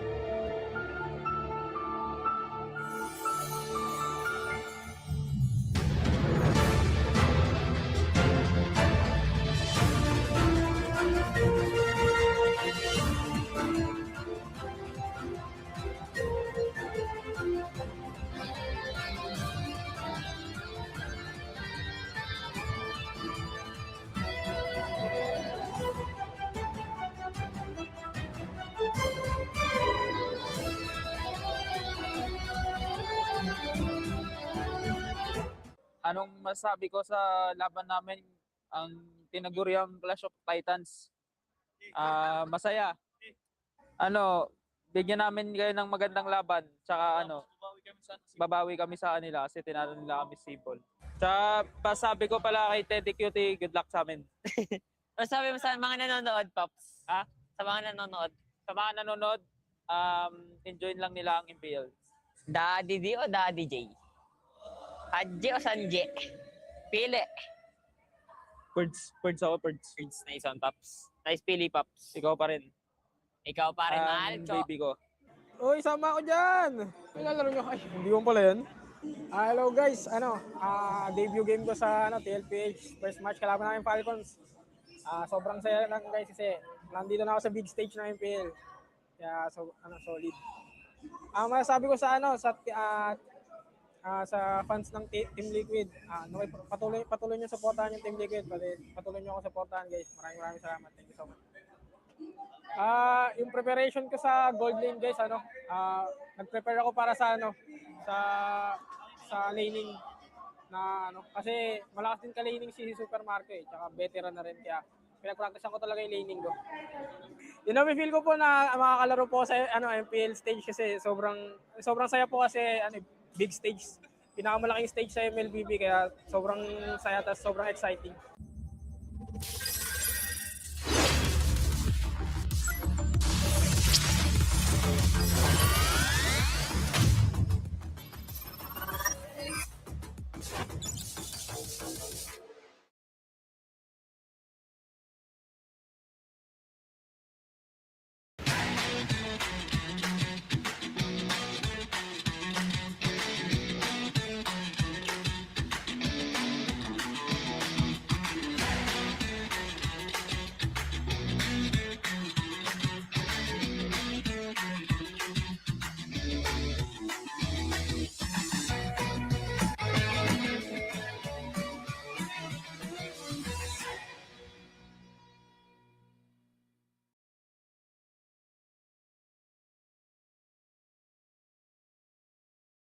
Di abot ang data! GG bro! Don't worry! The Only with Smart Power All 99. Hindi bitin with 10 gig data to power your games plus only Facebook or only TikTok. Load now! Foul! You know your scalp can get up to 5 times more dandruff? Get triple anti-dandruff power. Supercharged with Clear. Hey, you! Did you know men have 1.4 times weaker scalp? Get a shampoo that's 100% made for men. Supercharged with Clear. Enemy alert. Your scalp gets 1.5 times greasier, causing dandruff. Get triple anti-dandruff power. Supercharged with Clear. Stop and pull over. Your scalp gets 1.5 times sweatier. For cooling power, supercharged with Clear.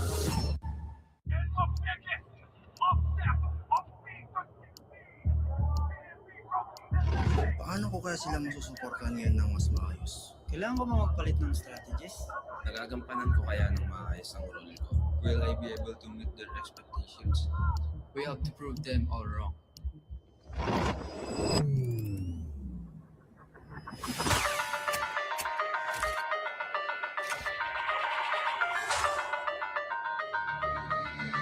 It's time to win.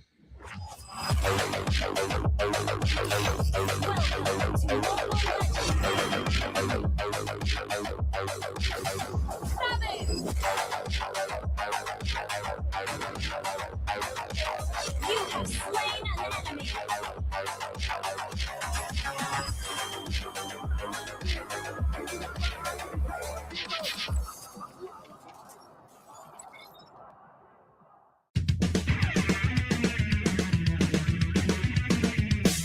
Usapang meta for today's class. Excited na ako! Meta? May itatagos kaya?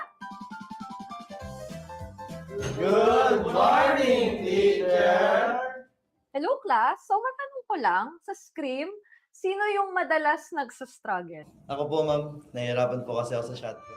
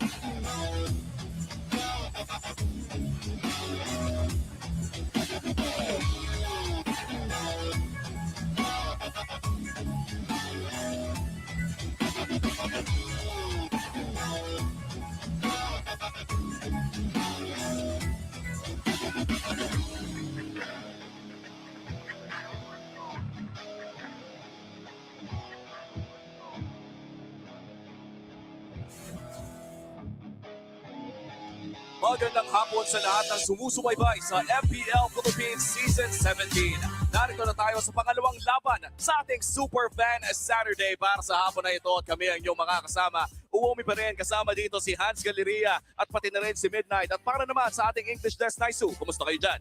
And over here, it's still us. It's me, Naisu, Brigida, and Redmar. We'll be joining you for the English broadcast in just a bit. At itong second matchup natin ay laban ng TNC kontra Omega. Pero ang pinakaunang laban natin kanina na Clash of the Titans ay umabot ng 3 games. Tuloy ang curse ni Brigida. And iba ka iba ka talaga. Akala ko naman na, ay hindi yun ang sasabihin niya. Pero gusto ko lang sabihin na nag-disclaimer ako na it does not apply to the Clash of Titans. Abot mo nga dun. Alam mo, sa Yung totoo lang. yung New Year, New Me ha. So malakas talaga yung kanila pagpapag. Ayan, Okay lang naman mag-game 3. Okay lang naman. Basta Clash of Titans, okay lang. Ang ganda kasi ng laban natin kanina at maganda din ang laban natin ngayon sa Omega kontra TNC dahil magna-number 2 na ang signal ng ating bagyo sa laban na ito. The signal number 2 intensifies Storm and Benny QD. And I have to say, Storm's arrival dito sa TNC felt like it was just right. You know, parang tamang-tama yung pieces na pagkaalagay kay Storm. We saw it in the mic check yesterday, yung shot calls niya, full sentence pare. You don't see that very often, pero to think na makikinig yung 4 na members na nandun says a lot about this team. Oh, usually yung mga parang bagong salang. I think even earlier sa mic check ng Team Liquid, nakita natin si Teddy na hindi naman siya masyadong kumikibo. Pero that time, si Storm ay very vocal siya. And even in interviews, nakakatuwa na hindi niya talaga pinaparamdam or pinapakita na he feels even the smallest lang na amount ng kaba. Diba? Yeah, and think about it. Storm hasn't played with Jacqueline for how many years? Not seasons. It's been years since they last played together, but their connection was instant. Jacknu and Storm have this free flow that we haven't seen from TNC just yet, that we haven't seen since the playoffs when it was them popping up last season. So it has to be a good sign for TNC heading into this, and a little bit of a warning for Omega that now there's a team on the other side that just when you thought it would take a long time for them to find their footing, they found their footing and they're running away with it. Oo, at nararamdaman talaga natin yung improvement ng TNC Pro Team with Storm coming in. Of course, kasama na rin si Benny Cutie dito. Our signal number 2 na mukhang masaya na magkasama ngayon sa ating camera ngayon. Yung una na balita, low pressure area lang eh. Ngayon yung barangay kailangan mag-ready para sa paparating na bagyo. And I feel like this is a big challenge, honestly, for Smart Omega. Kasi even these two, they know each other. They've been performing really well. On the past game na nakita natin, may connection din talaga. And ngayon, mukhang maganda rin yung bonding. And this is what I really like. It's not just about the stats. It's not just about yung capacity ng ating mga players. But for TNT, it's all about synergy. Kasi because of this change, I do feel like it has changed the way that TNC plays the game. I mean, you see it from the stats there, too. And I know you said it's not all about the stats, Midnight, but definitely something that really stood out was the way that Stone played. And I think, you know, some people, when they see him for the first time playing back in the MPL Philippines after being in Malaysia for how many seasons, you can see that experience, that even the play style that is known for over there, right? And then he applies it, and it just fits so well with the playstyle, I think, of TNC in general. At nakakatuwa makita no, na kahit pa sabihin natin nanggaling sa international scene, naka-farm ng ibang experience, ay para bang Pinoy na Pinoy pa rin talaga ang flavor ng TNC Pro Team now with signal number 2 locking in for this game. Kalaban nila ang Omega na for the longest time ay hinahanap na rin natin yung spark na hanggang ngayon ata ay kailangan pa rin lang hanapin. From the looks of it, I feel like yung nabanggit mo sa Omega is exactly what is missing from them. These are players that have had ton of experience from the start. Overseas, probably dito rin sa Pilipinas. Pero yung pagsasama-sama nila, that's what we're looking for. Well, aalamin natin, insider mismo kasama ang ating mga players doon. Pumunta muna tayo sa interview na to, kasama si Ryzen. And in just a few minutes, magsisimula na yung match 2 natin. But meanwhile, I'm here with the longest standing member of Smart Omega, Ryzen. Kahapon, umabot kayo sa 3 games against Twisted Minds. And of course, hindi nakuha. But kamusta yung team after that match? Yung after that match po yung team namin parang masaya pa rin kasi kahit paano nakaisa naman eh. Parang yung ginagol po kasi talaga namin parang kahit parang yung tingin namin parang marathon to. Hindi naman ano yun, parang kahit slow start, okay lang. Kahit. And speaking of slow start, Ryzen, merong nabubuong idea na ang Smart Omega para sila yung mga bida sa pelikula. Una, mabubugbog, tapos biglang lalakas. Tama ba yung idea nila na ganun yung Smart Omega na slow adjustments but with a bang at the end? Siguro ano lang, di lang talaga nagbabago every season kasi every season parang ganun pa rin nangyari sa Smart Omega eh. Siguro parang di naman namin sinasadya na mabugbog talaga sa simula. Talagang natututo lang kami sa mga namin, mga laban namin. Kumbaga bawat bugbog may lesson na baon. Tama. And of course, later, kalaban nyo ang TNC. Ano sa tingin mo yung mga issues na dapat i-address? Anong mga adjustments yung ine-expect na makita ng audience from you? Expect ng audience parang hindi na kami yung kahapon na Omega. Mas magaling kami ngayon. Mas magaling. Buo pa yung confidence. Buo pa yung puso at syempre yung tiwala. And of course, we will throw it back to the casters to proceed with our match. Maraming salamat, Thea and Ryzen. And I'm loving the confidence from Ryzen. Hindi ko in-expect na may ganong kapangyarihang sumagot si Ryzen early on in this series. Well, you don't expect it from someone that has been at the bottom. Pero sabi nga nila, nowhere to go but up, right? Yeah. I think it's one of those things that their fans, the barangay out there, are waiting to see happen.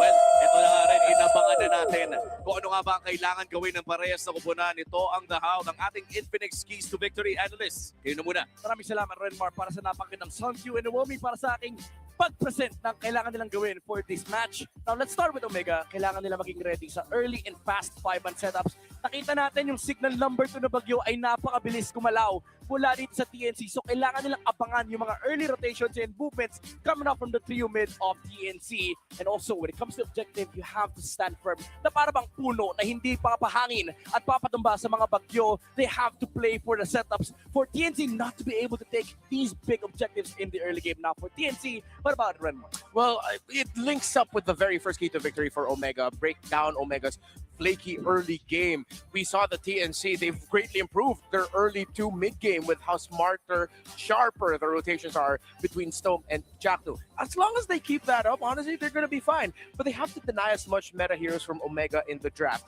Now, this is a bit of a double-edged sword because we've already seen from Omega, Perkziva can suddenly show up with a chip. Funnily enough, a lot of the meta heroes that we have right now can mess up the strategy that the chip wants to bring. So, well, if you can deny a lot of the meta heroes from Omega, if you can plant yourself with unique picks, maybe steal the chip away, bring out something that will make Omega really get tested so that there isn't a lot of comfort through the specific positions, looking at EXP lane again. Wow, yung mga ganitong klaseng drafting decisions ay pwede din nating makita talaga maya-maya lamang. And of course, yung mga early game moves na mapapansin na rin natin mula sa ating roamers. So far, sa laban na ito, ay para bang ito yung magiging pahinga natin sa nakita natin kanina? Sure. Dapat, pero parang sa mga sagutan ni Ryzen at pati na rin yung signal number 2, para bang gusto nilang damangan yung palabas kanina. Alam mo, parang ito yung pwede kang alam mo, shutdown mo yung utak mo and then enjoy the show. Kasi hindi natin alam kung ano yung mga i-expect. Maybe Ryzen becomes explosive in this match. Maybe we see a resurgence of different fighters. Kasi nakita na natin, sinimulan na ni Sanford kanina, nilabas niya yung Benedetta. We have James on the side of Smart Omega na kung ano-ano rin yung fighters na nilalaro on the EXP. Well, parang ang sarap pagbida ng mga XP laners ngayon, no? Actually. James and Trimar kasi to yung magiging matchup pala natin. So I think in line dun sa mga kinds of EXP laners na natanggap natin kanina, parang sila yung medyo nakasabayan din kasi. Yeah. Diba? I see where you guys are going at, but I think I'm going to look at one guy here. Where's the... come on. Best gold laner in the world? Netsky? Hello? Yeah. Top in Netsky? Sorry, I forgot. Yeah, come on, man. Acknowledge Netsky. Netsky is the one who says, I'm the best here. I'm number one. I want to see Omega draft for Netsky. Allow Nets to shine. Allow him to play the superstar that he is. I have to agree. I have to agree there because I'm waiting for more.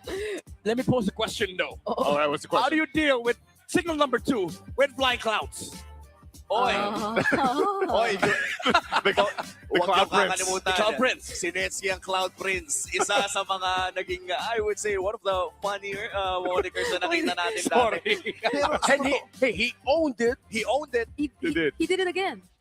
Yesterday. He did it again. Tol, na-excite tuloy ako. Paano kaya kung yung first map na naman, Flying Clouds na naman? Kasi laging ganun yung nangyayari pag kalaban yung Omega, Flying Clouds. Tapos ngayon, Yeah, again, if we're going to be looking at the side lanes, I know we put a lot of pressure on the EXP lane here in MPL Philippines, rightfully so. But I'm going to look at it a little bit differently, man. I want to see the gold lane. I want to see both teams see what they can do to really allow and empower their gold lane to be more of an impact. The gold lane has turned into... Wait, farm ka lang dyan. That's true. Farm up, don't die. Join us by Turtle 3 Lord while you're doing your job. I want to see gold laners get out of the lane again and go back to Turtle 2. Get out of lane early. Get farm. Double lane. Join up. Helget Netsky. Speaking of joy. Not just that, but also early game marksman na para bang hindi na natin nakikita. Yeah. I think one of the few heroes na naalala ko rin kay Netsky would be Bruno. Pati na rin parang ang tagal na natin hindi nakikita yung pick na yun. Rapid Boots, no? Rapid Boots Bruno, naalala ko season 10.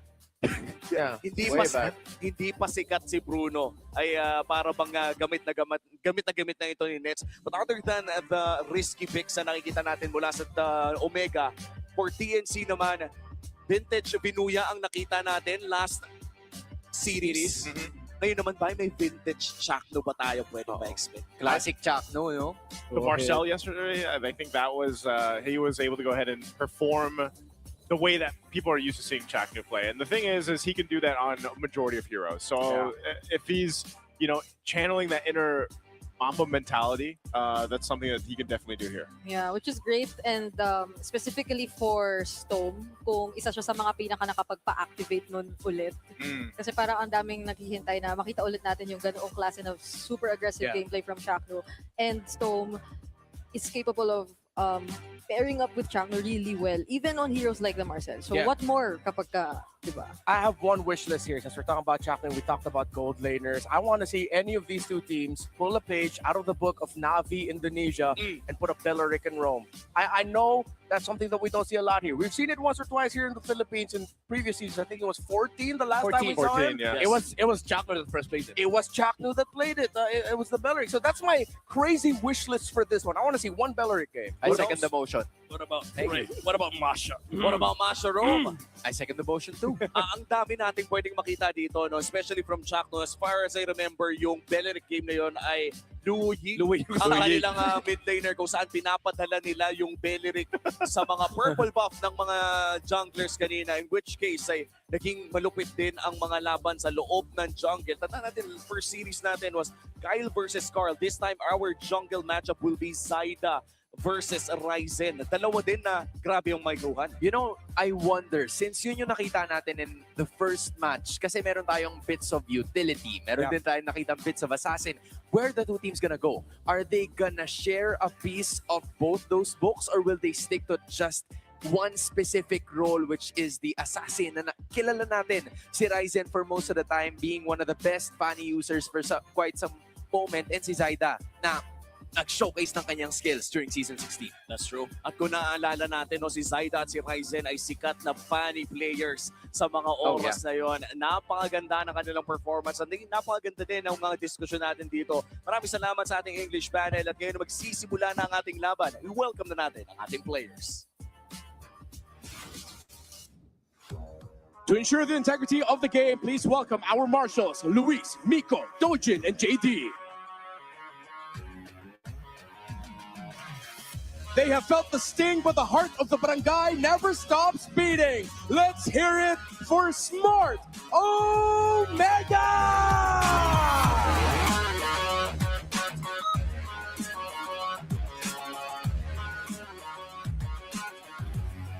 Coming off of a dominant win, the rise continues. Phoenix Army, it is your TNC Pro Team!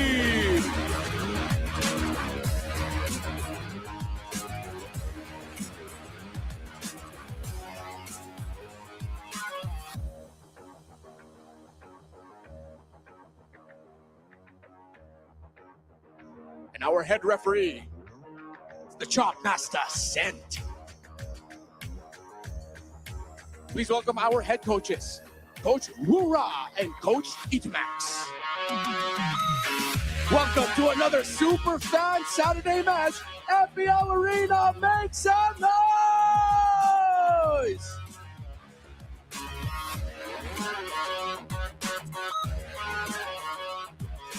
Magsisimula na ang bangayan ng Barangay at ng Phoenix Army. Una nating i-welcome ang Omega with this lineup na talaga namang nakita na nating sumusubok at lumalaban talaga. Yeah, this team kind of a diesel engine, nagpapainit sa umpisa ng season. Hopefully they find their form later on kasi sa ngayon, kinakailangan nila ng magandang puntos, magandang panalo to create their momentum in this season. And up against the third placers of last season, TNC Pro Team. Walang nag-expect ng napakainit nilang run last season, and this time, marami nang nag-expect ng success mula sa roster na ito. Yung pangangailangan kasi ng Smart Omega ay unang henerasyon ng kamandag. Ang dala naman ng TNC Pro Team with Jackdo having that synergy with Stone. Nakita na natin yung kanilang fast-paced aggression in the early game.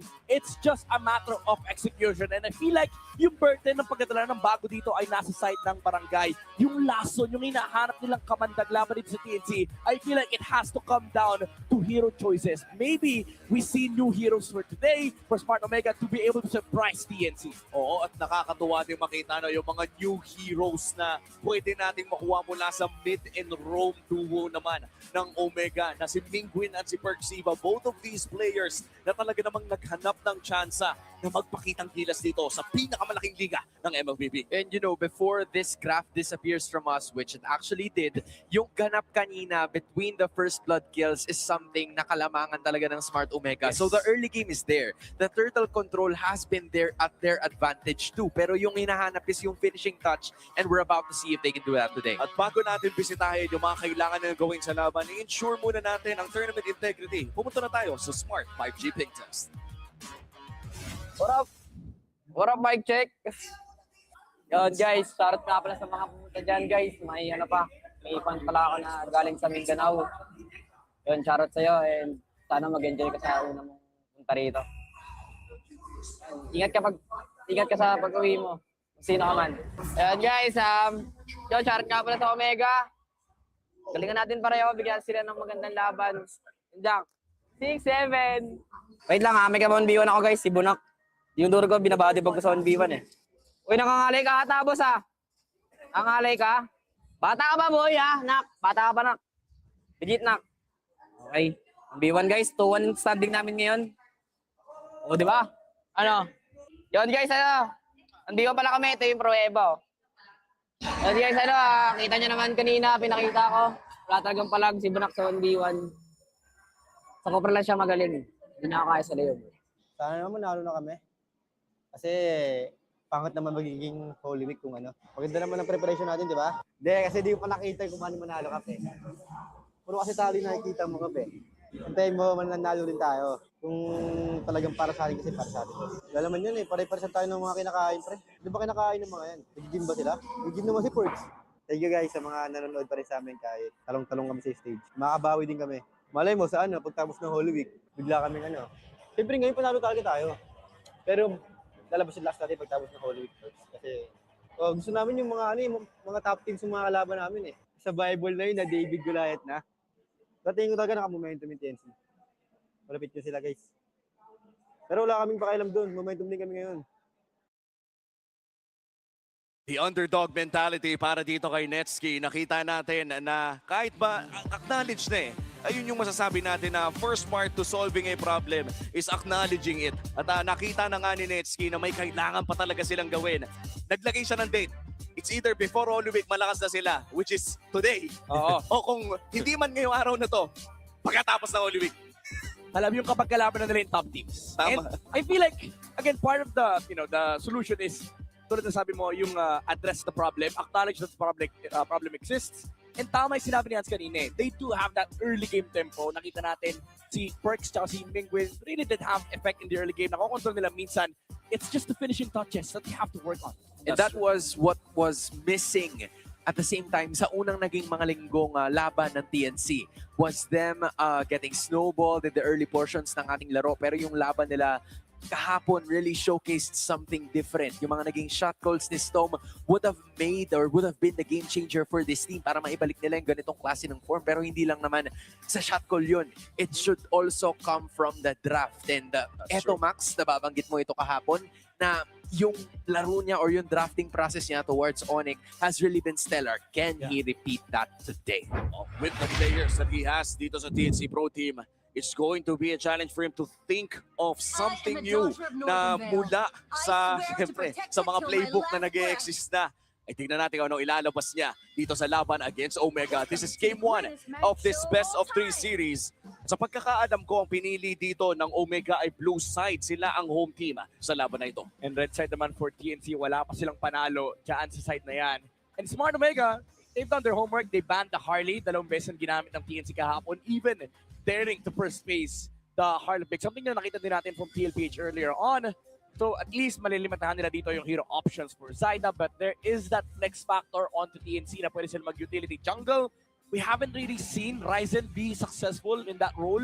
Usually talaga assassin yung mga favorites ng Smart Omega. But we'll see because both Fredrin and Baksha are still open for both sides. In fact, pati yung Valentina first pick ay open pa. Oo, ang dami pang pwedeng kunin dito, no? If you're the side of Omega. At katulad na lang na sinabi mo, the backshot taken away by Coach Eto Max. The Valentina locked in para sa side ng Smart Omega. Mukhang X na agad magsora para sa side naman ng TNC. Yeah, this makes a lot of sense. The Valentina, again, it's either that or the backshot na nakita natin during the first match. Plus, this gives Penguin full control of the scenario kung ano yung pwede niyang kopyahin. And in addition, yung magiging shot calls niya towards the future. Pero mabilisan ang sagot na ginawa dito ng TNC.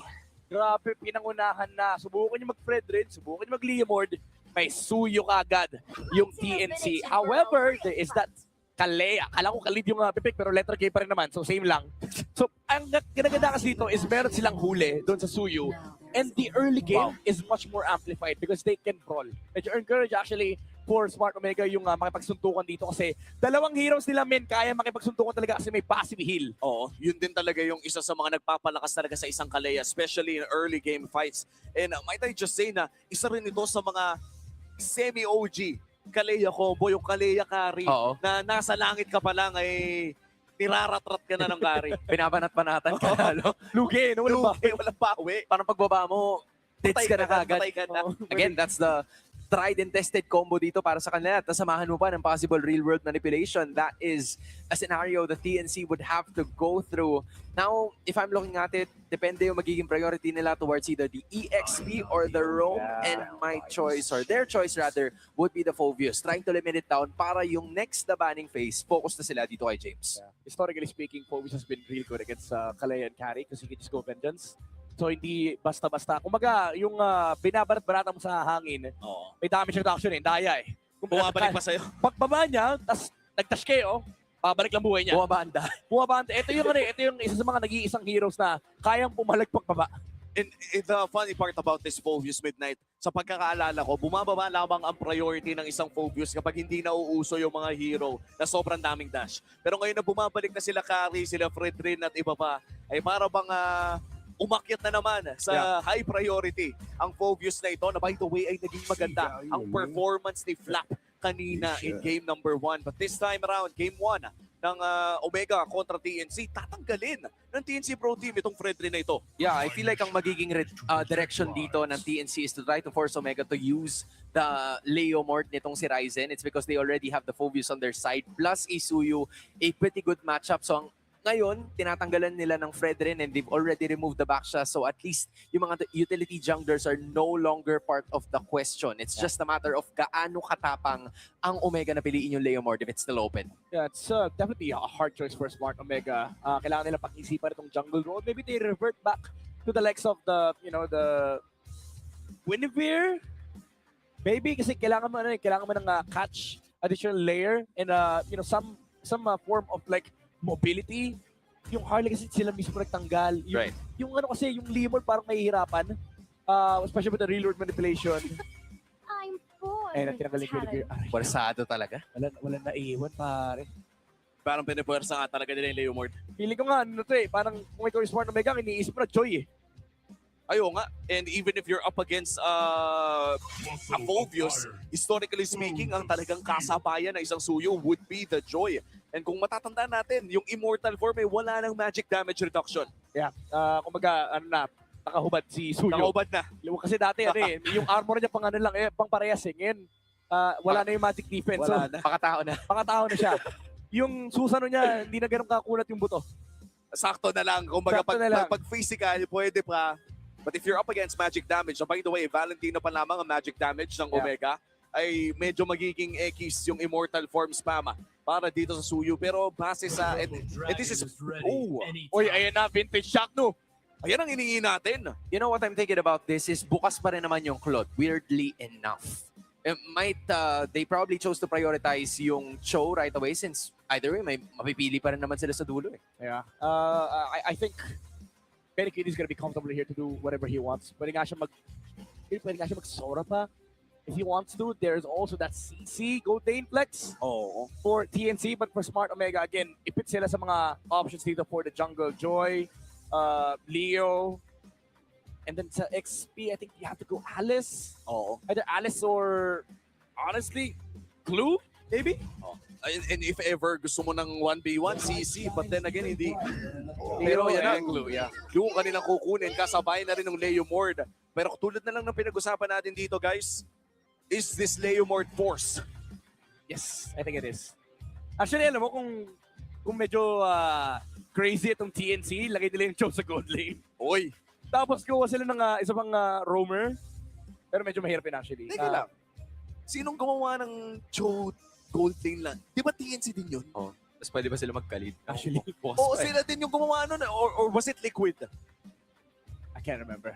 I can't remember. This season may gumawa nun eh. Oo, pero naaalala ko may nag-Cho gold lane last season. Well, Benny Cute is known for a lot of fighter gold laners. So, What you're probably most likely right. What if Obsidia? I am Moscow. Okay, never mind. Okay. May better scaling Obsidia. That's low. Well, ang nakakatuwa naman dito sa Moscow ay meron tayong split pressure maya-maya lamang. At may pressure na rin sa inyo, super fans, na gustong manalo ng 1,000 MLBB Diamonds. I-predict lamang ang winner ng ating match at iscan ang QR code para malaman kung paano makakasali sa promo na ito. 1,000 din yan pare, para ka nakabunot ng 1K sa kalsada. And para ka nagising pagkatapos nung pag-drums ng yung dagundong ng drums. But either way, man, this is gonna be another anticipated matchup para sa ating parehas na teams looking for another boost towards their standing. Lalo na itong Smart Omega because they're still looking for their very first win. Hindi ba TNC din naghahanap din ng kanilang unang panalo so far? Nanalo sila kahapon. Ayaw nga pala nanalo sila kahapon. Yes! Against Onyx 2-0. Yeah. So they found theirs. Nahanap na nila yung sa kanila.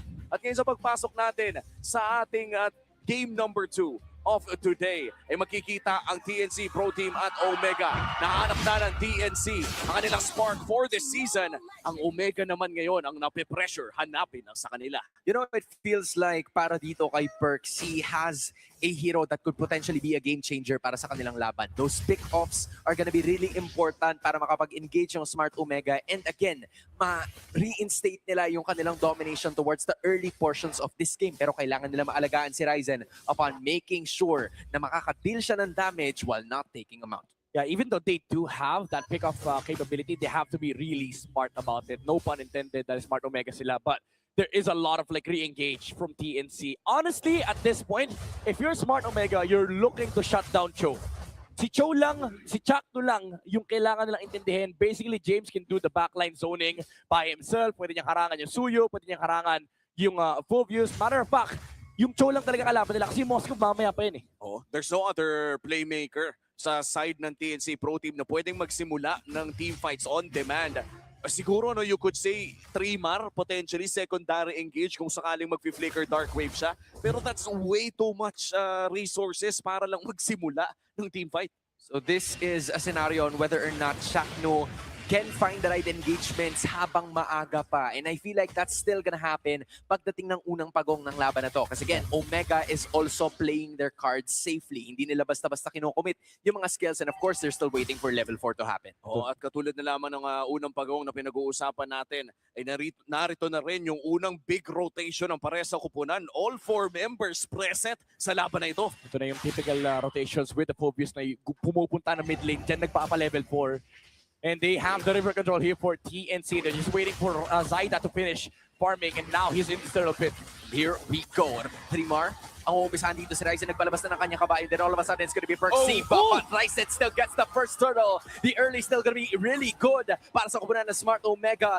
Plus, they get a first kill towards Trimar. The Barangay takes it.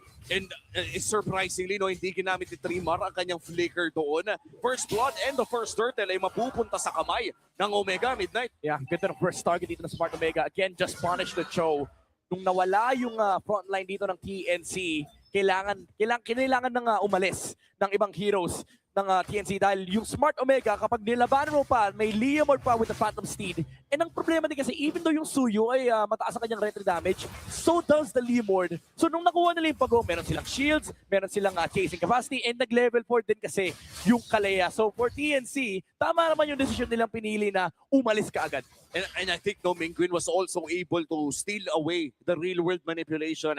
At some point in time, doon sa laban na yun, nagkaroon sila ng sarili nilang kopya ng malaking ultimate na yun. And for TNC Pro Team, now trailing behind 1,000, it's still anybody's ball game, Hans. Kaya pa rin lumaban ang pareha sa oponan. I mean, this is gonna be whether or not Mingguin can not only find the right skill na makokopya niya, but also yung unang engage. Kasi yung unang engage na magiging importante dito towards finding the right targets at hindi sila basta-basta matarget nitong si Storm. Kasi kung sakaling pumaling lang yun ng kahit kaunting inches, that's already a wasted ultimate. You don't want that scenario to happen, lalo na sa ganitong klaseng team fight-centric na mga laban. Sa totoo lang, no, parang tatlo din lang naman ang choices. Actually, hindi.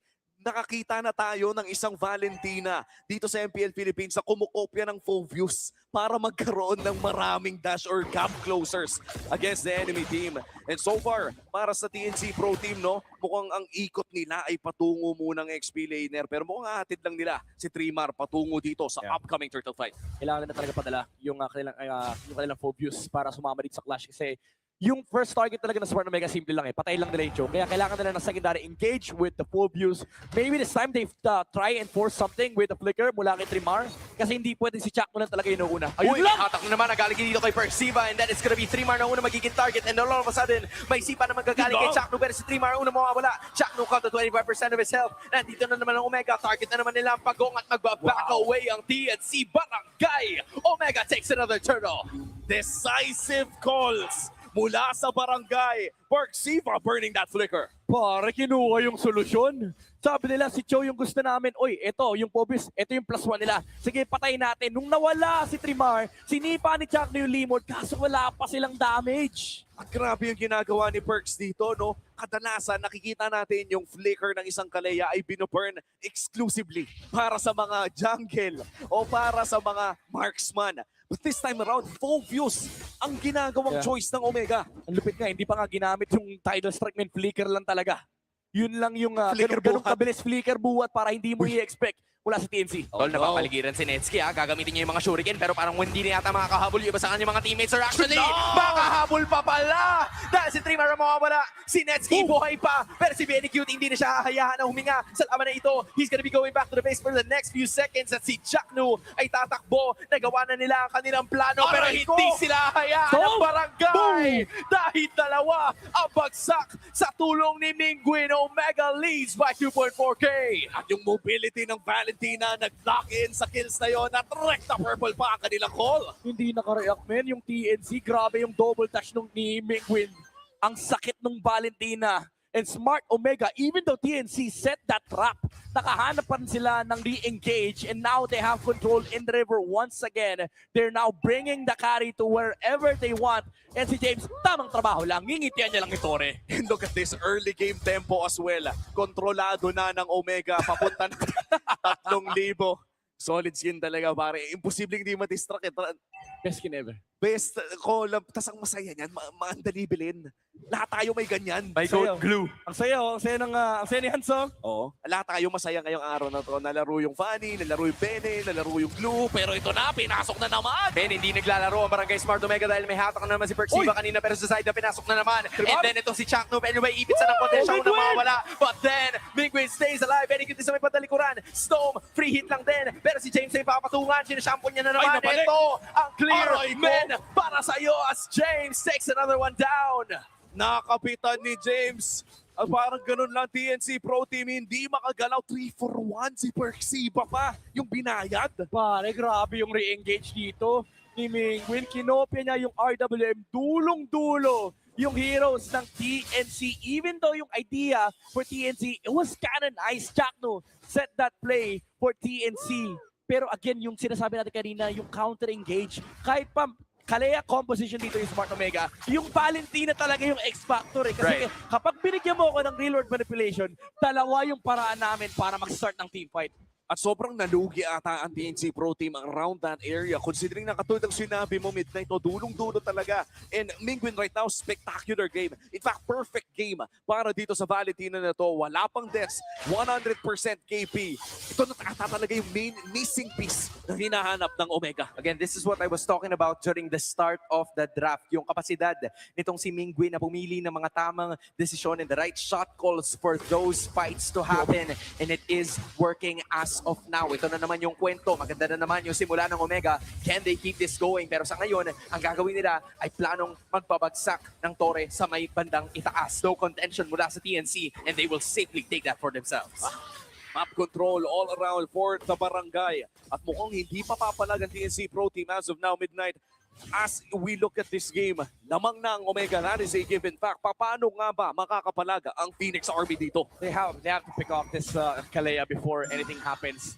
Either they force the kick onto the Kalea and then maybe Zaida and Trimar goes for the backside. Ang problema kasi may glue ka pa na iintindihin and wala pa silang damage. So kailangan pa nilang humanap ng paghinga. Maybe force some trades against Smart Omega. Kasi if we look at the items dito na Smart Omega, medyo ang kukunat na ng mga frontliners. Yan, that Dominance Ice on the glue. Yung Leomord ay medyo mobile na rin sa mga team fights kasi with the Brute Force breastplate, he can just maneuver around the heroes of TNC. So honestly, the only way for TNC for them to actually win a fight is just wait for the Moskov to farm up. Nako, at 2 items pa lang ang nakikita nating items para kay Benny Cutie as of now. Lord, sinimulan na ng Omega at mukhang hindi na ata makakalaban pa ang TNC Pro Team dito. Maliban na lang kung tatama ang Spear of Destruction.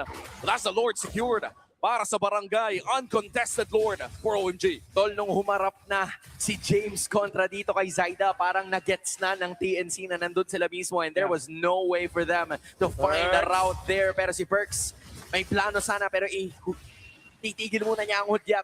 Omega's gonna be waiting for that major objective to walk around. Oh, okay. Kuha lang ng orange. Grab, marunong. Ang lala nitong ginagawa ng Smart Omega, men, tinatakot lang nila yung TNC. Ito yung lagi nating sinasabi na soft commitment, na mananakot lang sila, papalayuin lang nila yung kalaban nila, and then they will just take whatever they want.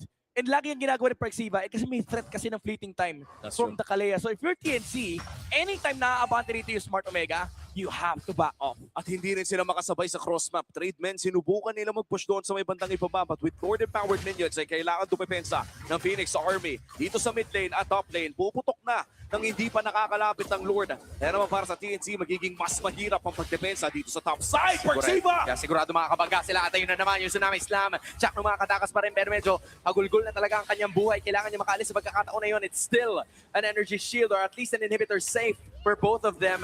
No longer an energy shield up top and at the mid lane. And dito pa rin ang TNC. No casualties, no inhibitors given. Nanakaw din ng real-world manipulation pero mukhang ang call na talaga ng Omega ay ubusin na lamang ang laman ng jungle ng TNC Pro Team. My God, para bang hindi makahinga ang Phoenix RB dito. Yeah, para mala Team Falcons yung ginagawa dito ng Smart Omega. Unti-unti lang kinukuha lahat na pwede lang kunin mula sa TNC. Tapos yung flicker mula kay Chakno and soft commitment lang naman yung ginawa nila. Isang talon lang mula kay Perks.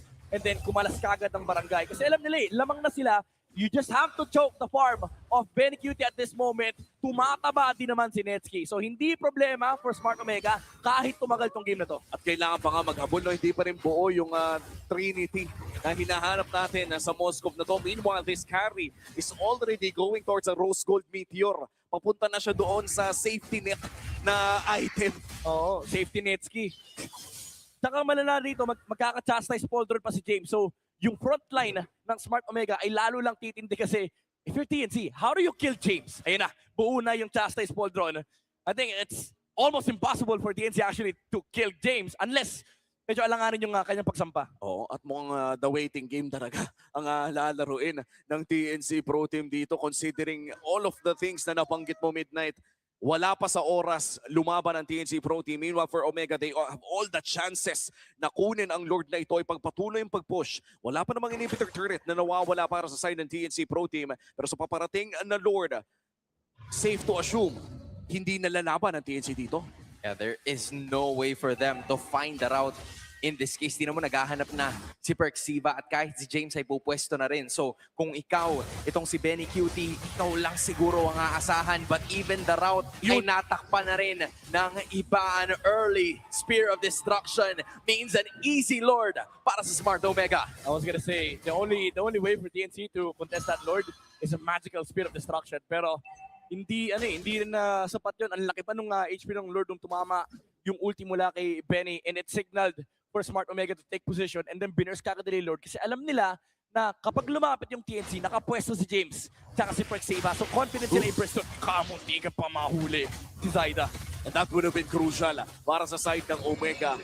Mag-Lord sila doon sa may bantang itaas. Sa baba naman ay may malaking minion waves din pero mukhang hindi nila mapagsasabay ang mga ito. Makiklear ng TNC Pro Team. Perxiva, available lang kanyang flicker. Kailangan tignan ang Kaleya na to dahil anytime kapag may angulo, I'd like to believe na sapat ang damage nila na pasabugin kahit sinong mabuhat ng Kaleyang ito. I mean, when you think about it, almost an entirely full build na itong si Netsky. So if you're talking about damage, andyan na talaga yan kasi lumabas na din yung kabayo and the RWM para sa Smart Omega. Pero si Chakno nawala ng parang bula. Si James nandun sa may bandang...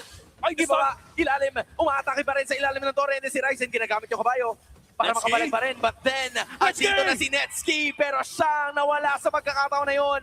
3 more staying alive using the flicker to escape. At ito na ang Spear of Destruction. Ang posibleng kanti ng kapin ng side ng TNC Pro Team ay hindi pa rin nahayaan ng Phoenix Army na basta-basta matapos ang laban na to.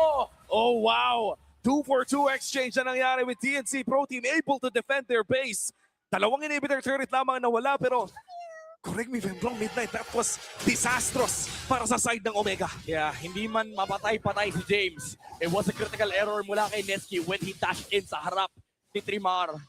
And because of that, TNC was able to find the angle to actually fend off Smart Omega. Nagsimula na maganda yung team fight na yun nung nabuhat ni Perxiva dito si Chakno. Effectively, nawala yung front line for TNC. Nawala din yung way nila to engage against the Slimmer and Carry. Pero si Nets mismo, dineliver niya yung sarili niya sa harap ng TNC. Yeah, at mapapanood natin yan sa ating instant replay. Ayun, As you said, Midnight pumasok nga naman talaga. And with that, TNC Pro Team able to defend. At kamuntikan pa nga silang uminit sa laban na to. Honestly, for Smart Omega, ito yung lagi nating sasabihin. Yung finishing touches talaga, they have to clean it up. At this point, if you make a mess, TNC will clean it up for you. And remember, there is a Moscow waiting for this late game. Oo nga pala, no? Isa rin si Moscow sa mga notorious talaga na kapag nakapag-late game ay highlight reel machine bilang hero. 20 seconds bago lumabas ang pangatlong Lord na ito. Pagsilip natin sa Infinix in-game equipment, looking at Penguin, second or third na pinakamayaman sa kupunan ng Omega. Masakit-sakit na rin kasi yung Valentina na ito. I think the difficult part siguro ngayon para sa TNC ay susubukan nilang i-handle yung kanilang mga lane. Pero si Chakno na gusto sana magsimula ay tinapos ng biglaan na kumunan ng Omega, and then 3 Mars gonna be there as well. Zaida, sinusubok na talagang umatake sa may bandalikuran pero nandun pa rin si Ryzen na tumaatake ng dire-diretso. Bagsak ang lahat sa TNC Pro Team. Kitang-kita ng maliwanag ng Smart Omega ang base. Crystal, bagsak, barangay, Game 1. Spectacular win mula sa barangay. From minute 1 to the end, nakita natin silang magtumina sa Land of Dawn. it was a good punish once again. Chakno checking that push, pero naka-ready si Prexiva na iangat niya yung Joe and walang nahanap na sipa ang TNC. And because of that, they got run down by the barangay. Malinis lang ang laro para kay Perksiva. Decisive calls in the early to the mid game na kunin na lamang ito si Trimar. Kaya naman laging pilay yung mga playmakers na nagmumula sa TNC Pro Team. And in addition, if you look at it, tama yung sinabi mo si Perksiva yung dire-diretso, and I feel like that was the right call. They were still leading at the damage output doon sa certain scenario na yon, and the best way for them is to continue to engage. Kasi might as well, pag hindi natin pinalag to, maghihintay si Benny QT. There's gonna be enough damage output for them to deal some damage. And this was a brave call from Chakno. It's just that there was just so many members from Omega that was ready to take him down. Yeah, honestly, ito yung mga moments na na kailangan din kasi walang haharap, walang mag-check bush on the side of TNC. The Phobius couldn't do it. Again, hindi niya hawak yung vengeance. If this Phobius had a vengeance, it might have been a different story. Pwedeng lumakad yung Phobius doon sa bush na yon. But Chakno had to do it. He had to force something out of Smart Omega. But it's just that they were ready.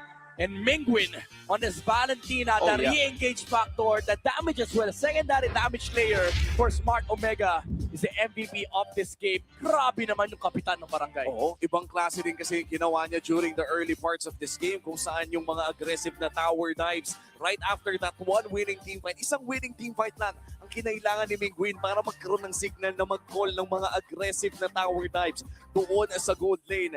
And sa tingin ko, isa rin yun sa mga rason kung bakit napilayan talaga ang TNC Pro Team nang hindi agad nakapag-item yung most hook nila. Right, the Valentina pick was really great para dito kay Mingwin to get him activated right away, and this is what we were trying to point out mula dito sa barangay. Sure, nagkaroon sila ng kaunting dapa upon the later parts of game number 1, pero nakita natin yung advantage and yung domination nila upon taking this game just because TNC didn't have enough front lines in them. It was enough for Netsky to build up on some items at kahit sabihin natin na nadalawan siya, the effectivity of having perks there was enough, to get Nets a kill at magkaroon ng kahit papanong advantage ang Omega sa puntong yan. Grabe yung dash niya. Muntik pa nga niya. Kung tinamaan niya si Storm doon, 3 yun eh. Pero alam mo, ito yung mga kailangan i-maintain ng barangay, yung ganitong klaseng aggression. I like how they played this game. Even when they're under the pressure, under the duress of TNC's engage, kalmado sila eh. Medyo collected yung laruan dito ng Smart Omega and disiplinado mula dito kay Mingwin and Perksiva. Hindi namatay yung Valentina. And minsan may mga games kasi na parang ang sarap tumive, lalo kapag may kasama kang Kalea. Pero alam niya, chill lang ako, kukopy ko lang yung Eve ulti. Kapag nag-engage yung TNC, ilalapag ko lang yung RWM, sisiguraduhin ko lang na hindi makakapasok ibang heroes mula sa TNC. At buti nga nabanggit mo yan, Midnight, yung trigger discipline na meron dito si Mingwin sa paggamit ng kanyang real-world manipulation na, by the way, inaagaw lamang niya kay Stove, ay isa rin sa talagang, sa tingin ko ay ka-point out sa gameplay niyang pinakita. Dahil hindi natin ito makikita na parang proactive yung usage niya. Kadalasan nga, katulad ng sinabi mo, Midnight, ay pang-trap na ito na kapag nag-commit na yung TNC Pro Team, wala na magbaback out dito nandito na kayo sa loob. And this was a 16-minute game kung saan pinakita ng Omega na kaya nilang maglaro ng ganong klaseng MLBP against a TNC Pro Team na mainit from yesterday's win. And dude, just an incredible response mula sa Smart Omega kasi parang TNC during the draft, doon na sila niruruta eh. Pinipick up talaga nila yung Leomord and at least make it a little bit harder para sa Smart Omega na makapag-farm itong si Ryzen, but eventually this game was not about Ryzen. Kumbaga supporting cast siya dito eh. It wasn't the hard carry type of player. It was Mingwin, Perksiva making the right moves, and even James that was taking so much damage but enough damage to still stay alive at makaalis pa dun sa mga klase ng team fights. At yun yung opening na hinihintay ni Ryzen and ni Netsky para makapag-dish out ng damage. Yeah, alam mo si Mingwin, kamunti ka pa nga maging primary damage dealer kasi sobrang takas talaga yung kanyang DPS sa mga team fights with the first skill, second skill combo as well as the RWM. Naging secondary carry talaga siya eh. Parang sa mga, sa first few minutes of the game, parang siya talaga yung buhat factor dito up until the carry was able to pop off in the late game. Well, napakalupit ng ating game number 1 kaya tayo yung magpahinga na muna ng bagya. Sip purified water is filtered through volcanic rocks for a crisp, clean taste that quenches like no other. Alisuhaw, sip na. By the way, inom talaga ako ng tubig guys dahil kailangan ganyan. Kamusta naman kayo? Na-enjoy nyo ba? Ako ay ubus ko na. So, Sip, maraming salamat dahil sa inyo. Pwede kaming mag-water break on broadcast. Grabe kasi yung ano. Corsair. Yes, sir. Sa Yes. MPL. At nakikita nyo rin ba ang ating Max 5D on stage? That's clever engineering, keeping these teams locked in. No distractions, just pure performance. Brought to you by TT Racing Philippines. We have your back. May unan pala to. Wow. Hindi kasi ako sumasandal kung nandito. Hindi pala ako pwede to umikot. Mawawala ako sa frame. Mawawala tayo sa frame. And Si Hans lang pwede umikot. pagka humarap, imagine mo, no? Parang pag may gusto tayo, no? Madali sabihin yung parang... Halimbawa, kunwari may ikaw kumanta. si Coach Leia. Ako si Coach Bamboo. Ikaw si Apple the App. Sige. Kaso walang kumakanta eh. We want you. Hindi, ano, ay, balik ka. Paano ba dapat? Valentina first pick. Okay, ayan, we want you. Tapos tatayo pa yan, mga guys. Tapos may kasama pang scarf, may kasama pang yakap. Yung audience, sarap, alam mo na ginagawa natin. Sorry. Ano yung ginagawa ng mga to? Ang tawag dyan ay nag-entertain tayo ng madla habang hinihintay natin na magpahinga ang ating mga players at mag-regroup. Because if I'm being honest, especially for TNC Pro Team, kailangan mo talaga mag-regroup. After that loss style, obviously, there was a big problem sa simula pa lamang. All of your playmakers were subdued. Wow, napaka-big word naman ng subdued. Wow. Mamaya na natin i-google kung ano bang ibig sabihin na subdued. Pinigilan. O ayan, put your game face on and make your smart power post. Ayan na. Grabe naman, may sasabay pa sa biceps ni James? Asa ng mga biceps? Ilabas ang biceps. Ilabas ang biceps. Ilabas ang bicep. First of all, sleeper build para sa James, ha? Uy! Ito na malaman, oh. Yan, boss. Head tilt. Ay, papareklamo. Ay, ito. Grabe. Biceps. Ayan. Biceps. Grabe yung flex kasama yung mukha. Ay! Grabe. Yan ang grabe. Sama yung mukha, no? Isa pa. O, kaliwa naman. O, kanan. Dalawa. May kasama pang puro tatlo. Congratulations sa'yo, kuya. Ikaw ang nanalo sa ating Smart Power Pose. Dahil dyan, meron kang goodie bag at 5 pitik with soft moves. Iba din. Meron naman talaga. Meron, Palat na to eh. May ano yun, may cuts eh. May cuts, may daga. Yun May ang daga. tawag yun, Oo, yung daga nga pala tawag Diba, doon. daga, oo. Legit. Hindi siya kailangan ganun, no? Yung dinadaya pag nakaganitong angle. Yung nanginginig na talaga. Yung mga ganyan. Paputokin ko tong on broadcast, no? Joke lang, di ko Saan yung CR? Saan yung Kaya CR? mo yun. Saan yung CR? Sa CR. Ay, nandun. Yun! Ganun tayo. Hindi kita wala yung cuts natin. Hindi kita yung cuts eh. Nakasot kasi tayo dito. But jokes aside, 2 minutes na lamang bago magsimula ang ating drafting phase for game number 2. Mga kapatid, nakita natin yung kakaibang galawan ng Omega in game number 1. They are yet to find their first victory dito sa ating league. And against TNC Pro Team, they're looking to get that first win. Dude, I have to say, they're off to a great start. I mean, we saw that in terms of not only the drafting, kasi nga nandun sila sa ruta na ginusto sila ng TNC, but then eventually yung they do with the cards that they were dealt with. Yeah, Diba? Parang malinis talaga yung execution nila. Well, sana makita natin yan maya-maya lamang. Sa ngayon ay bibisitahin muna natin ang ating MPL Arena. Ano na nga ba ang ganap sa bago nating venue? Punta na tayo sa ating host. Grabing mga biceps naman yan. Pero dito rin. And you know, the vibe of the audience here in the MPL Arena can never be beaten because, you know, buhay na buhay, talo, panalo, andito yung suporta. And meanwhile, I'm here with Harley, one of the community managers of TNC Pro Team. And you know, Harley, kamusta kayo? Kamusta ang Phoenix Army after that game 1? Siyempre malungkot sa una, pero babawi kami, hindi pa tapos yung game. Andun yung puso at tiwala. And speaking of Phoenix Army, Harley, saan bang mga platforms makaka-connect sa inyo, yung mga future Phoenix Army? Ayun, punta lang kayo sa social media ng TNC Pro Team ML and join din kayo sa Phoenix Army FB Group, PNX Army FB Group. And of course, ano ba yung mga aasahan namin? Meron ba tayong mga aabangan na watch parties at activities para sa Phoenix Army? Regarding activities, you can visit the Phoenix Army FB Group. Meron kami dong jersey giveaway, mga skins, dayas, yan.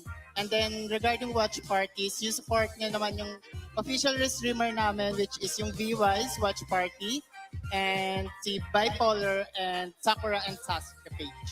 And of course, para sa mga nagtatanong, may mga merch tayo. Saan ba nila makukuha yung mga merch na yon? Ang TNC merch will be here in week 5.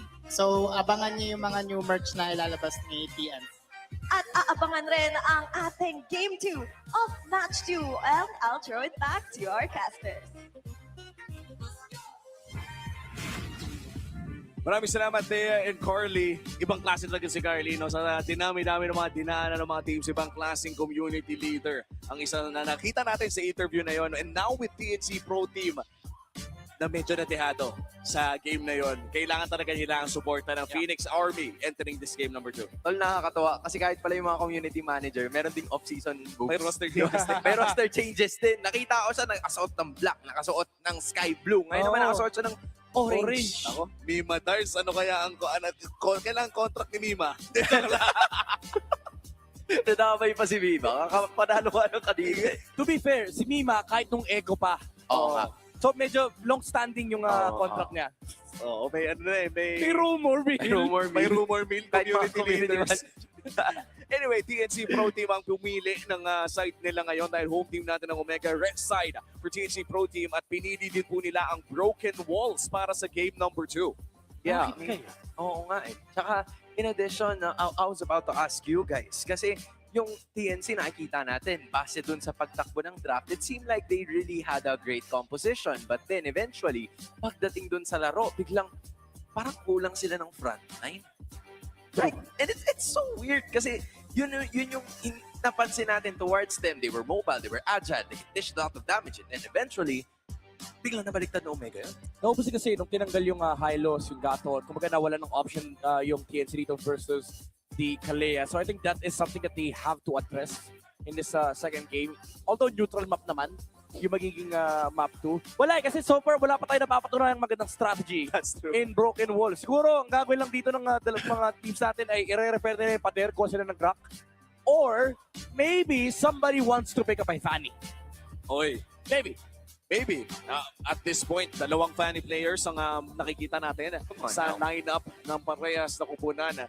And so far for Omega, especially with Mingwin's Game 1 MVP performance, I'm expecting na mainit pa ang kamay nito ni Mingwin. And if I am correct, considering na rookie ngayon si Mingwin sa season na ito, ay importante din ang panalo na ito para sa kanya kung sakali lang naman. Dahil that will be his first win in MPL Philippines. Tol, kumpiyansa to eh. I mean, we're talking about momentum all the time. Pero iba siguro kung rookie ka at panibago ka dito lamang sa team ng Smart Omega. And for you to get that Game 1 MVP should mean a lot for him na kumbaga may interest niya ulit yung sarili niya na kaya pala naming manalo. Kaya ko palang i-lead itong team na to kahit ako yung pinakabago among them. And you don't usually say that very often. But the same could be said with TNC. Nanalo na sila kahapon ng decisive kontra sa Onyx. In fact, balikan pa yun. Balikan yung suntukan na yun. And Omega brought the fight to them. How will they respond? You know, the interesting thing about this matchup is that nabanggit mo na eh, yung nilaban ng TNC kahapon laban sa Onyx. Eto Max was dancing around in the draft against Coach Hayes. Now, they're up against Smart Omega. They lost the second phase. So I think this is a big challenge for TNC. Like, how do you fix this big problem that they're having right now na nauubusan ng hero si Chakno? Well, malalaman na natin yan sa pagpasok natin ng game number 2 sa best of 3 series na ito. Lamang na ng isa ang side ng Smart Omega. But this time around, tatanggalin naman ng TNC Pro Team ang Baksha. And if I'm being honest, pare, usually pag blue side ka, hinahayaan mo lang to. Kasi in case pwede mong makuha, ay may chance. Bilis ng draft ng TNC, men. Surut-surut yung ban. Pili ko to answer your question. Nakatitig sila min sa isang hero, kulay purple. Tatlo pala silang kulay purple. Oo nga, nakaisip ako bigla. Mahaba yung buhok. Marami sila pa. Isa lang yung purple na mahaba yung buhok. Isa lang yung roommate ni Baksha sa blue one. Isa lang. Ay, tinanggal eh. Yun na. Naibig. Naibig yung roommate. Purple ba si? Force eviction. Force eviction. Akala ko blue. Akala ko blue si Mali. Baka colorblind lang ako. Yung mga realization natin during this round. Hindi ko alam kung ano isasagot ko sa'yo. Hindi kasi naisip ko yung sino bang purple na mahaba ang buhok. Community ball. Ito, purple na maikli ang buhok. Phobius taken away by the side of TNC Pro Team. At Omega naman ngayon, third ban ang dami pang open para dito sa side ng TNC kung sakali. First pick Sora, I think. With this Valentina and Right. Phobe's ban, first pick Sora is looking viable for TNC. Could be flex on both Benny and also Trimar. And Smart Omega might likely ban it. Pero kapag binan nila yung, kapag tinanggal nila yung Sora, there is an Eve potential for TNC sa first pick. Or either that or yung Sushin. Kahit nga yung Khalid would be open That's true. for them at this point para, again, ma-activate ulit ng Smart Omega itong si Perks to dish out the damage early on in this game. Pero ang magiging option ng Smart Omega towards the bans would be the Zushin. So that's 2 heroes para dito kay Stone trying to limit his ways around the map. Sora na nga tato, pare. I think they should have let the Zushin go. Kasi kung magsasora dito yung TNC, they will get the Khalid Zushin. If kunin naman yung Sora. So kung kinuha ng TNC yung Zushin, you would get Khalid and Sora. So I think Smart Omega missed an opportunity to give away some bans on the first phase. But even then, they will have, you know, the likes of Fredrin, Suyo, Leomord. You can also get the Eve now for Mingwin. Kasi wala na yung trifecta ng mage. That's true. And if ever they do get that Eve, ang pinaka-ipang sasabay mo na in terms of range would be either going for a Farsa na nerf ang burst damage, by the way. O kaya ay late. Wala na magsisave rin. Novaria. Ayun na, Eve. Aray ka! Yep. Aray ka! That was bound to happen. 2 power picks coming out from Smart Omega. The way to address this is honestly, wala na yung isang Kalea sana. Pero they can still get the Hylos here. Right. For Chakno. Oh, mas simple na, no? Wag na nating ipuwersa pa yung katulad nung kanina na we are looking for big pickoffs from that show Wave the Dragon. Hilda? Oh, Hilda. Harley? Oh, yun yung funny. Nag-broken map para makapag-funny si Zaida. Yung pala yun. Yun ang sagot sa tanong. Kasi mahalaga itong funny towards that broken wall setup. Okay, natawagin natin itong funny map. Kasi ang storya, ang evolution ng broken map, mga kaibigan, dati, ayaw ng mga funny yan. Ngayon, gusto ng mga funny yan. Bakit? Kasi sanay na sila. Nakapag-adjust na sila na, uy, may extra space dito. May pwede akong pasukan. Kumbaga, may awang. Natagdagan yung kalsada, men. Oo. And even if sabihin natin nabawasan ang pader, nadagdagan naman yung mga ruta na pwede nilang gawin. And I'm not a funny player, Midnight. You are. And pretty sure that these pro players ay paniguradong alam na nila mga natitirang ruta. Pero ayan na, nilabas na rin ang Fredrin na katalasan naman talaga ay pinangsasagot. And sa tingin ko ay hirap din ng Hilda na ibuli ang isang Fredrin ng maaga. Right, that's the perfect answer for it. Kasi it kind of limits down on the assassin heroes na pwede sanang i-match up ng Omega kontra dito sa Fanny na gagamitin ni Zaida. So they just went with the Fredrin. Simpleng ruta lang naman ang gustong gawin ng Fredrin. Taking those objectives. Kung maraming gustong puntahan si Zaida, Ryzen's probably gonna go with the most important ones. Yung mga daan na kailangan lang nilang puntahan to get major objectives possible. Yeah, tsaka historically, si Fredrin ang biggest Fanny hater. Lahat ng purple buff ni Fanny, tinititigan ni Fredrin yan. Gusto niyang i-invade yan. Especially with a Khalid on this lineup. I like this ban. From Smart Omega, remove all the mages. Maybe alongside the set yan. From TNC. Ooh, Arlet ban. Okay, kasi may Fred Arlet combo. But honestly, for Smart Omega, there's a lot of like XP heroes available. Grabe, inubos lang yung mage.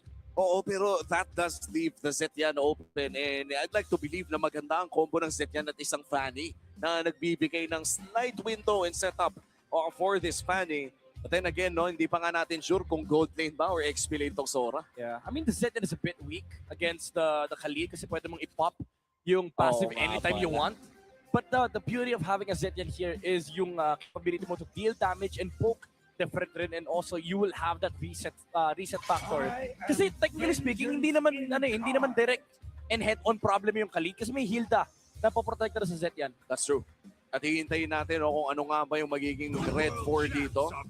Looks, oh, wow! Funny counter mula sa side ng Smart Omega.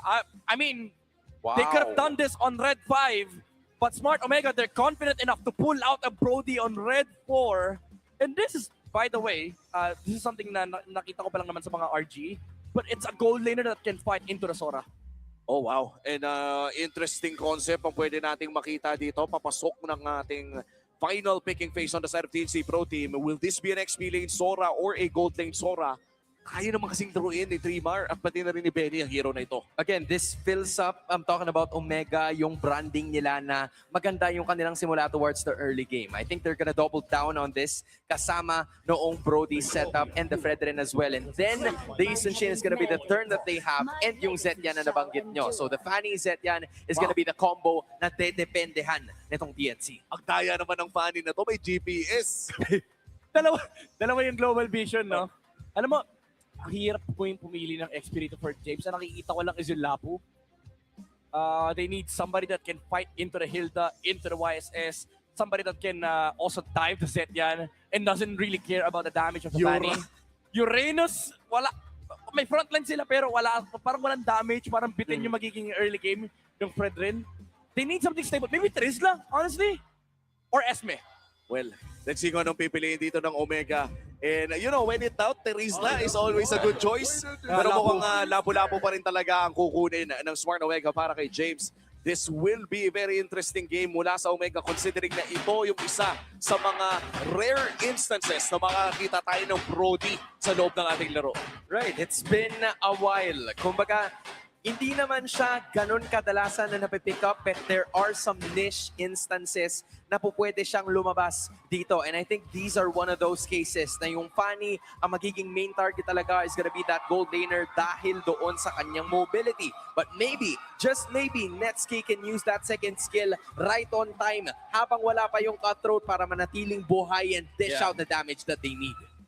Honestly, it's just a balance na hinahanap dito ng Smart Omega. They just need to not be overrun by TNC in the early game. If they're able to do that, pagdating ng mid game, malaking problema itong Fredrin, Eve, and Khalid, yung trio mid ng Smart Omega. Kung maaalala nyo, ganitong-ganito yung itsura ng M5 Grand Finals, front-to-back composition para sa barangay. Wow, para bang bumabalik talaga tayo sa 2023 when we look at the meta right now in Season 17. Welcome to game number 2 of TNC kontra Smart Omega. Nakalamang na ang Omega in game number 1. Ang tanong ay tatapusin na ba nila ang serye na ito to secure their first win? O makakabalik pa ba ang TNC Pro Team? Right now, wala pa naman tayo nakikita na sobrang aggressive moves from both teams. And tol, pangalawang beses na to na meron tayong nakitang throwback kasi nung match 1, we've seen somewhat the Benedetta. It has been appearing every once in a while pero yung ganong klase ng performance is what we've also been expected galing dito kay Netsuke na maaasahan natin towards the early game at kung paano yung magiging rotation niya towards those first 2 turtles. Grabe yung MLB ngayon, no? Welcome to the Dark Age. Bakit? Kumbaga kung ano-ano na lang lumalabas. At hindi lang yan, hindi na nga natin pinansin yung YSS Gold, pre. At well, yung YSS Gold medyo common trend tayo para sa Prexiva. Still good? Oh, okay pa naman. Sakitan lang ng bagya. Pumunta na tayo sa 2026 Midnight Hans na mas nagulat pa tayo sa Brody kaysa sa YSS Gold. Let that sink in, no? Parang kung may coma ka ng 2024 at nagising ka ng 2026 at yan ang narinig mo, magtataka ka talaga kung anong nangyayari. Yung favorite line ni Uomi dati, yung kumbaga pag tinanong mo daw yung tao ng 2022 na maniniwala ka pa na magtatapat sa gold lane si YSS at si Brody. Ang sasabihin sa'yo, hindi. Hindi. Bakit nga ba maniniwala, di ba? Minsan nga sasabihin mo, at some point, nalilipat sa isang team si ganito sa isang team, magugulat ka, di ba? Parang hindi totoo eh. Parang hindi totoo. And right now for TNC Pro Team, tahimik ang kanilang early game. Malapit na lumabas ang pinakaunang pagong natin at mukhang sakitan na naman sa mid lane ng ating Core! Sa may batalikodan, si Chakno at si Ryzen ang kanilang unang gigitilan. And that is gonna be the first blood para sa TNC. At mukhang first started na rin ata. Hahawakan na ito ng TNC Pro Team. Nariyan pa rin si Perks. James going in. Bravest Fighter, kanyang gagamitin si Trimar. Medyo alagwa lang ng konti pero si Chakno, Zaida nandun sa may pagong. Mapapapagsak nila si Trimar pero mapupunta kay Zaida ang pagong. Pulasan ngayon ng TNC. Nakuha na nila ang kanilang nais. Yeah, this is the problem of facing this set yan. Even though you have a Khalid and a Fredrin, yung Pokemen, aray ko! Biglang nawala yung isa sa mga miyembro ngayon ng Smart Omega Perxiva. Hindi inasahan yung damage output. Ang lalati kasi nung Pokemen, nung Hilda at Zetyan, kung baga may protection ka na, may long range poke damage coming from the Zetyan, kapag pinilit mo talaga na pasukin yung lineup dito ng TNC, then that's the time that you get punished by the Fanny of Zaida. Oh, look at this. Gumagante. Itong si Zaida, sinusubukan niya talaga makawala at yun ang kanyang magiging kaso. Still gonna be safe pero unsuccessful yata siya sa pagkuha noong purple objective, or is he? Either way, he gave them a hard time. Oo, tsaka para bang naparotate ng maaga si Netsuki doon. And so far, 2-1 pa rin ang ating kill score. Lamang pa rin naman ang TNC Pro Team. Benny Cutie still going in for his aggressive ulti here. Pero mukhang hindi tatama. Makakatakas naman si Perxiva. Overall, TNC Pro Team talagang anytime that they find an opportunity ay sinusubukan nila. Yeah, nakakuha nga ni Zaida yung purple buff kanina. And this is a big resource that Smart Omega committed. Walang flicker yung Brody. So kailangan nila protektahan itong bottom part ng mapa. Kung makikita nyo, nag-gravitate towards the Brody yung buong barangay. Literal nilalagyan ng mga checkpoint para hindi mapasok si Netsuki. But that just means na, Zaida, kung saan mo trip mag-farm, bahala ka sa buhay mo. All good eh. Kasi from what I can see and observe, nakuha din ni Zaida yung purple buff nung kanyang katunggali. So this is already TNC. Online ito si Zaida, hinihintay ko lang yung kanyang cutthroat and there she is. Pero si Perxiva, kahit mag-heal, walang mawawala sa kanya kundi ang kanyang buhay as another one's been taken down. May mga bagay talaga na hindi makukuha sa dasal. Kailangan may galaw din. And we did see na sinubukan niyang igalaw doon. Perfect timing on that second skill. But sadly, ibang klase na kasi yung damage ni Zaida eh. Wala eh, talagang ginilitan eh. Kahit nagdadasal, ginilitan eh. Walang aawang pinaslang nung Fanny yung Kalin. And this may top lane. 1v1! 1v1 with a great one kasi si James Streamer, makikita mo naman yung flicker papasok. Outplayed as James gets one up kontra sa kanyang XP lane combat. And then, dito naman sa may bandang ilog, safely securing ang TNC. So kahit merong outplay ang Omega, tuloy-tuloy pa rin ang kupunan ng Phoenix Army. Pulasan, backing away. Simpleng kuha ng purple. In-out mula kay Zaida. Hindi makakuha ng purple. Oo, tapos na pa retry pa siya, no? So that secures at least maybe another kill on Perxiva. Killing spree para dito sa Fanny at hindi pa nga sila tapos. Hindi pa talaga sila tapos kasi si Netsuki, iba pa to yung kanyang torn apart memory pero tila wala siya naalala dahil walang lumabas sa kanyang skills at that moment. It's TNC holding on to a 2K gold lead. Hindi lang si Netsuki wala naalala. Ngayon ko lang ulit narinig yung torn apart memory. Napakatagal na simula nung huling nagamit yan. And napakatagal na rin simula nakahinga dito yung Smart Omega. TNC just looking all over the map. You have Zaida coming in thrice sa purple buff. Sinusubukan niya na nakawan ng purple buff itong si Ryzen. Even using the blind retry trick na pwede mo kasing retryhin yung purple buff kahit wala ka sa loob ng bush. Basta kita mo yung heroes ng Smart Omega. Unfortunately, medyo may time na ng konti. Pero even after that, he's still able to freely go around the map and look for kills with this combo mula kay Chakra pa rin kay Benny Cutie. And it's honestly nakakatawa nga kapag iniisip mo na naharangan siya ni Perxiva, tapos parang nagbago bigla yung utak ni Zaida. Sige, ikaw na lang. Hinahabol niya all the way to the L-bush at para lang actually less than 3 seconds ang kinailangan ni Zaida para ma-secure yung kill na yun. It will be TNC probably be able to defend that top lane ng Bagya. Pero so far for TNC, hindi pa naman ganong kalaking gold lead nila. I think Omega could still fight.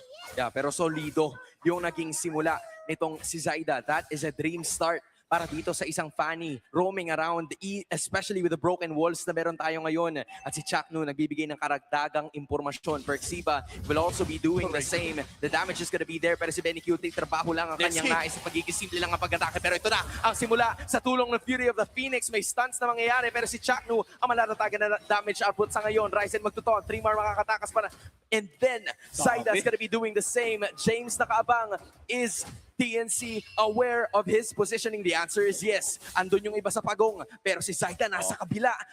Nasa starting line na si Zaida for a potential finish on this turtle. At lilipad na nga, Zaida looking for the potential steal. Papasok sa likod! Lagpas kalahati na yung buhay ng turtle, pero may thoughts! Kahit si Ryzen na makakuha ng pagong, turn lock para sa kupunan ng TNC. Si 3-mar magbaback away. Si Benny Cutie will be there. Chakno still gonna be giving away some sort of information. Pero ito ang kabaliktaran ng nagiging ganap sa ngayon as Chaknu trying to dish out some info on Netsuki. Benny Cutie doing the same, pero si Zaida, tinan mo dun sa may bandang kabila, medyo naging aware na itong si Ryzen. Kaya naman sasama ang kanya mga kakampi para hindi basta-basta maagaw ang orange at posibleng makapatay pa siya dito. At ayun yata ang magiging kabayaran. Hinabol sa langit ng torn apart memory ni Netsuki gets his first kill of the game. At parang ganun lang ay bababa na ng 1,000 ang gold feed ng TNC Pro Team at papasok na ang Omega sa loob ng jungle ng Phoenix Army. Ito na yung Lord Objective Man, yung purple buff. Si Zaida nakuha na ng barangay. A bit greedy mula doon sa Fanny to invade a Fredrin. Fredrin pa rin yan. And because of that, they will lose momentum. Wala ng energy buff. Si Zaida dito, wala na siyang purple. And this is the time for Smart Omega to try and take control of the map. At ito yung gustong-gusto ko yung sinabi mo, Midnight, yung Fredrin pa rin yan. At some point, even if sobrang lamang mo na talaga, if you're up against a Fredrin, yung crowd control pa rin talaga yung kailangan mong isipin. And let's not forget, yung torn apart memory, since ang tagal na natin hindi nakakita ng Brody, sumusunod kasi yan kahit saan ka pumunta. Kahit anong cable mo may naaabutan ka niyan. Oh, James? But it's not gonna be as impactful ngayon. Kasi wala nga yung Round kanyang purple objective. Pero ito, round 2. Actually, 2v1 scenario. Pero si Zaida and Trimar, hindi maliligan itong si James. Okay para sa XP lane ng Omega. Alam mo ito, si James, isa talaga sa pinakamahirap patayin na XP laner to no? Talagang sagad-sagad. Alam niya, pag pwede siyang mapatay ng mga kalaban, he will take safe positions. Pero kapag hindi siya kaya patayin, he will be aggressive on the map. So TNC, even though nakapagpa-force sila ng disengage dito mula kay James, that's still space para kay Netsky. And it's a may Lord fight. Si Prexiva nakakaharap na kanina, hindi siya makaabante pero ngayon pwede niya nang gawin to kasi medyo nakakatakot din naman yung lingering crowd control mula dito sa Smart Omega. And speaking of space, no, mukhang yan ang gustong bilhin ng TNC Pro Team by sending out split pushes on the side of Zaida. Still 3-1-1 sa larong ito habang sinasayaw na ng Omega ang Lord. Ito rin siguro yung mahirap i-replyan, no? If you are Omega, wala ka masyadong pangsagot doon sa Fanny na kayang mag-split push. Ano magiging magandang bagay ngayon para sa TNC is the fact na lalaban sila ng may purple objective na itong si Zaida. That's what they've been missing over the last 2 or 3 minutes. Kaya nagkakaroon ng bahagyang kalamangan yung Omega pagdating doon sa mga team fights. Zaida is gonna be their main axis para maka-atake pero may conceal na gagawin. Si Percy ba nila mahahanap at mukhang aware na itong roamer ng Barangay. Ryzen mukhang haharap na naman. It's gonna be a taunt para dito kay Trimar. Ryzen na atake ulit. And then a stop mula kay Benny Cutie. Retreat from both of the teams. I think this is the best part, no, dahil naka-Brody sila. Kapag Fanny lang yung mag-isa na pupunta, alam mong makakatakas because of the corrosion strike na kayang mag-reposition ng Brody na ito.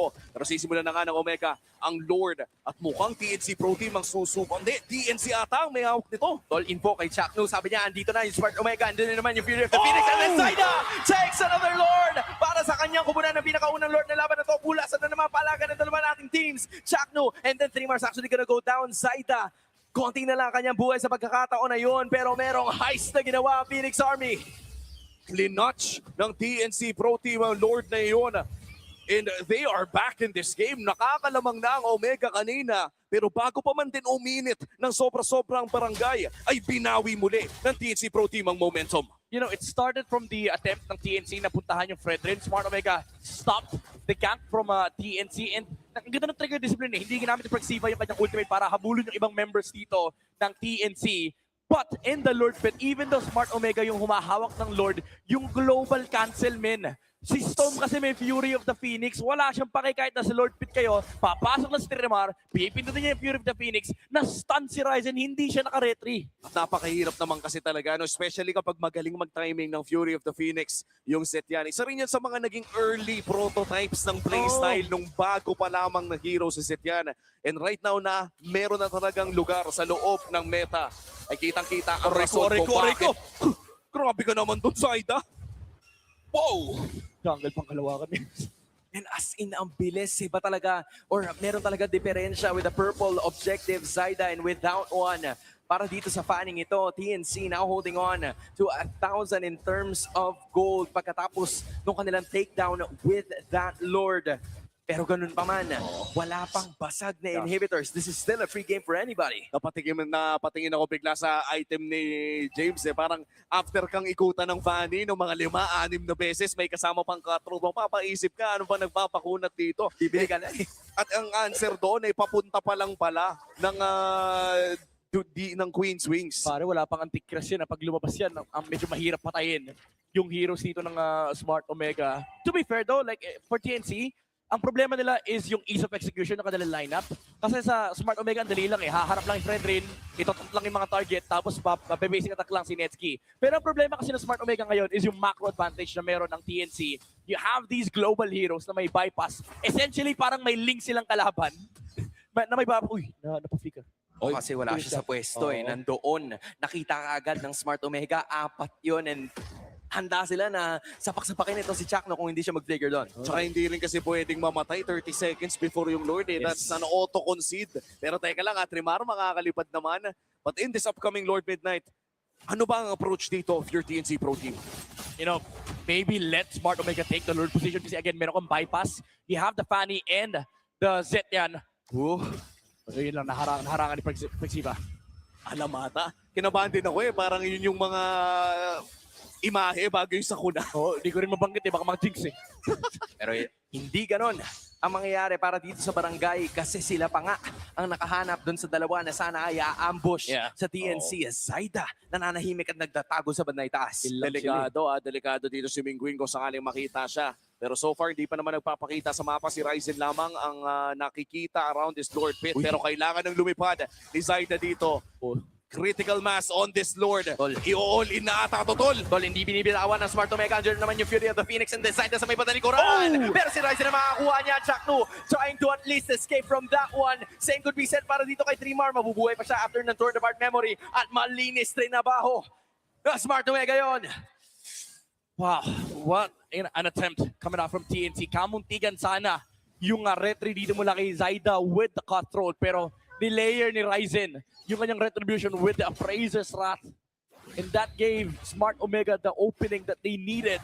And even though meron silang bypass dito, no, yung Fury of the Phoenix, yung cables mula kay Zaida, again, the ease of execution is just easier for Smart Omega. Literal, pipindutin lang nila yung kanilang mga skills at mga basic attack. Hindi kailangan i-target. At gusto ko yung nabanggit mo doon, Nomid. Pero James, papasok muna. Nakahanap ka ba? Mukhang makakatakas naman si Trimar. At dedepensa dito ang TNC Pro Team.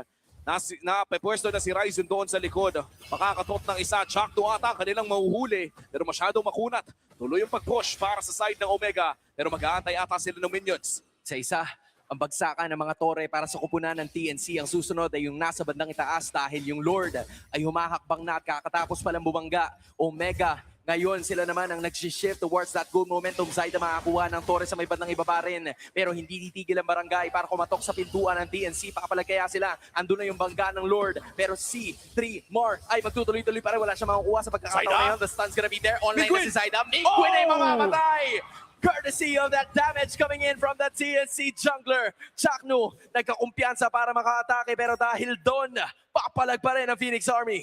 Yun yung mga mapapakamot ulo ko na lang sa Lethal Ignition. 50, 100 HP left at nakita kong may kulay blue na apoy. Ilista mo na. At bukas si James, isusunod pa. Eto na naman yung iba sa mga stun pero ang na-stun ay walang iba kundi si Benny Cutie. Lataga mo na ng tournament memory pero si Trimar tuloy-tuloy pa rin. Isama mo yung Appraiser's Wrath. All of a sudden, TNC triple kill. Zaida, the man that you are. The setup coming in from Trimar as well. Ito yung masasabi natin, would have been a 50-50 play. Pero nung nag-toss coin pare, hindi pa bumabagsak yung coin na setup na ni Trimar para kay Zaida. Nawala kasi yung re-engage from Smart Omega. Namatay yung Eve. Walang reload manipulation. Wala silang kailangang itindihin backside.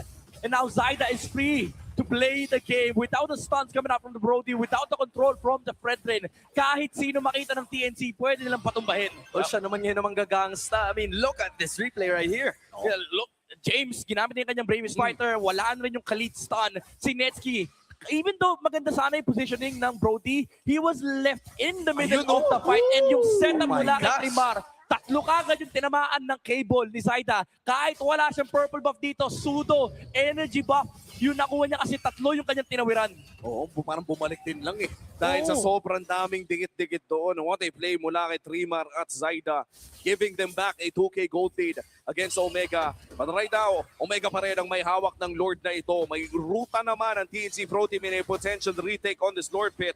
At kita pa rin nila, Fury of the Phoenix, nagamit na. Dolby na burst down na nila kaagad kasi alam nila wala si Zaida pero dumating na yung Fanny. Hinahanap si Mingwin. And then all of a sudden, sineskin na naman ang kanilang punta na paggamit ng Wind of Nature and it's still safe. Bam! It's gonna be at least one going down pero may immortality pa rin. Appraisers natin na doon at bagsak si Zaida. Kuha ni Ryzen yung Lord. And then Omega with another counter attack. Walang nawala, dalawa kanilang kinitil. Benny Cutie trapped between 3 members. Pero sino nga ba ang na-trap? Baka si Benny pa rin ang mananay, pero hindi.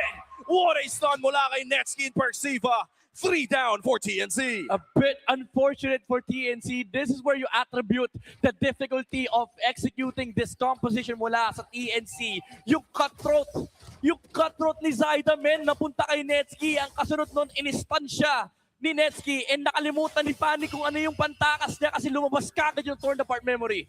And this is really scary if you are TNC Pro Team. Unti-unti na nawawala yung early mid-game tempo na hawak nila. Big Lord push on to this Omega powered squad at makukuha na nga nila ang mid lane. Top lane na isusunod na at narito na rin ang Lord sa loob ng base ng TNC. Kinakailangan ulit ni Trimar ng panibagong angulo na gaya nung ginawa niya kanina pero siya matutot sa pagkakataon na to. Si Jack nandun na naman sa may panalikuran. Lumapag na naman ang stun and then the RWM is gonna be there pero si Mingwin na mawawala. And then Prexiva, Netsky lumalayo na rin pero si Jack nung sabi niya hindi pa tapos ang laban na to. Sige Benny Cutie, habulin mo pero hindi niya muna gagawin yon kasi kahit papano all goods na, depensang malala ang TNC Pro Team. Focus na gawin si Zaida. Sabi niya, penging purple buff. Nakakakuha lang nila ng tempo pero nakasisilip si Ryzen, nakuha pa rin naman. Ang ganda ng setup ng TNC. Fury of the Phoenix into the pushback mula kay Trimar na natulak nila yung ibang members ng Smart Omega sa loob ng base ng TNC. At sobrang sama nun para kay Mingwin kasi naging baliktad yung angulo nung real world manipulation because of those Nimbus clouds. At kung maalala natin yung naging itsura niya doon was right under the base turret as well. So ibig sabihin ay hindi talaga siya makakarami. And for Omega, yes lamang pa rin sila. But they did get 2 inhibitor turrets out of that push. Tatagal pa po ang ating laro as we hit the 20-minute mark. Safe to say, ay hindi na masyado nagmamatter ang ating gold lead ngayon. Right, and it definitely makes this a macro game, specifically para sa TNC kasi may kailangan sila na panibagong lane na alalahanin which comes to Omega's advantage kasi kanina hindi pa ganun kalaking problema yon. They could still go toe-to-toe against this Omega squad pero ngayon, andyan si Benny Cutie, alalay na Chakno and everybody else kasi yan buti na lang para sa TNC. Yung Lord ay magsuspawn sa bandang itaas so there's nothing for them to worry about as long as they can take care of their lanes. Yeah, all focus is on the bot side, honestly. Smart Omega, kailangan nila abangan yung entry ng Fanny kasi they have to establish the slow push. Kasi kapag nakatulak yung waves dito ng Smart Omega sa may bot side, they can just brute force the Lord fight with the Fredrin, the Lapu, and the Khalid. So in all honesty, even though may macro advantage dito yung TNC, they have to execute it perfectly kasi yung brute forcing capability ng Smart Omega ay napakataas. But do take note, for Smart Omega, hindi rin ganun kadali i-take tong Lord na to kasi may Fury of the Phoenix pa na sila kailangan intindihin. Oo, medyo kinabahan ako doon Dumadami na rin ang mga lumalabas sa kable ni Zaida. And you said the macro advantage still exists para dito sa TNC Pro Team. And medyo swerte pa nga atang TNC na yung long lane nila ay may inhibitor turret pa. The last you said midnight, brute forcing their way into this Lord. Omega ngayon ang nagsisimula. Ang tanong ay itutuloy ba nila? The Fury of the Phoenix is available. Holy Crystal pick up as well para dito kay Storm. Kompleto ang mga battle spell natin dito pare. Reset ang ating makikita para sa Omega. Pero nagkaroon ng oras si Perxiva para mahanap itong si Benny Cutie. Nilalayo niyan ngayon. Chakno, Trimar humaharap na naman. Si Netsky mapapalayo at andun! Si Ryzen para kunin yung Lord. And then ito na naman yung panibagong pagpalag mula sa side ng Smart Omega. Nandun sa padalikunan si Netsky. Gumamit ng third part memory. Pero si Chakno tatakbo. Benny Cutie maglalatag na stun at wala na namang mamamatay. Pero sino kukuha ng Lord? Walang iba kundi ang Smart Omega. Medyo mahirap kasi retrehan yun. Full stack Fredrin with the Appraiser's Retry combo. 6,700 damage. Zaida stood no chance when it comes to stealing that Lord. At ito rin yung masama kung napasobra ka o madamay ka sa sampal ng Appraiser's Wrath na yun. That would have been lethal too. At ngayon meron ng Lord dito sa may bandang mid lane. Zaida naghahanap ng milagro pero nariyan na nga rin ang damage na nanggagaling kay Storm. Pero mukhang mahanap na nila si Jackno. Ando na naman yung stun. Si Trimar ay naglatag na naman ng kanyang skills but then all of a sudden napakarami ng mga dishes and amounts, especially with that Mountain Shocker coming in from Benny Cutie. Pero siya mawala sa pagkakataon na yun. Napakaraming low mula sa side ng Smart Omega. Igugo ba nila to? Yan ang ating inakala pero hindi pa rin tapos. They're still holding on for dear life. Hindi kasi pwede mag-commitment. Pag pumasok sila, pwede silang ubusin nung pani sa loob ng base. Alam naman natin kung gaano kadaya yung pani sa loob ng base. Lalo pa may hawak na purple buff si Zaida kanina. Uulan ng mga kable mula sa TNC. Pero mukhang itutuloy pa ata nila ang kanilang push attempt. Benecuting Pakita still nila. 25 seconds bago lumabas. Pwede pa itong ipagpatuloy ng Omega. Pero mukhang purple buff muna ang kanilang paglalabanan. Zaita umaaligid doon sa may bandang gate. Itaatake niya na to. Dire-diretso na to. May iwasan niya ng bahagya pero si Ryzen makakapag-force ng immortality. He got more than what he wanted at that point in time pero mag-go-conceal. Hahanapin. Ito na ang Task Force Omega. Hahanapin ang kriminal pero makakataka si Zaida. Teka lang gumamit din ng Fury of the Phoenix. Medyo big ultimates ang na-force doon. Pero just in time, sa ating Lord ay available naman na ang mga iyon. Grabe, criminal na criminal, smooth criminal yung galawan ni Zaida. Nakuha niya yung purple buff, tinanggal niya yung immortality at sabay takbo. And rekta kagad sa may ibaba and establish yung slow push. Now, Smart Omega has to reset that lane. At least 2 heroes will show up there. TNC, they can look to set up. Pabalik na yung Fury of the Phoenix mula dito kay Storm. Importante ma-set up tong long lane na ito once again for the side of Omega. Hirap silang sagutin itong mga split push pressure na hinahatid ni Zaida. At swerte pa sila no, na nakakuha sila ng early inhibitor turrets for this Lord fight. At least kahit papano ay isang lane lamang kanilang kailangan bantayan. Ang mahirap kasi dito pa Smart Omega, kalaban nila ang daming vision eh. May ulti yung YSS, may ulti yung set yan. Tapos kailangan pa intindihin saan manggagaling yung Fanny. But Ryzen, he's gonna do what he did earlier. Magpapastack siya dito sa lore, papahit siya, papalakihin niya yung kanyang crystallized energy. Trimar, may nagpaplano. Ay ginagawa. May balak ata ang TNC dito. Pero Omega, mukhang ipaburst na nila Lord. Fury of the Phoenix, still available. Conceal play na itawag na rin. Benecutie doon sa likod. Sino makakuha ng Lord? At na naman si Ryzen and he's done it again. Pero si Netsky, ang kanilang buburuan dahil wala na nga siyang immortality. At siya yata ang unang babagsak. Pero nandun yung oras at tamang pagkakataon. Pero babagsak pa rin siya sa kamay ni Tremor. Side na sa may bandang likuran, trying to at least force out the other immortalities as well. Pero kahit may isang nakitil, sa kanila pa rin ang Lord Kill. Oh my goodness. Plays after plays. Look at the graph. We're down to 40 gold lead on the side of Smart Omega. Hindi na nagmamatter yung mga pinagdaanan nila. It comes down to the macro decision.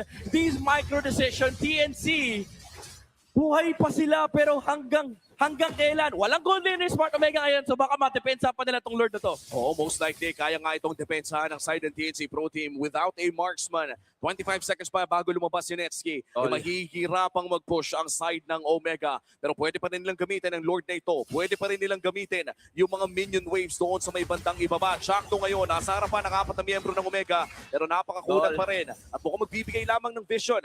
Benecutie, however. Nako. Ito na yung grand lead-up. Mukhang ipapalag niya talaga to. Andun na naman yung dalawang stun ng target niya. Wala iba kundi si Mingwin at andun sa may bandalikuran. Itong si Jackno, si Zaida, susunod na rin. Pero may stun! Nagagamitin! Makakuha pa rin si Benecutie ng kill. And then an abrasive shot coming in from Ryzen para ma-stun si Benecutie pero makakaalis pa siya. And in the middle of it all, Stone defending TNC, getting a kill. They're still fighting to death. Time check, 26 minutes sa Brawl Fest na nakikita natin between TNC and Omega. Ang pinakamaabang laro natin so far was in week 1 na umabot ng 30 minutos at hindi na ako magtataka, Midnight Enhance, na umabot tayo sa ganitong oras din. Well, napag-usapan naman natin kanina, hindi ganun kadali for these two teams to actually both take objectives. That is also true sa base na magkabilang koponan. Imagine mo paano kaya end Brody yung hero mo. Ang hirap tumawar lock niyan. Kailangan manalo na Smart Omega sa team fight. And that is also very true for TNC. Even though may pang tower lock sila, ang kukunat at ang lalaki ng muscle doon sa unahan sa harap ng barangay. And looking at yung mismong numero, it was week 1, day 1, Onyx Philippines kontra Twisted Minds. Umabot ng 30 minutes, 39 seconds ang ating laro na iyon. And right now, we are 27 minutes in. 6 na minuto pa kung gusto nilang, actually, 4 na minuto pa. 4 na minuto. Kung gusto nilang talunin. Wait lang, naultihan ba? Naultihan ba? Naultihan na. Naultihan. Pero may certain distance kasi yung Fanny na kaya niyang i-disjoint lahat. At na-reach yun. Na-reach niya yun. May isang alaala na lumapag. Actually, hindi siya distant eh. Parang movement speed traveled. Medyo ganun yung concept niya. Pero weird kasi minsan sa basic attack hindi na disjoint. Well, sabihin na lang natin na top ni Zaida ang Speed Force. Oo.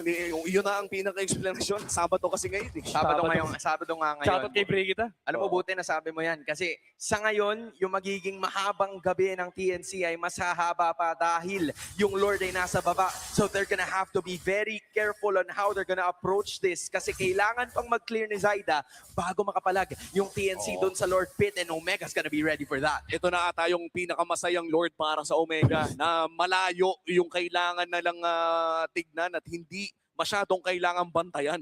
Alam mo, sa totoo lang, masaya yung, Lord for Omega kung hindi din Filipino team yung kalaban nila. Kaso problema kasi Filipino team din. Tingnan mo, lumolord push 101. Naka-slow push na naman yung itaas. Hawak yung river. Hindi ganun kadali for Smart Omega to take this Lord. Rinse and repeat yung ginagawa nila. Yung tactic ni Ryzen kanina na ginagawa niya is magpapastack siya sa Lord, papalakihin niya yung damage sa kanyang ulti, tsaka nila i-go. Kaso ang problema, nauna si Trimar sa pwesto. Hawak na yung Lord. Actually, in fact, TNC yung nauna. Si James ata magiging unang target dito ni Zaida. Sakasaktan lamang pero napakakunat na rin kasi ni Labu-Labu.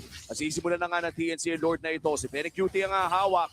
At medyo delikado at ang buhay niya. Perxiva already in front of this marksman on the side of TNC.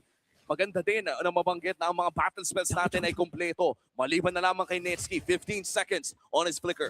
Nakita ni Netsky kung nasan si Chakno, so he has to find a different position, and now it reverts back to Smart Omega being in control of this pit. They have to reset this low lane mula sa TNC, but against Smart Omega, they will likely just brute force. Medyo malayo pa ang Lily pa rin ng Fanny na ito. Pero mukhang ready na rin ang Omega ipagpatuloy ang Lord. This will be a 29-minute Lord. Si Chakno magbibigay ng vision. Penny Cutie going in. Ryzen nasa harapan. Tots, Trimar. Pero mukhang i-reset na naman nila ang Lord na ito. Si Setyan ang ipapadala ng TNC Pro Team para protektahan ang kanilang lane doon sa may bantang itaas. At ito na nga yung sinasabi mo, Midnight, lamang ang Omega sa pagpapatagal ng Lord dance na ito. You know, I was kinda surprised na binitawan ng Smart Omega ito dahil nga nakita nila na nandun na sa may bandang itaas si Zaida. Pero guys, bilang na kayo, 3, 2, 1. Welcome to 30 minutes. Walang usap-usap. Trabaho lang. Pero alam mo, tinilay ng Smart Omega yun, reset nila kasi nakita nila, aside sa nakita nila na nandun si Zaida sa taas, hinihintay nilang mawala yung purple buff. Pero si Chakno, men, hindi siya tumitigil para magpakita ng impormasyon sa iba sa mga members ng TNC, pero mukhang hindi nabibitawan to ni Ryzen. Will Zaida get there on time? The answer is going to be no! Dahil si Ryzen pa rin ang makakuha niyan. Mukhang magpapalaga na lang ang dalawa sa ating mga team sa ngayon dahil RWM may bibitawan na naman ni Mingwin, pero yun nandun si Ryzen para mag-dodge. Chakno's gonna be there. Nasaan yung atake mula kay Zaida? Hina-target niya. Walang iba kundi si Netsky. At siya mawawala sa pagkakataon na yun. Wala na yung main damage dealer ng TNC at yung Omega pa rin ang makakuha ng Lord 30 minutes in. 70 seconds para kay Zaida. And we have passed the longest game mark para sa Season 17 as we hit 31 minutes. Si Chakno na ata ang susunod nila at nahanap nila si Netsky sa likod. Wait lang! Sasapakin! Pwede go time nga sana kaso siya yung sinapa pabalik! It's gonna be Chakno na mawawala sa pagkakataon na to. May immortality pa naman kaya makapag-buy time pa yung iba sa mga members ngayon ng TNC. Pero dalawa na lang yung nakadepensa doon sa kanilang base. 5 pa ang buhay sa barangay. Will they be able to hold it off? Si Zaida 30 seconds pa bago lumabas at humahampas na yung Lord. Dreamer, Benny Cutie, Storm ang gagawin nila kontra sa barangay dahil sila'y kumakatok para sa kanilang unang panalo this Season 7. WM na naman yung nasira ang Torre. And then nandun na naman yung Fury of the Phoenix. Pero si Netsky tumutuloy-tuloy lang. Boom! And this marks the end. Omega, first win of Season 17. A sweep as well kontra TNC Pro Team. Ang simula ng pag-angat ng barangay ay Week 2, Day 2. Ang kanilang unang panalo sa ligang ito. What a showing. The longest game, 31 minutes sa ating game number 2. Patience is the key. Unang magkamali, siyang matatalo, and Smart Omega rinse and repeat. Try and try again. And the story of this game is like the story of the performance mula week 1 hanggang week 2. And now they finally get a win. You know, it feels like kahit na yung maging pagpatuloy ng laban dito ng TNC. There has always been one factor at walang iba yun kundi si Ryzen. There's always that retribution skill taken down upon the Lord. That would have been a game changer for TNC, who by the way, did amazing in this series. Props pa rin para sa kanila. But their winning streak will not happen tonight. They're gonna have to think of some way to get it themselves. Oo, at makikita natin sa ating highlights kung paano nga ba naging Action Jackson ang laban na ito. TNC Pro Team, they had a great start. Pero for Smart Omega, steady lang ang kanilang galawan dito. Umabot pa nga ng 31 minutes sa sobrang steady. Sabi ko nga sa'yo, kahit ano mangyari, Fred pa rin yan. 7,000 damage on the Lord. How can you out-retry such a jungler? Wala talaga pag-asa for TNC to steal the Lord. They did have hopes when it came to the team fight, but it wasn't enough against the spiel and front-to-back composition from Smart Omega. Oo, nakakatakot din kasi talaga pag umabot na ng late game. The crowd control, the damage and everything else. Malalaman na rin natin kung ano nga ba yung opinion ng ating mga victors. Pupunta na tayo sa stage sa ating winning interview. Hindi makapigil na hininga. Longest match of the season, beating the previous mark na 30 minutes, 39 seconds. Ngayon, Barangay Omega claims their very first win! And I want to ask Netsky, unang panalo nyo, gaano kahalaga yon para sa natitira nyo pang games? Para sa amin, sobrang halaga ng game na to kasi next week wala nang MPL wala ka nang chance bumawi para sa next week. Nakayari kami sa mga boss namin pag 0-3 agad kami sa season na to. Saka maganda yung Holy Week namin. Saka lang, may talo, may panalo. Okay lang ganun. Huwag lang lose streak. Pangit ng Holy Week nun. Baka maging Holy At basag na nga yung lose streak. Ang ganda nung pagbasag nila. 2-0, Odin. Parang good vibes lagi si Netsky, no? Kahit ano makita nating match, lagi nakasmile. Pero mukhang pinawisan ang team na to dahil napakahaba ng game na yon. Mingwin! Kapitana, Mingwin! Wow! Ang dami wagag fans, ha? Magay ka naman sa fans mo. Mingwin, unique itong iyong posisyon sa team dahil bago ka dito, rookie ka ng MPL, pero kapitan ka agad. Siyempre, captain ka rin naman noon sa MPL team nyo. Pero ano yung pakiramdam mo ngayon na ganitong posisyon ang hinahawakan mo sa barangay? Medyo mahirap nung una. Kasi siyempre, mas may experience sa akin yung mga kakampi ko eh. Kahit naging captain ako nung sa MDL, mga previous team ko, dito kasi iba yung nagagawa ng experience. So, yung pagiging captain ko talaga, dinala ko muna sa outside. Alam mo yun, kasi inside, sure ako mas marami sila matutulong sa akin. And sa outside, dun ko sila tinutulungan kung paano yung tamang composure namin, kung paano namin na-approach yung kada talo, and kung paano kami babawi. And syempre, with the help of my coaches na rin, sa pag-alala nila sa akin dito sa MPL, medyo habang tumatagal naman, okay naman yung process sa pagpasok ko dito sa MPL. You know what? We love to hear that side from you, Mingwin. Kasi pag kapitan, akala natin talagang ikaw lang yung nagli-lead sa lahat. Pero binabalanse mo yung experience at yung kaya mong ibigay sa team. Alam mo, Mingwin, ano ba yung masasabi mo sa mga sinabi sa'yo ng teammates mo? Kasi kahapon, hininga natin sila ng statement kung paano ka as a teammate. Ano bang mensahe mo sa kanila? Kasi parang ang gaganda ng mga sinabi nila sa'yo eh. Sobrang grateful ko sa mga kampi ko. Kahit yun, first time namin naging magkakampi talaga. And alam nila na mas may experience sila sa akin dito sa MPL. Yun, nire-respeto pa rin nila yung pagiging leader ko. And yun lang, masaya ako kasi mga nakikita ko lang dati sila sa pro scene ngayon. Kampi ko na sila at the same time, nire-respeto nila ako. Wow, I'm sure sobrang proud nyo sa isa't isa as teammates. Pero ngayon, maraming salamat, Mingwin. Merong isa dito, Thea, na hindi maretrihan. Grabe, talagang on this side, nakapigil hininga, hawak sa upuan, pero hindi ka makuhanan ng Lord, guys. And we wanna ask, sabi mo kanina sa interview, bagong Omega yung makikita nila ngayon. Ano yung mga adjustments na ginawa nyo para makuha yung 2-0 sweep ngayon? Tingin ko yung para makuha namin yung 2-0 Kasi yung mga nakarang laban namin parang di namin nilalaro yung laro namin. Parang nag-overthink kami na sa mga galaw ng kalaban. Ngayon kasi inisip namin yung galaw namin. Kaya ayun, naging maganda naman.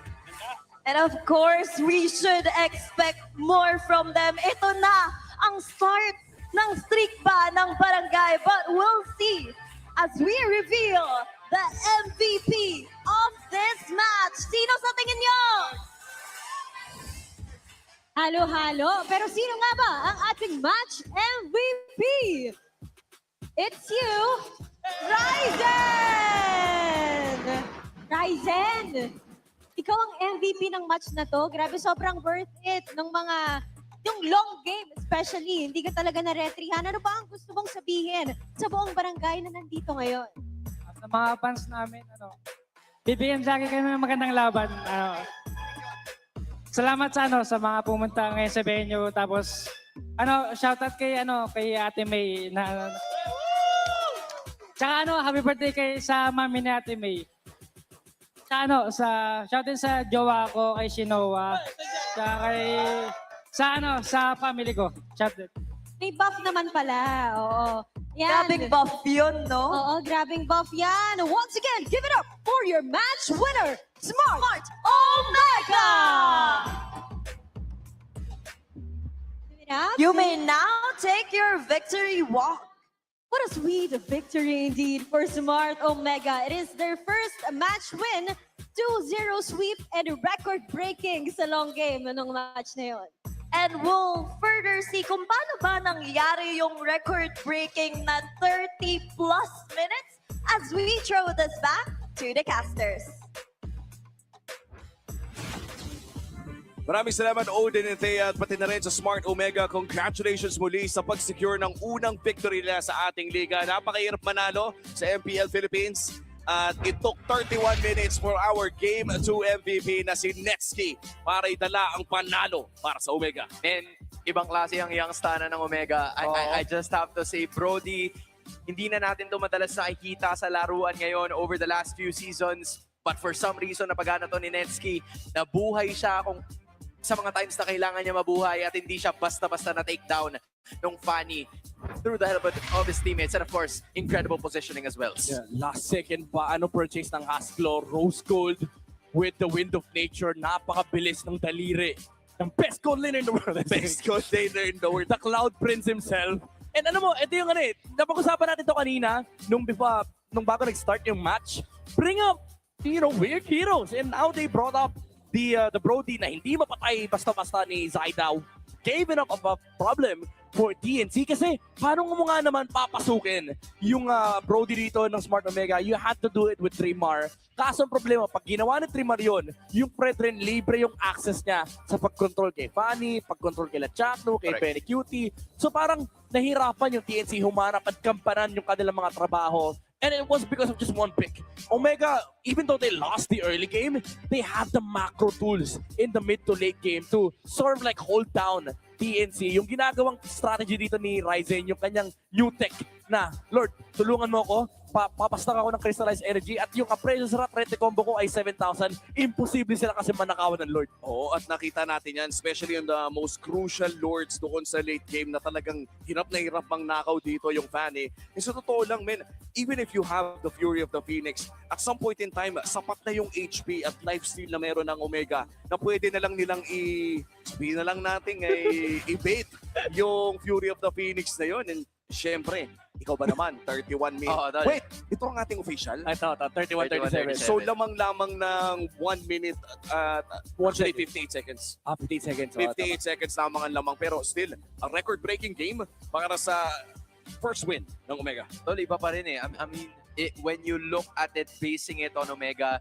sobrang laking bagay or there was a significant change in the game as soon as napagbabagsak sila ng dalawang inhibitors. I think that is where TNC really had to change their strategy at nung hindi na umayon sa kanila yung slow lane, yung dead lane, it was very difficult for them to bounce back. Kasi nung mga oras na pumapalag si Chakno and si Trimar trying to go against 4 of the others. Si Stome at saka itong si Benny Cutie sinusubukan depensahan yung Lord, and that's not the way for you to go in terms of these team fights that you want. Yeah, they did their best, but honestly, again, it was just so many troubles that Smart Omega was putting onto the table.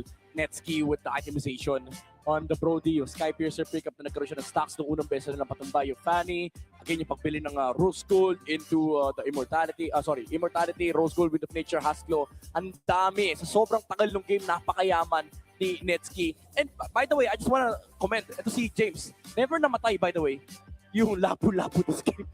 And ilang beses din sinubukan patayin ang lapo-lapo na ito. And we talked about this earlier. James is one of those XP laners na medyo mahirap talagang patayin. And so far for Omega, this puts them at least at 1 point before the Holy Week break na isa rin sa talagang naging main points na sa lahat ng interview ay sinasabi nila Ryzen na ayaw nilang pumasok sa break na yon nang walang panalo. And you know, this is great, especially for the league, kasi wala ng team na wala pang panalo. Right? I believe that is the case from us now. So week 2 pa lang, this makes it a lot more competitive already. Well, balikan muna natin kung ano nga ba yung mga moments sa loob ng ating laro. Sure ball, exciting yung mga maririnig natin. Punta na sa Infinix Mic Check. Pre, lumay natin, pre. Di merit ka. Patay. Ay, Gines, gusto magkatawin ko sa Lord. Pag low na, di ko talaga mabuhasan, pre, pag low na. Tapos, punta ako sa'yo. Oh, pwede. Basta hindi nila ako may Lord din, ha? Okay, gusto mo hayaan mo si Nets din. Hindi naman natin siya mamamatay, eh. Huwag nyo nga muna clear yung top, pre. Analyze tayo, pre. Nastang ko, Emar. Emar. Go, Jets! Pani. Nakayo mo. Hero. Lord din? Tuloy nila, pre. Huwag ka makita, Nets. Kasama? Hayaan nyo sila mainit, pre. Hero tayo pag tuloy nila. 27k, kaya. Pwede siya naman, pre. Kaya nyo ba tabangan, pre, sa mid? Ano sa harap? Protect. Isang ko Sara. Wala pa kami kap. Iya to, pre. Pani. Pani. Pani ka ba dyan?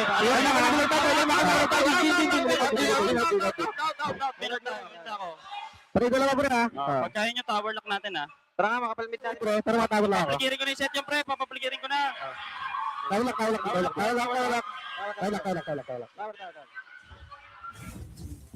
At yan ang unang panalo ng Smart Omega.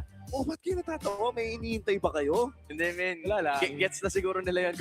If you know, you Kasi know. ang tahimik nung last few seconds bago ibalik sa atin. Okay. And then the rest was Ang masasabi ko lang ay grabe yung performance ni Netski in-game and communication-wise. Tsaka ang ganda ng mga mic checks because we get to see a perspective from the players na hindi natin madalas nakikita. So, props to you whoever's doing that. Oo, ibang klaseng shot calls din. Nakikita ko nga parang nag-in-game coaching na rin si Ryzen doon sa laban na yon. That was a spectacular series to watch. Hindi pa po tapos ang aksyon ng MPL Philippines. Umuwi pa rin kasama dito si Hans at si Midnight. Ibabatan namin kayo kay Odin. Maraming salamat, Caster, sa paghatid sa atin ng makapigil hiningang match sa pagitan ng TNT Pro Team and Smart Omega. Talaga naman nagkaisa ang buong barangay para masugpo ang kaharapin nilang Signal number 2, getting the first match win of the season. And with everything that is happening here in the Philippines, this is your very own Odin reporting on the side to give you an update on what's happening in MPL Indonesia. Kahapon nga ay nasimulan na ang MPL ID Season 17 at sa unang araw din na iyon ay nagkaroon agad ng panalo sina Coach Wynot, Andorio at Okira para sa Navi laban sa RRQ with a 2-0 sweep.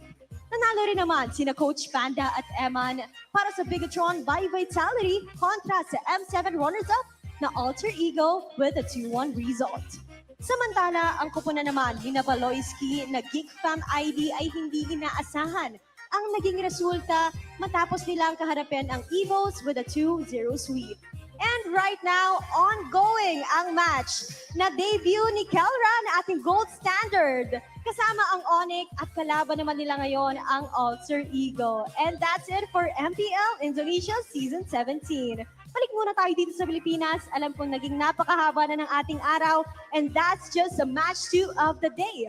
Meron pa tayong isang match na hinihintay ngayong araw and that's Twisted Minds versus Aurora Gaming. Kaya super fans, huwag kayong aalis dahil magbabalik ang MPL Philippines Season 17.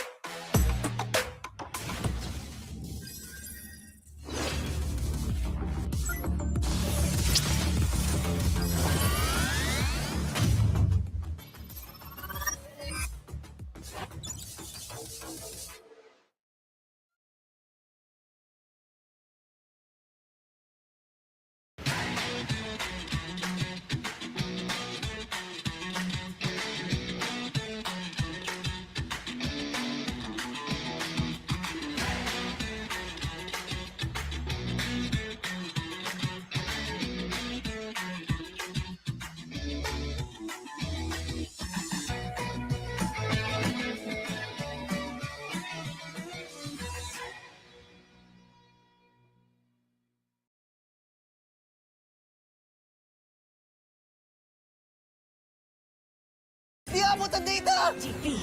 GG bro! Don't worry! Be only with Smart Power All 99.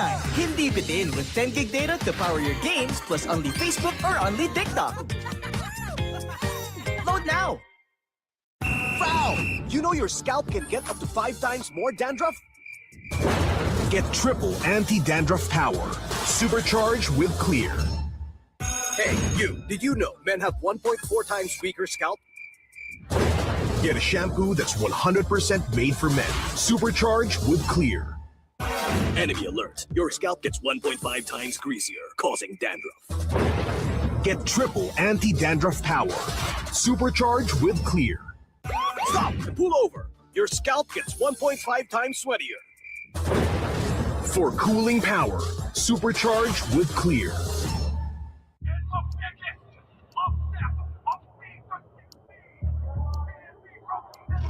Paano ko kaya sila masusuportahan ngayon ng mas maayos? Kailangan ko magpalit ng strategies?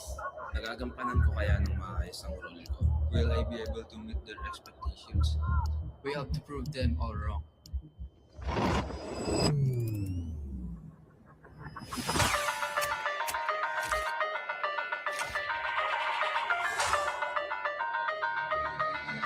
It's time to win.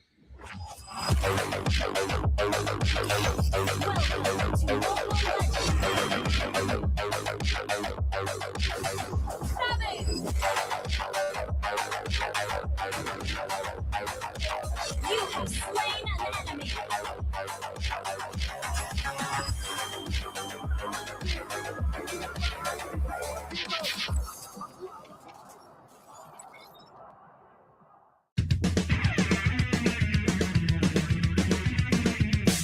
Usapang meta for today's class. Excited na ako! Meta? May itatagos kaya? Good morning, teacher! Hello class, so matanong ko lang, sa Scream, sino yung madalas nagsastruggle? Ako po, ma'am. Nahihirapan po kasi ako sa shot call kasi isa lang po yung gusto ko tumatawag sa akin. Teka class, tama. Importante ang comms, mapa in-game or relationship, di ba? Relate ka, ma'am? Secret. Anyway, next question tayo guys. Tingnan nyo itong draft. Sino dito yung nag-overcommit sa top lane? Uy, naku! Parang support na tayo, ma'am. Ay nako, bagsak ka sa counterplay. Huwag ka kasi clash ng clash kapag hindi ka pa crush. As de para iwas crush! Plus 5 points ka sa hugot, ma'am. Okay. That's all, class. See you tomorrow.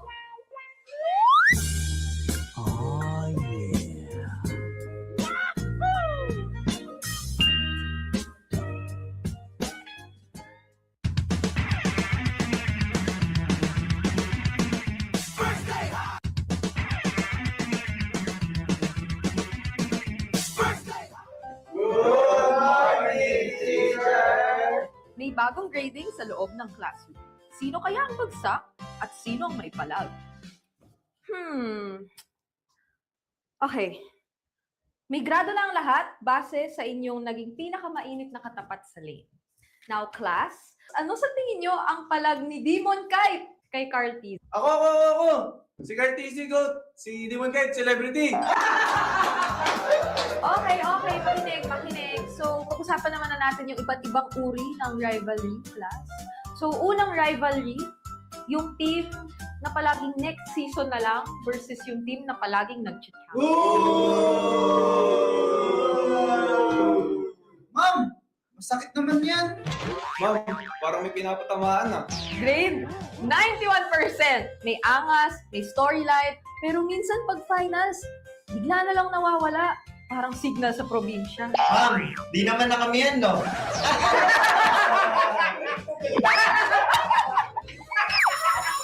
that's all, class.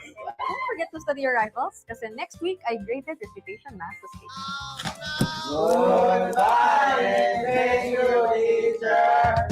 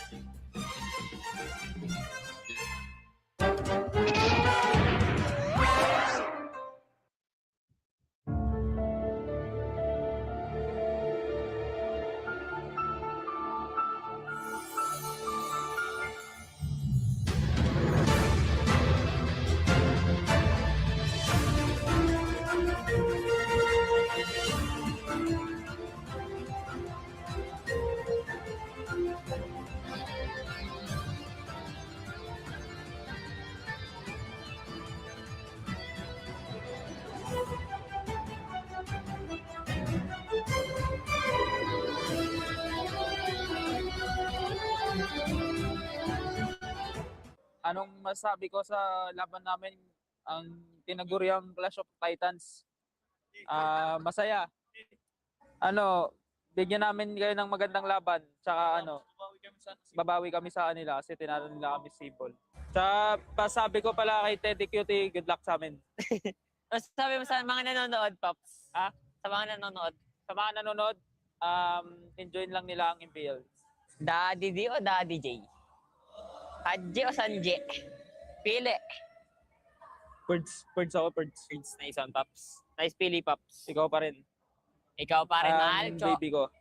Uy, sama ako dyan! Nilalaro nyo. Ay, hindi mo pala yun. Hello guys, debut game ko sa TLPH. First match kalaban namin Falcons. Sobrang saya lang guys kasi nandito na ako sa big stage ng MPL. Kaya solid. Masasabi ko sa sa fans ng Team Liquid, patuloy niyo suportahan yung Team Liquid, patuloy niyo ako suportahan guys. Maraming salamat. Thank you so much. Yung preparation ko sa gold lane guys, nag-prepare ako para sa laning na kasi malakas din ka-laning si Super Marco tsaka veteran na rin kaya pinag-practicean ko talaga yung laning ko. Feel ko po na makakalaro po sa MPL stage kasi sobrang saya po kasi big stage. Pinakamalaking stage sa MLBB kaya sobrang saya at sobrang exciting. What up? What up, mic check? Yun guys, shoutout nga pala sa mga pumunta dyan guys. May fan pala ako na galing sa Mindanao. Yun, shoutout sa'yo and sana mag-enjoy ka sa una mong punta rito. Ingat ka sa pag-uwi mo. Sino ka man. Yun guys, yun, shoutout nga pala sa Omega. Galingan natin pareho, bigyan sila ng magandang laban. Jack, 6-7. Wait lang may ka 1v1 ako guys, si Bunak. Yung duro ko, binabadibag ko sa 1v1 eh. Uy, nangangalay ka katabos Nangangalay ka? Bata ka ba boy nak? Bata ka pa nak? Legit nak? Okay. 1v1 guys, 2-1 standing namin ngayon. O, di ba? Yun guys, Hindi ko pala kami, ito yung pruweba. Yun guys, kita nyo naman kanina, pinakita ko. Wala talagang palag si Bunak sa 1v1. Sa Copra lang siya magaling. Hindi nakakaya sa Leo. Sana naman manalo na kami. Kasi pangit naman magiging Holy Week kung Maganda naman ang preparation natin, di ba? Hindi, kasi di ko pa nakita kung paano manalo kami. Puro kasi tali nakikita mo kape. Hintayin mo, mananalo rin tayo. Kung talagang para sa akin kasi para sa atin. Wala naman yun eh, pare-paresan tayo ng mga kinakain, pre. Di ba kinakain ng mga yan? Nag-gym ba sila? Nag-gym naman si Ports.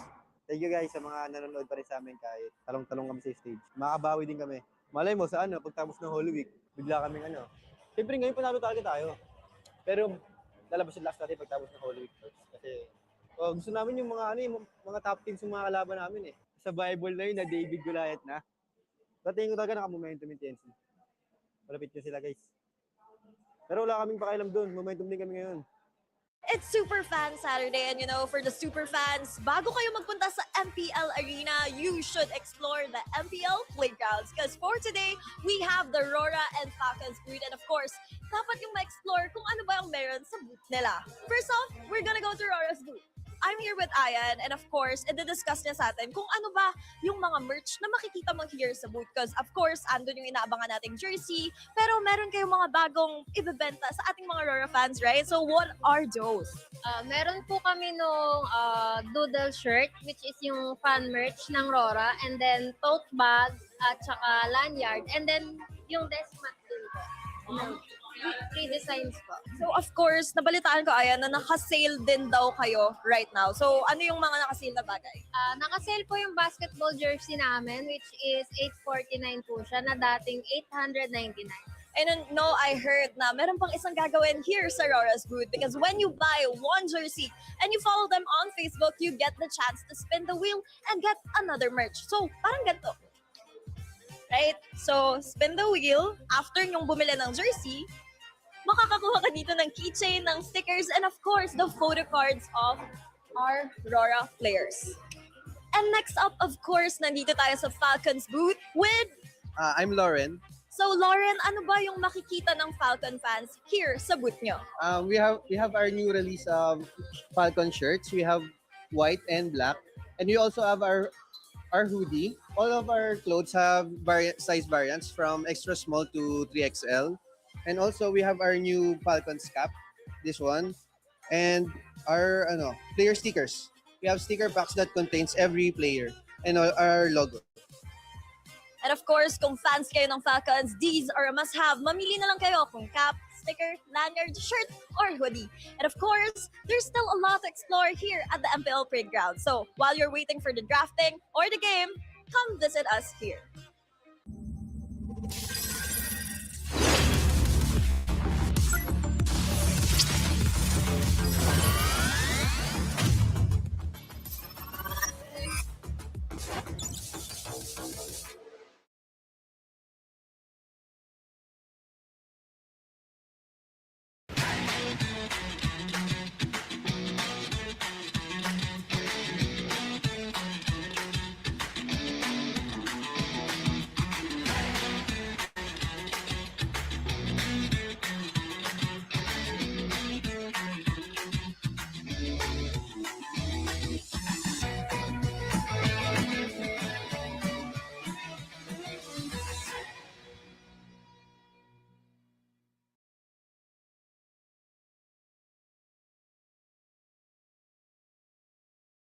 Di abot ang data!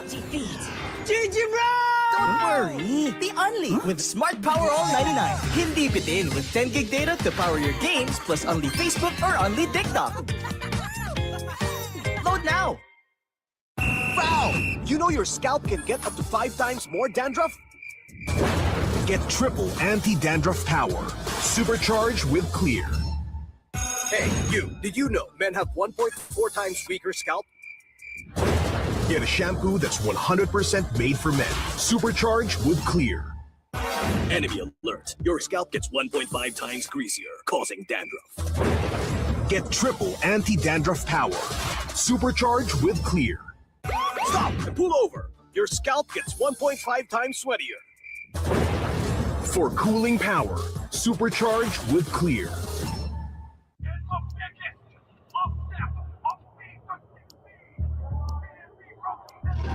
Paano ko kaya sila masusuportahan ngayon ng mas maayos? Kailangan ko magpalit ng strategies. Nagagampanan ko kaya ng maayos ang role ko? Will I be able to meet their expectations? We have to prove them all wrong.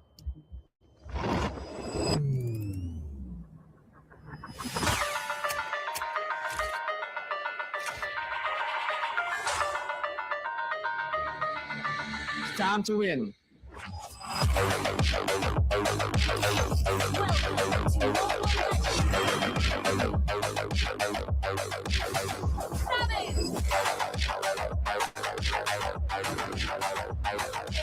You have slain an enemy.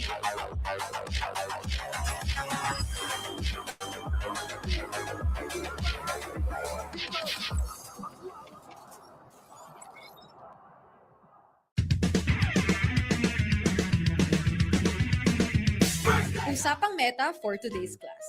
Excited na ako! Meta? May itatagos kaya? Good morning, teacher!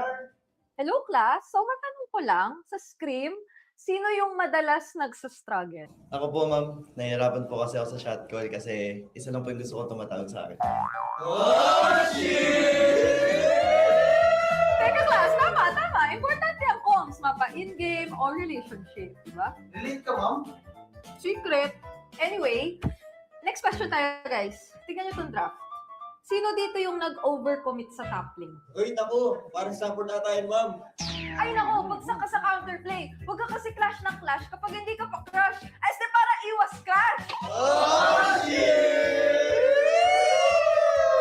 Plus 5 points ka sa hugot, ma'am. Okay. That's all, class. See you tomorrow!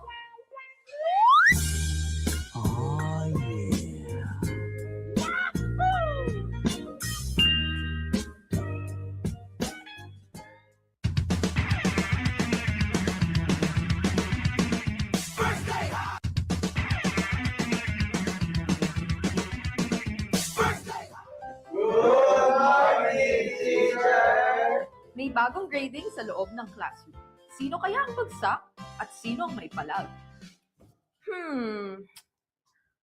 Okay.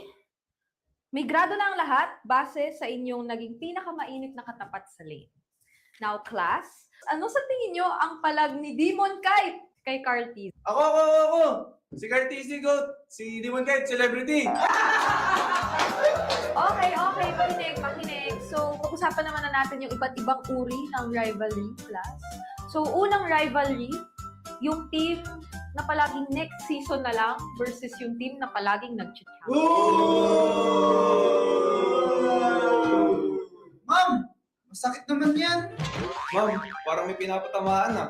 Grade 91%. May angas, may storyline, pero minsan pag finals, bigla na lang nawawala. Parang signal sa probinsya. Ma'am, di naman na kami yan, no? Okay,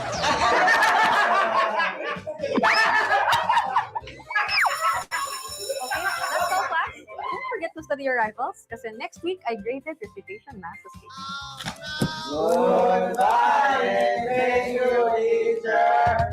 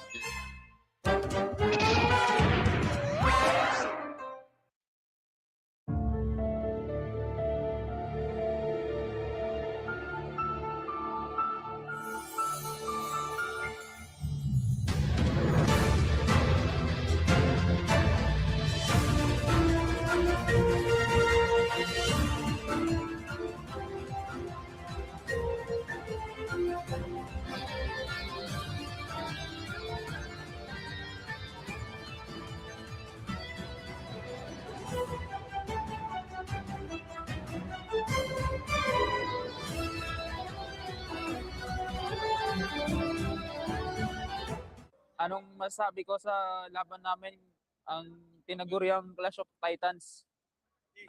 Masaya. Bigyan namin kayo ng magandang laban, tsaka babawi kami sa kanila kasi tinalo nila kami simple. Tsaka pasabi ko pala kay Teddy Cutie, good luck sa amin. Masabi mo sa mga nanonood, Pops? Ha? Sa mga nanonood? Sa mga nanonood, enjoy lang nila ang MPL. Daddy D o Daddy J? Hadje o Sanje? Pili. Birds ako, birds. Birds, nice on Pops. Nice pili, Pops. Ikaw pa rin. Ikaw pa rin, mahal, Cho. Baby ko. Uy, sama ako dyan! Nilalaro nyo. Ay, hindi mo pala yun. Hello guys, debut game ko sa TLPH. First match kalaban namin Falcons. Sobrang saya lang guys kasi nandito na ako sa big stage ng MPL.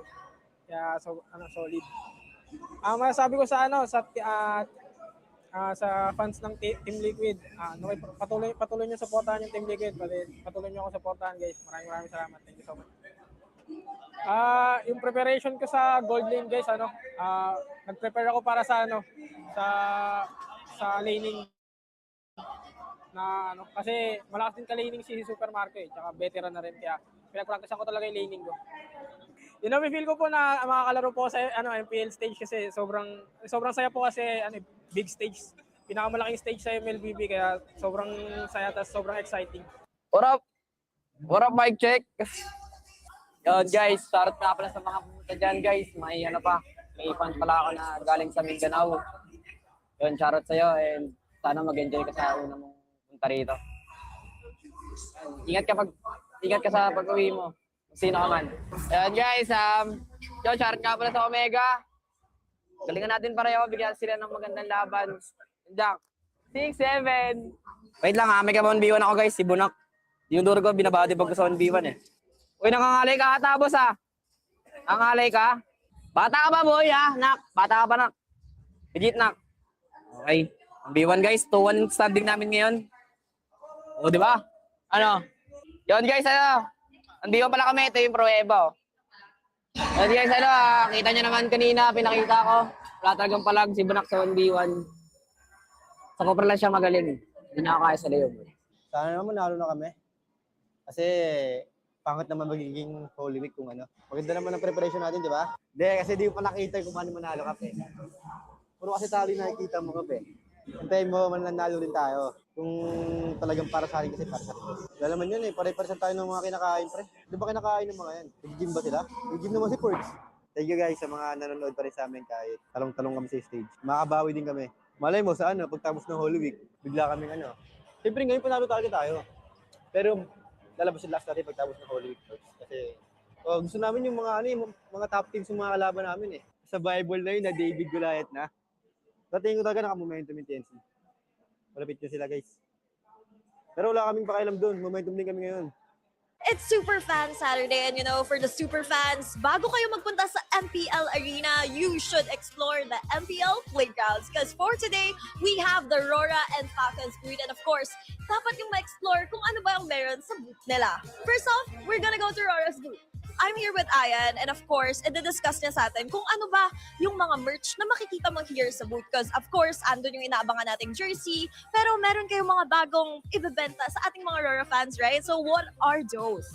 Meron po kami nung doodle shirt, which is yung fan merch ng Rora, and then tote bag, at saka lanyard, and then yung desk mat din po. Free designs po. So of course, nabalitaan ko Ayan na naka-sale din daw kayo right now. So ano yung mga naka-sale na bagay? Naka-sale po yung basketball jersey namin, which is $849 po siya, na dating $899.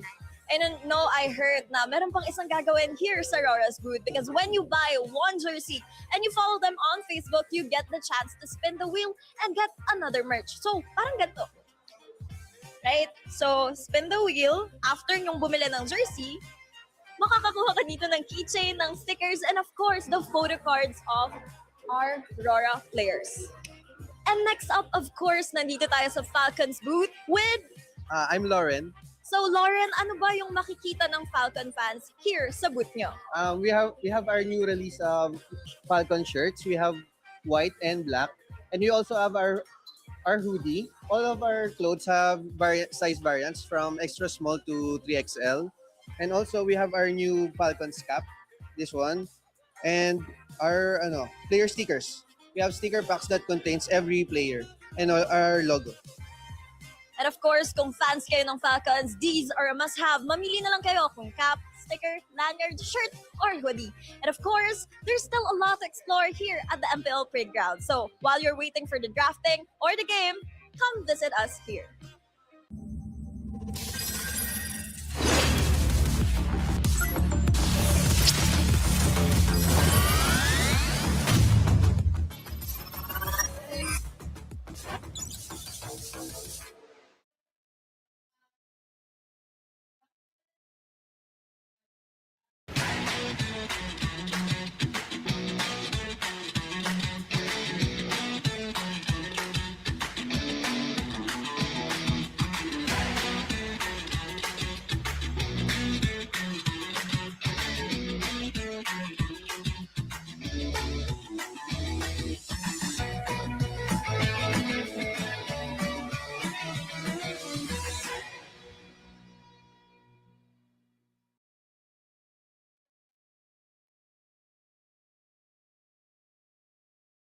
Di abutan dito!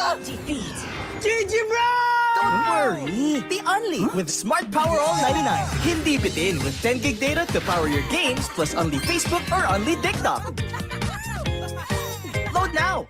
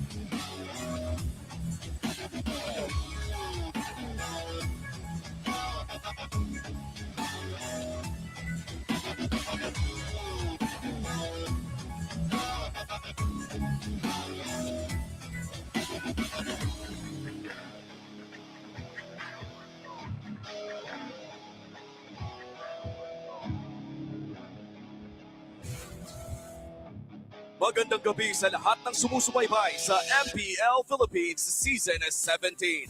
Live ngayon sa puso ng Quezon City sa Victoria Sports Tower. Magtatapat ang Twisted Minds kontra Aurora Gaming. Tapatan ni MP the King kontra kay Demon Kite. Pupunta na naman tayo sa Dark Continent. Ano naman ba ang ating makikita sa ating mga manlalaro ngayong gabi? Kami ang inyong makakasama para sa gabing ito. Uwi pa rin kasama si Hans Midnight. At para naman sa ating English panel, Naisu, kamusta tayo dyan?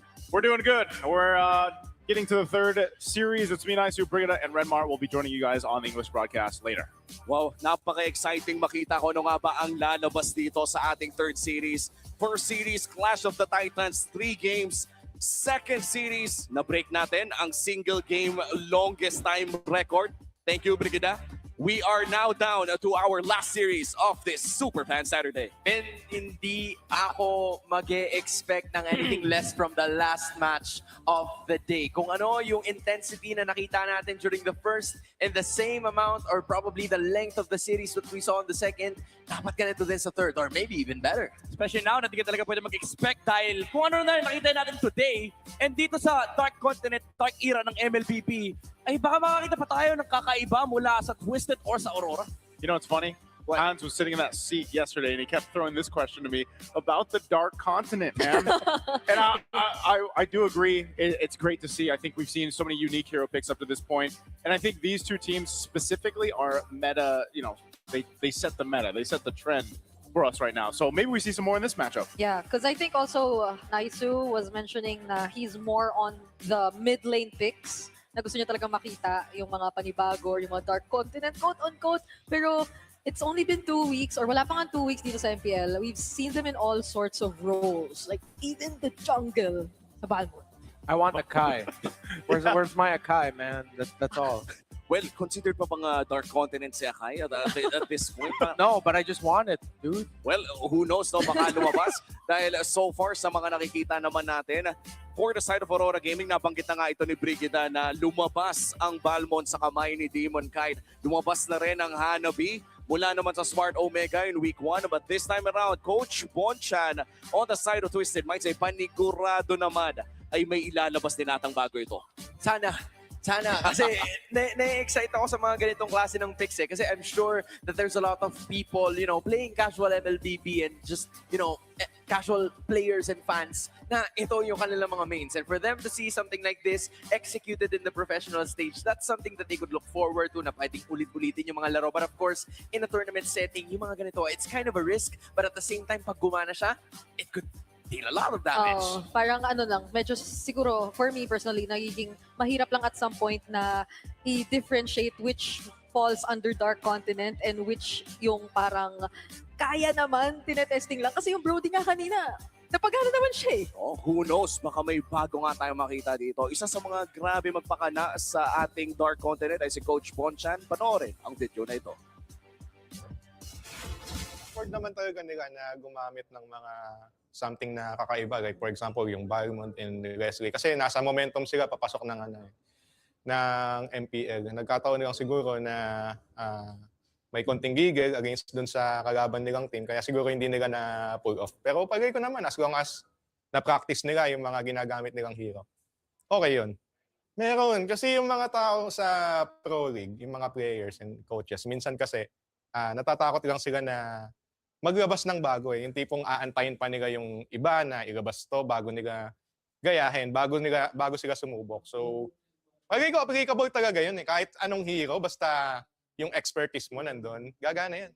Ako naman, meron pa kaming mga nakahanda. Siyempre, kailangan meron talaga kaming iba't ibang plano. Hindi pwedeng mag-stick na yung kami sa kung ano yung ginagamit sa meta. Kasi madaling mabasa pagka ganun, di ba? Wow, expert insight mula kay Coach Bonchan. Ang tanong ko na lang ay, when will the Altus come back? Sana wag na. But I mean, kung sabi nga ni Coach Bonjan, if there's a team that practices it and there's idea behind it, and I forgot my rule for the season. Yeah, Anything is possible. Anything is possible. Well, no matter what you want, anything is possible for the pick. And I think Midnight and I see eye to eye with this. Oh, and speaking of Midnight, may hot take ata si Kuya Midnight dito. Ang kanyang hot take ay there is no dark continent. Midnight, you have to defend yourself with this. Ikaw na to.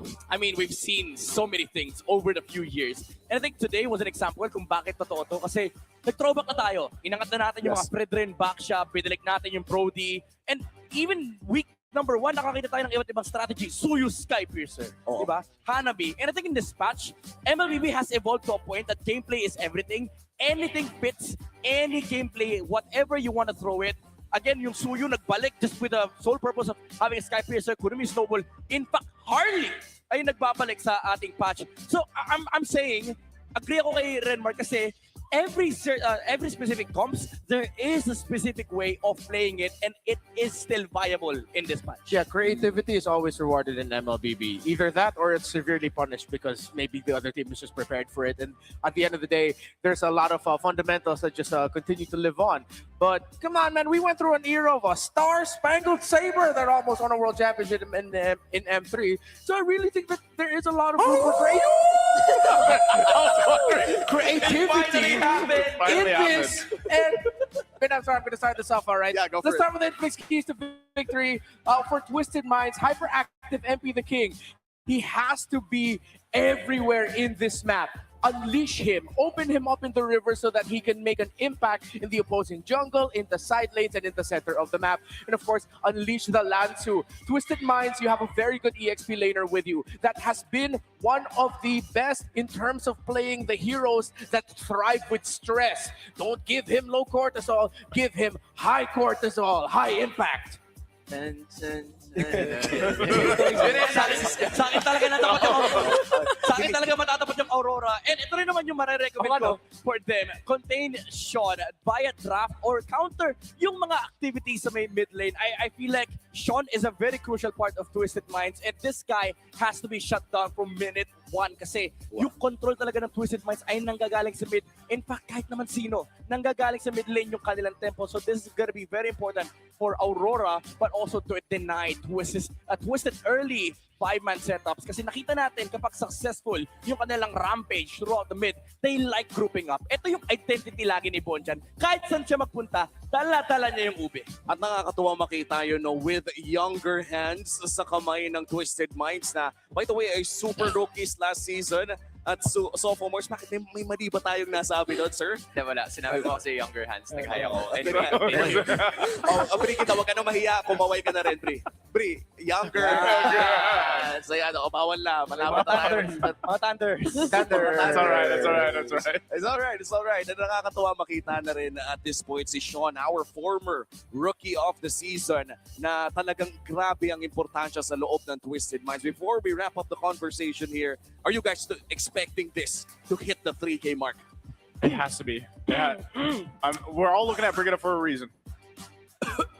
Am I supposed to answer this? Or It's either 3 games or we get 2 games again, and one of them is like 30 minutes. Yeah, let's beat our longest game record in one day. In one day. Or in less than 1 day. All right, let's go. Truer words have never been spoken. Huh? Truer words have never been spoken. Yeah. Good to hear you from over here. Sabi ko ha. Grabe yung connection nyo, Hans, sa Brigida. And pretty sure, no, kapag nakita na rin natin kung ano nga bang ilalabas ang ating mga coaches. Drafting will be starting at around 6 minutes pa naman. In terms of the Dark Continent setups, after what happened last week, I don't think the Balmond will be coming back unless may Alice na sobrang taba. Maybe, pero ako I'm looking forward to sa mga return ng mga past junglers like Alpha maybe sa kamay ni Demon Kite. Alpha with a Skypiercer. That's true. We never know. Nakikita ko sa RGN. X siya with a Skypiercer. In fact, kahit sinong hero na may Skypiercer, wag lang Ling. Alam mo kaya nga nag-build up yung fact na sinabi ni Midnight kanina or yung hot take na sinabi niya kanina na parang wala naman talagang Dark Continent. Parang depende na lang kung mas madalas mo siyang makita dito o hindi. Yes. That's how we classify a Dark Continent pick. Or maybe it's even something that we don't usually see. Pero kung nakikita nyo sa likuran, they're all ready for this. For us, it depends on whether or not it's going to be a Dark Continent pick or not, but either way, they're going to use one of those or maybe not to win this series. Yeah, if there's three heroes between Twisted Minds and Aurora that I'm going to be seeing as the most contested, it's Valentina, Ikalea, and Grok. Oh, yeah. And I think because of the influence of Valentina, with the presence of Kalea for Kaloy, Grok for Light, Valentina is going to be the hottest commodity here, but then they're going to have to think about what else they're trading for. There's the signature play of Aurora through the Kimi, the backshot of Demon Kite, the Kimi on the hands of Yue. There's a lot of things you have to consider if you're Twisted Minds, but then Aurora also has to think, what if the Twisted has something up in their sleeve ready to surprise? Well, our final game or final series of the night ay malapit na magsimula. Maraming salamat sa ating English panel. Welcome na natin ang ating players. It's Twisted Minds kontra Aurora Gaming. To ensure the integrity of the game, welcome our marshals, Chico, Luis, Joshua G, and Dojin. Fresh off their first victory and ready to shock the system once more, prepare to lose your minds for Twisted Minds!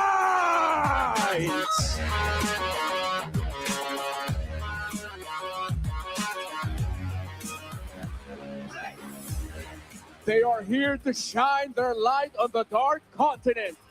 Make way for the reigning champions of the world, Aurora!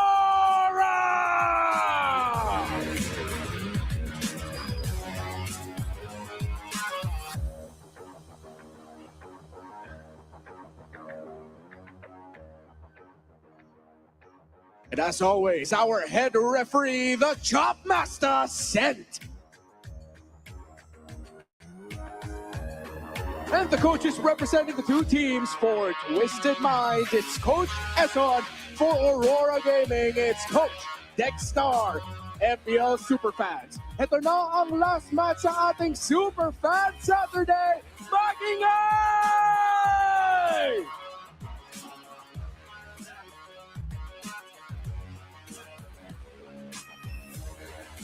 Matapos ang mga pasabog sa unang dalawang serye ng araw na ito, ito na ang huling matutunghayan ni Superfan Saturday. Una na natin ang Twisted Minds. For Twisted Minds, nakita natin ang kanilang growth mula sa Super Rookie season. Pero para bang inahanap pa rin nila kung ano nga ba yung magsesedya ng kanilang onward path patungo sa playoffs. Well, at least they got their first win. That's the most important thing. At kinakailangan nila na build yung kanilang kumpiyansa kontra sa kupunang ito. Oh, and hindi lang talaga kumpiyansa ang kanilang kailangan dito. Aurora Gaming, the current M7 World Champions with all of the confidence na meron sila entering this building, hoping to secure a win before the Holy Week break. Yeah, I mean, at this point, momentum is everything, but Aurora Gaming, medyo chill sila. Nabanggit ni Coach Master the Basis at what point sa isang interview na kailangan mo talaga mag-experiment. Kailangan mo ibigay or ilabas yung mga pwede mong itry sa mga magagaling na teams kasi parang hindi enough yung scripts. Kailangan talaga matesting kung gaano pa yung mga meta na pinapatakbo nila. I would say with Aurora's entry into the league, welcome to the dark era of MLBB. Oo, biruin mo no, Aurora, Lights and everything, pero sila ang unang magbabato ng mga dark content jokes sa loob ng ating liga, and this is very interesting considering that they are the world champions. The world is watching Aurora Gaming on how they play at sila yung may tapang na maglabas sa mga kakaibang heroes. Which means that Aurora is not scared to evolve. That's what I've been seeing from this team. Kasi nakuha na nila yung posibleng pinakamataas na championship or tournament that they could possibly get, and yet they're still here competing, trying to get more hardware in their cabinets. Well, before we start our final series of the night, syempre i-ensure muna natin ang ating tournament integrity. Pupunta na tayo sa Smart 5G Ping Test. Message lang namin ni Coach Eson sa Aurora. Sana galingan nila kasi alam namin gagalingan namin.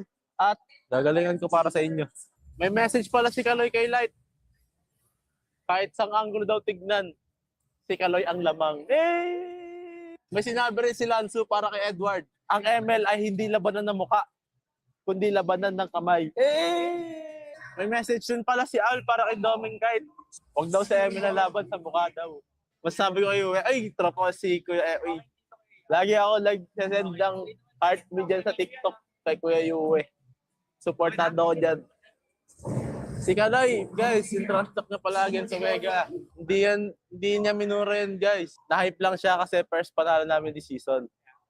Guys, message ko rin pala sa Aurora, congratulations sa mga winning sa buhay. Kami naman ang sunod. Shoutout sa mga dyan, lalo na sa mga ka-twist natin dyan. Sali na kayo sa The Minds Community Group and follow nyo na ako sa IG. Uwe, ano daw, kaya-kaya daw tayo ng twisted Saturday. Hindi naman makakasin, no? Confident na sila na, tama yun. Kaya para sa twisted, may the best team win. Malalakas kampi ko, kaya ako buhatin. Ikaw na bahala sa akin kahit Pag nanalo kami dito, papakain ako sa bahay. Wow. Invited ba tayo dyan? Invited ba kami dyan, Wala Sir ba tayo Sean? dyan? Wala ba tayo dyan, Sir Sean? Alam mo, nakakatawa eh. Sean being, again, the rookie of the season at ngayon, on a sophomore season sa loob ng MPL, oozing with charisma. Ito yung masasabi natin future franchise player talaga. Or if not, already the franchise player of Twisted Minds. And sobrang charismatic niya, shout-out niya yung buong team. Usually, yung matchup lang yung gagawin mo dun eh. Pero hindi, isasama niya talaga yung buo, but this shows of the moral na meron yung Twisted Minds pagkatapos sila manalo doon sa kanilang nakaraang laban and facing Aurora Gaming Philippines na nababanggit nga natin na depende yung kanila magiging ruta dito. Will they go the Dark Continent route or will they go the fundamental route? It's also possible with Twisted at this point. Well, honestly, if you're MTB, sometimes you kind of have to. You're in front of one of the originators ng Dark Continent, the Dark Master himself, Coach Bonchan. Oh. Ay, naalala ko pa rin during Season 7, ibang klase talaga yung mga galawan dyan ni Coach Bonchan. And syempre, para naman sa Aurora, big ups sa Aurora's live, sa watch parties na nandito ngayon sa Pampanga, Cebu, and Davao. Meron pa yan bukas as they take on Team Falcons at 7:30 p.m. Para naman sa mga nanonood dito sa Victoria Sports Tower ng live, huwag niyong kalimutang bumisita sa Aurora booth. Sugod na, mga mag-aubusan tayo ng merch dito. Iba din, no? Luzon, Visayas, Mindanao, may pa-watch party. Yung Aurora, and props to everybody who's been making this, creating communities, mapasaan man lugar ng mundo, you know who you are. And we hope to see a lot more of those, especially from the teams, kasi marami din naman sumusuporta sa kanila sa butong ito. Yeah. Alam mo, itong laban to, even though it's the last series, parang umabalik yung energy ko from series 1 eh. Same. Kasi ano to eh, parang lagi pag naglalaban yung Aurora at Twisted Minds, no? Kasi may familiarity with each other. Agree. And I feel like hindi lang banggaan ng utak, banggaan din ang lakas ng loob talaga. Kasi sa sobrang kilala nila yung isa't isa, it is not just gameplay. Labanan to ng mga surprise picks, labanan to ng mga bulagan. So talagang importante rito tingnan yung magiging drafting pace natin, the battle between the two coaches for these two teams. Tsaka parang ang tagal kasi ng samahan ni Coach Dexter at ni Coach Bonchan, no? If you think about it, that's half a decade of bonding para sa dalawang to. And now facing against each other on the Superfan Saturday sa ating pinakahuling best of 3. Twisted Minds kontra Aurora. Pinili ng Twisted Minds na mapunta sa blue side at pinili din po nila na dangerous grass ang ating mapa. Binanggit kanina ni Renmar on our joint panel ang Kalea na pag-aagawan.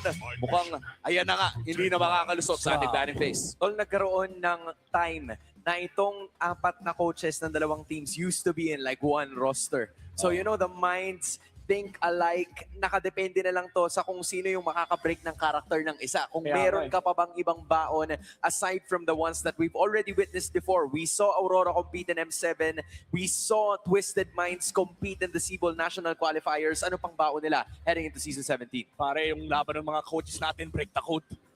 Kailangan talaga i-decode ng isa't isa yung kanilang mga utak. And for Twisted Minds, they've already done their research, already removing some of the power picks mula din sa Aurora Gaming. Tinanggal na yung high loss, wala na yung backsha, and yung wonderful performance mula sa Guinevere ni Demon Kite ay wala na rin. Povius as well as move. First pick, Sora, maybe is underway for either Demon Kite or Edward. Oo, and the Valentina is also available to take. Kung sakaling yun nga ang magiging ruta dito. Katulad na lamang nung sinabi nyo, magkapit-bahay naman na yung dalawang yan. Kung hindi si Baksha at Valentina, it's going to be the Valentina or the Sora. Pero ayan, oh my God! Nakalimutan ko na bukas nga pala to. Wala kasi yung Povius. But, ito yung biggest question. Di pa natin nakikita to. Lalabas ba yung UE ni Valentina? You heard that right. UE ni Valentina.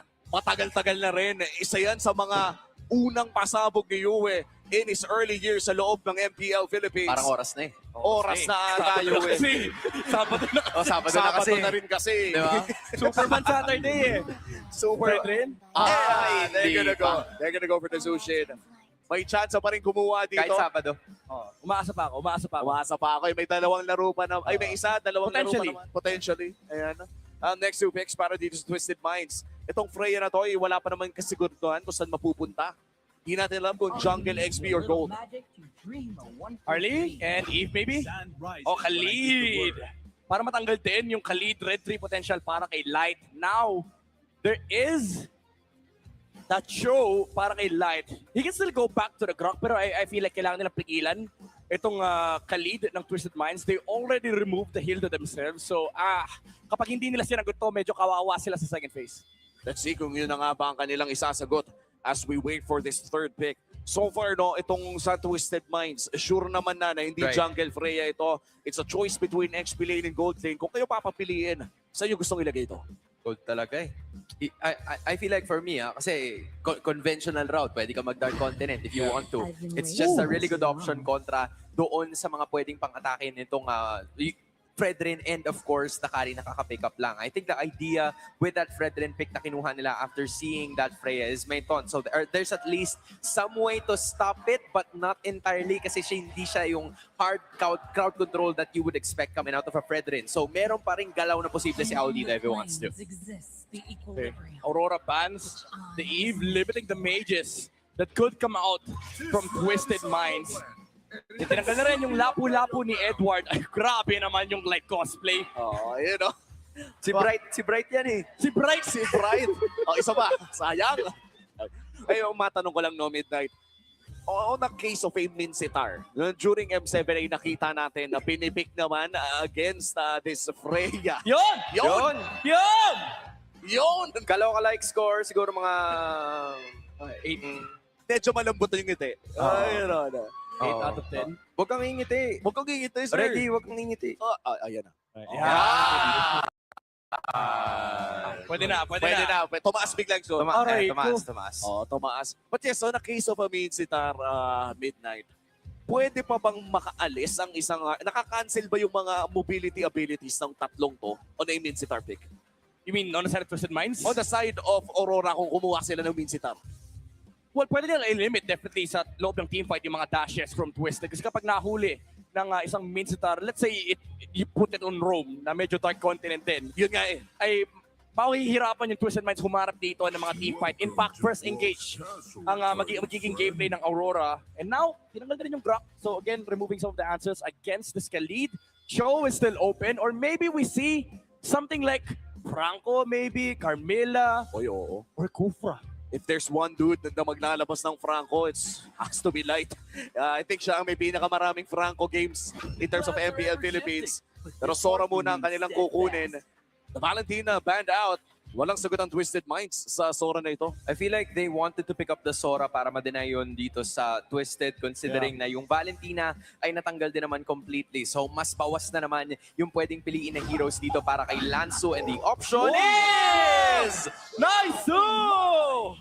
Come on, boy! Wait na, apera na rin kita. Apera natin. Hindi ako aabot, pero alam mo na yan. One of another Dark Continent pickup. Gord ang lalabas para sa side ng Twisted Minds. Correct me if I'm wrong, recently got good buffs sa ating last batch. And kung nakakalimutan nyo na, nung S11, S12, sila din yung pasimuno niyan. Yung pagbabalik ng Gord, yung pagbabalik ng Gord, ini-spam din yan. Actually, itong dalawang coaches natin sa magkaibang team. And it is gonna be up against Fredrin, which is naturally a good answer kasi may KitKat to slow him down. Well, after makita ang draft, sigurado may hula na ang ating mga super fans. Kung gusto nyong manalo ng 1,000 MLBB Diamonds, i-predict lamang ng tama ang match na ito. Scan the QR code para malaman kung paano nga ba sasali sa ating promo. At ito na nga ang ating MPLBH Super Fans prediction. 77% ang naniniwala na mananalo ang Aurora Gaming dito. So shoutout doon sa 23% na naniniwala sa Minds. And from the looks of it, pasok dito sa branding ng Twisted Minds headed by Coach Bonchan. Itong Dark Continent pick na gagamitin itong si Sean Tidaba. They saved that best pick for last. with that gourd used in week 2. Yeah. But even though it looks like a nightmare to deal with, for Aurora, simple lang ang solusyon nila. May dalawang items na papatay sa lineup ng Twisted Minds. Once Demon Kite or the Brethren gets both Raiden Armor and Chastise Pauldron, ang laki ng damage mitigation for Aurora Gaming Philippines. And let's see kung aabot nga ba sa punto na yon as we go on to this game number 1 of this best of 3 series. Twisted Minds ang pumili ng Dangerous Grass. And with the Dangerous Grass map selection, nakakalamang ba na pwedeng magbato ng mga hidden na Mystic Gush itong gourd na ito, no? Alam mo, may mga ambush plays kasi itong Twisted Minds. Sulod nung nabanggit mo, yung gourd na nagtatago sa bush, nakaka-bad trip yan. Tapos pwede niya kasing i-check lahat ng bush. So, take advantage sila yung Dangerous Grass also while limiting yung movements sa side ng Aurora Gaming Philippines. And then also, the fact na yung Khalid ay pwede rin manggaling sa bush at combohin ka na kanyang basic attack passive plus first skill ay masakit sa ulo. Oh, pero masakit din sa ulo ang mga poke na nanggagaling kay Yue. This is the typical Zushin experience kapag may kalabang kang magaling na Zushin sa RT. Tol, parang lagi nangyayari sa Khalid, no? Kawawa lagi yung Khalid during that first minute wherein kung sakali na mabawasan o magalusan siya doon, it's gonna be a significant advantage towards that mid-duo. But so far, Kaloy, limit testing yung kanyang HP bars dito. Hindi niya hinahayaan na basta lang mawala itong roamer para sa Twisted. Oh, tsaka hindi rin niya ginagamit agad yung flicker, no? Usually kapag umabot ka sa 50 HP, 80 HP, gugustuhin mo nang mag-flick. Yeah. Pero nandiyan naman ang disiplina para sa Twisted Minds as we head on to our first objective fight. 10 segundo bago lumabas ang pinakaunang pagong. Sino ba nakakalamang in terms of early game power spikes? I would say there is a way for Aurora to take this turtle fight. It is a Predator and a Sora in the front line. Pero kasi may Freya paparating. So this is still a big advantage for Twisted Minds. Knowing na malilate dito yung carry, nakat na yung wave. There's 4 members here on the side of Twisted. Umpisa na ang pagong. It's actually a 5v4 situation. Sis kakadating na ni Owl tapos medyo made-delay. Itong si Doming Kaloy nandun na sa may bandang unahan and then it's gonna be another ultimate Crimson Beacon and then MP the King is gonna be taking this first turtle at papanatan niya bigla si Yue. Sean with the Mystic Gush. Wala pa ibang magagalusan. Lanzu will continue at ibibigay niya ang shampoo patungo kay Edward. It's 2-0. May kasama pang pagong. Grabe, may price and drinks pang kasama. Twisted Minds getting everything in that early fight at rekta invade ata ang call ng Twisted Minds. But taking it safe, Kaloy, magpapahinga muna. Ang ganda na naging start para sa Twist. Yeah, full packaged, and this is where you start losing tempo here for Aurora, and Twisted gains one. Yung fact lang na kailangan nilang bantayan yung buff ng Brethren limits their movements on the map, limits their river movements, and that also means na yung access nila sa magkabilang side lane ay hindi nag-exist. Twisted Minds now have the right to dictate kung saan papunta yung pressure ng mapa, pero lumalabo pa naman dito yung Aurora. Raging Sandstorm right away, mamunta kay Light, and that's gonna be another card down the table para dito sa Aurora. Si Demon kahit ang hinahabol ni Kaloy. MP na King susunod na rin. May taunts na gagawin, may dash, may flicker pa si Kaloy, pero wala siyang tatamaan doon. In fact, mababaliktad pa yata ang sitwasyon kasi si Demon kahit ang Yue ang umahabol ngayon para pabagsakin ang roamer ng Twisted Minds. Rora with a clapback. Medyo nag-overheat ata ang Twisted Minds on. Napasobra si Kuya Kaloy. Ginamit pa niya yung flicker para maabot dito yung Brethren. And there's a good punish coming out from Aurora. And even though, sabihin na natin nga malaki yung kalamangan dito ng Twisted Minds, kailangan nila mag-ingat kasi may carry pa rin naman sa side ng Aurora and they have insane peel for this carry pagdating ng late game. Imagine mo, lalabanan mo yung frontline na isa pa lang ng Sora ang hirap ng kalaban eh. May Brethren pa na unlimited stun.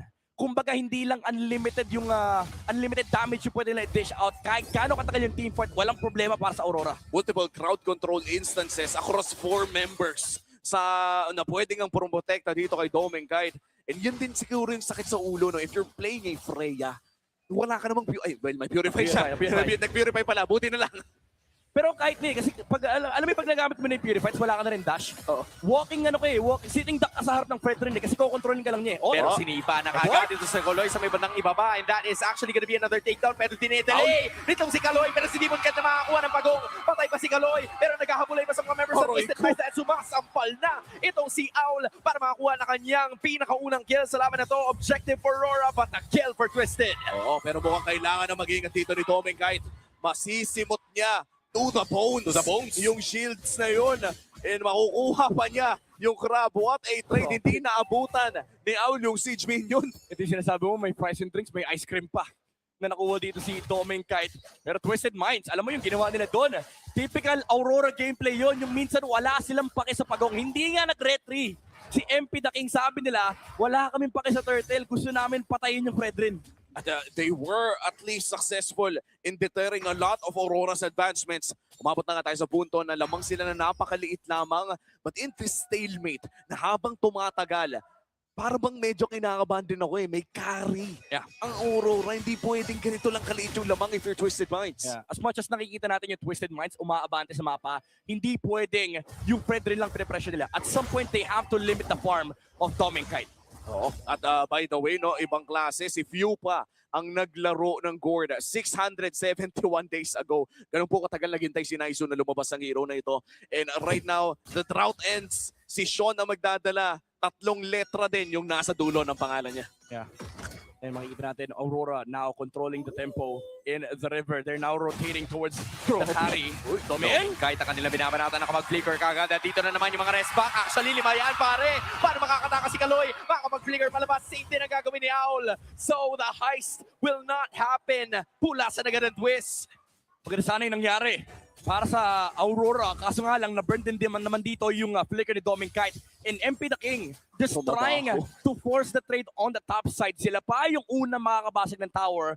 But still, the idea is still complete for Aurora. Sabi nila, babantay lang namin yung carry, dadaling ka namin Doming sa late game. Oo, ibang klase rin pala yung split push pressure na binibigay na isang Harley. Doming Kite up against Owl, hindi nata niya piplikeran pa. Naramdaman niya si Kaloy. At masasaktan ng bagya. Pero naku, si Kaloy yata matadali. Men, hindi yata na in-expect ni Kaloy. Ang damage output na nanggaling kay Doming Kite. Nasa solo kill. And a turtle na mapupunta sa Northern Lights. Things are looking good for Aurora in this next minute. Parang 2 beses na nangyayari kay Kaloy. Yun na.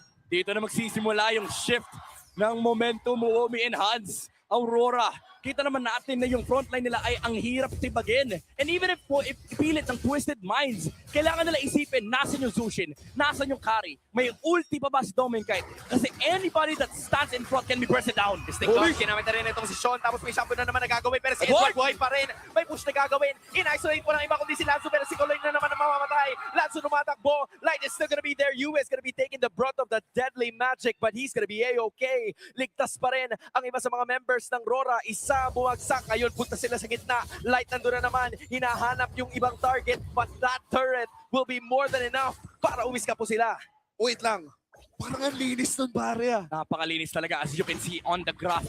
Kills don't matter for Twisted Minds as the tempo started to shift on the side of Aurora. These few towers in kills na nakuha nila has set up a big advantage. 1K kagad yung kalamangan dito ng Aurora. And the biggest problem on the side of Twisted Minds right now is napakayaman ni Doming Kite. Oo, at napakahirap na rin patayin. That was another attempt coming in from Twisted Minds. At mukhang itutuloy nila ang pag-push dito sa may bandang top side. MP the King trying to deter Doming.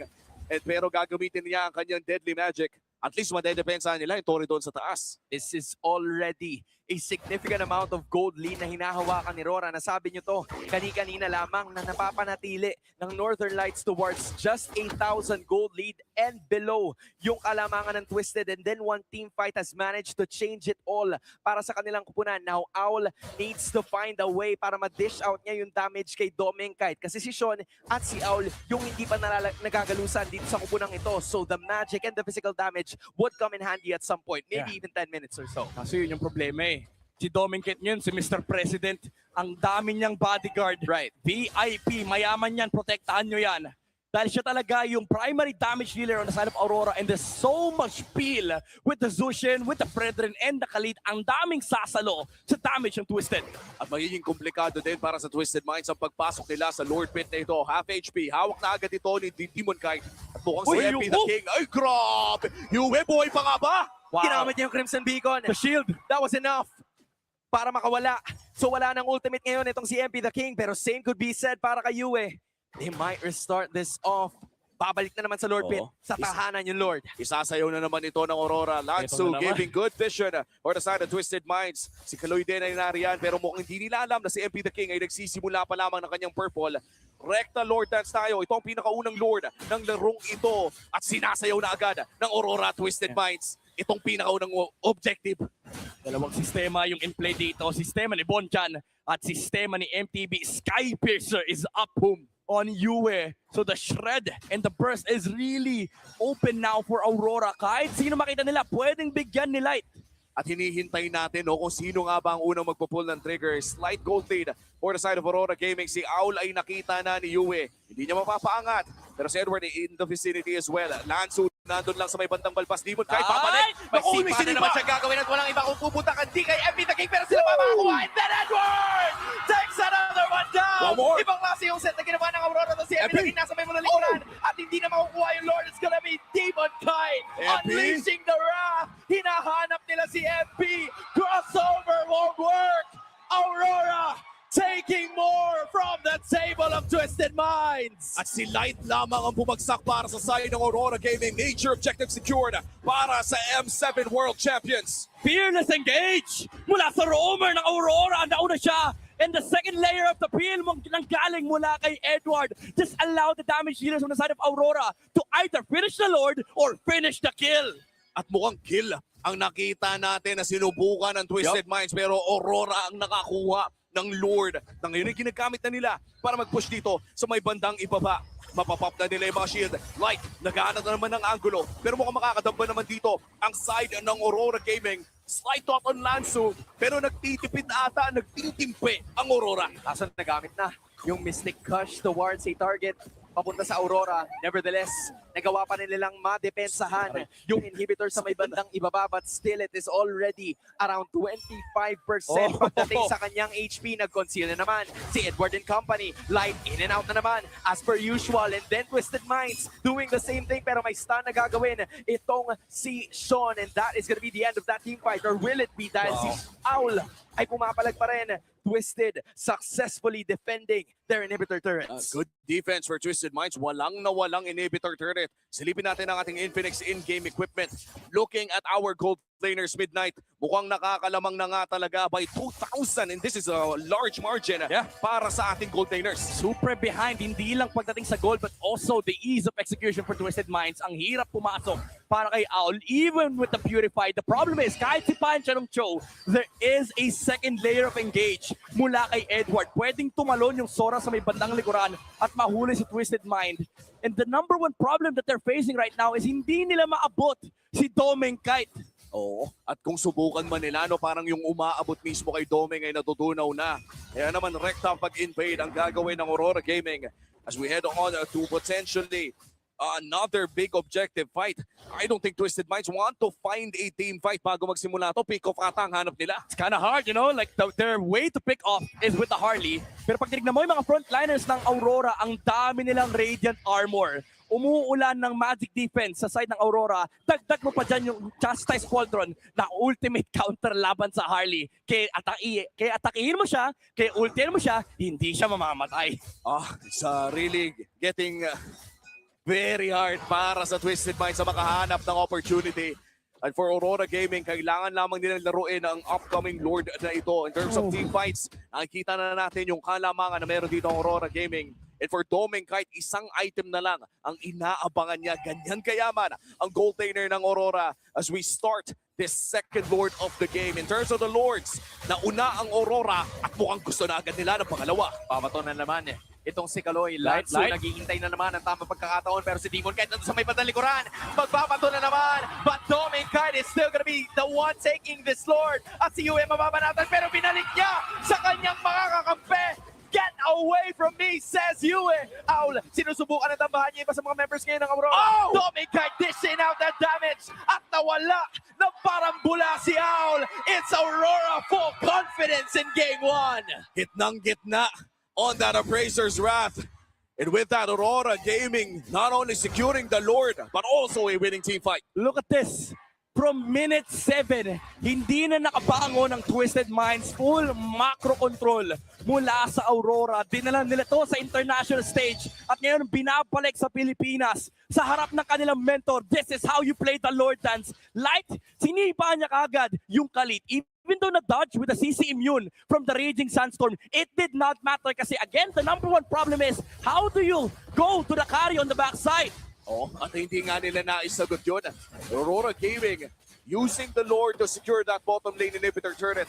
Kanina sa unang Lord push natin ay hindi sila nakukuha ng inhibitor, but this time around, hindi lamang inhibitors ang target nila, kundi jungle camps na rin. Sinisimot na ng Aurora ang mga resources ng Twisted Minds at hindi pa nga sila tapos. Gusto nilang kunin ang mid lane and top lane inhibitor turrets as well. Ramdam mo yung pagiging pasensyoso nitong Aurora. Hindi nila kinailangan na pagsabayin yung tatlong lanes. All they had to do was to get one inhibitor. Pero para sa Twisted Minds, ang nagiging problema para sa kanila ay wala nang natitirang jungle creeps. Just take a look at this replay and how they were able to play this Lord fight. Look at this kick from Light. Even though na-dodge ni Kaloy yung sipa mula dun sa Joe, look at the backside. Kahit nakatalon yung glue dito kay Dominicate, it did not matter. The peel was there from Aurora. The damage dealers were Conte bumabalik din ang kanyang buhay, but this might just change a couple of things. Malefic Roar, locked in ang para dito sa Freya. At least mas bumabakat na yung damage niya.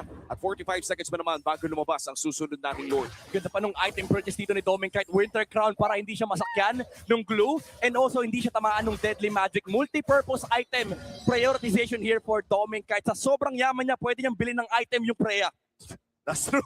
At this point, no, this is a 12K carry na pwede niyang ibenta yung boots niya at some point.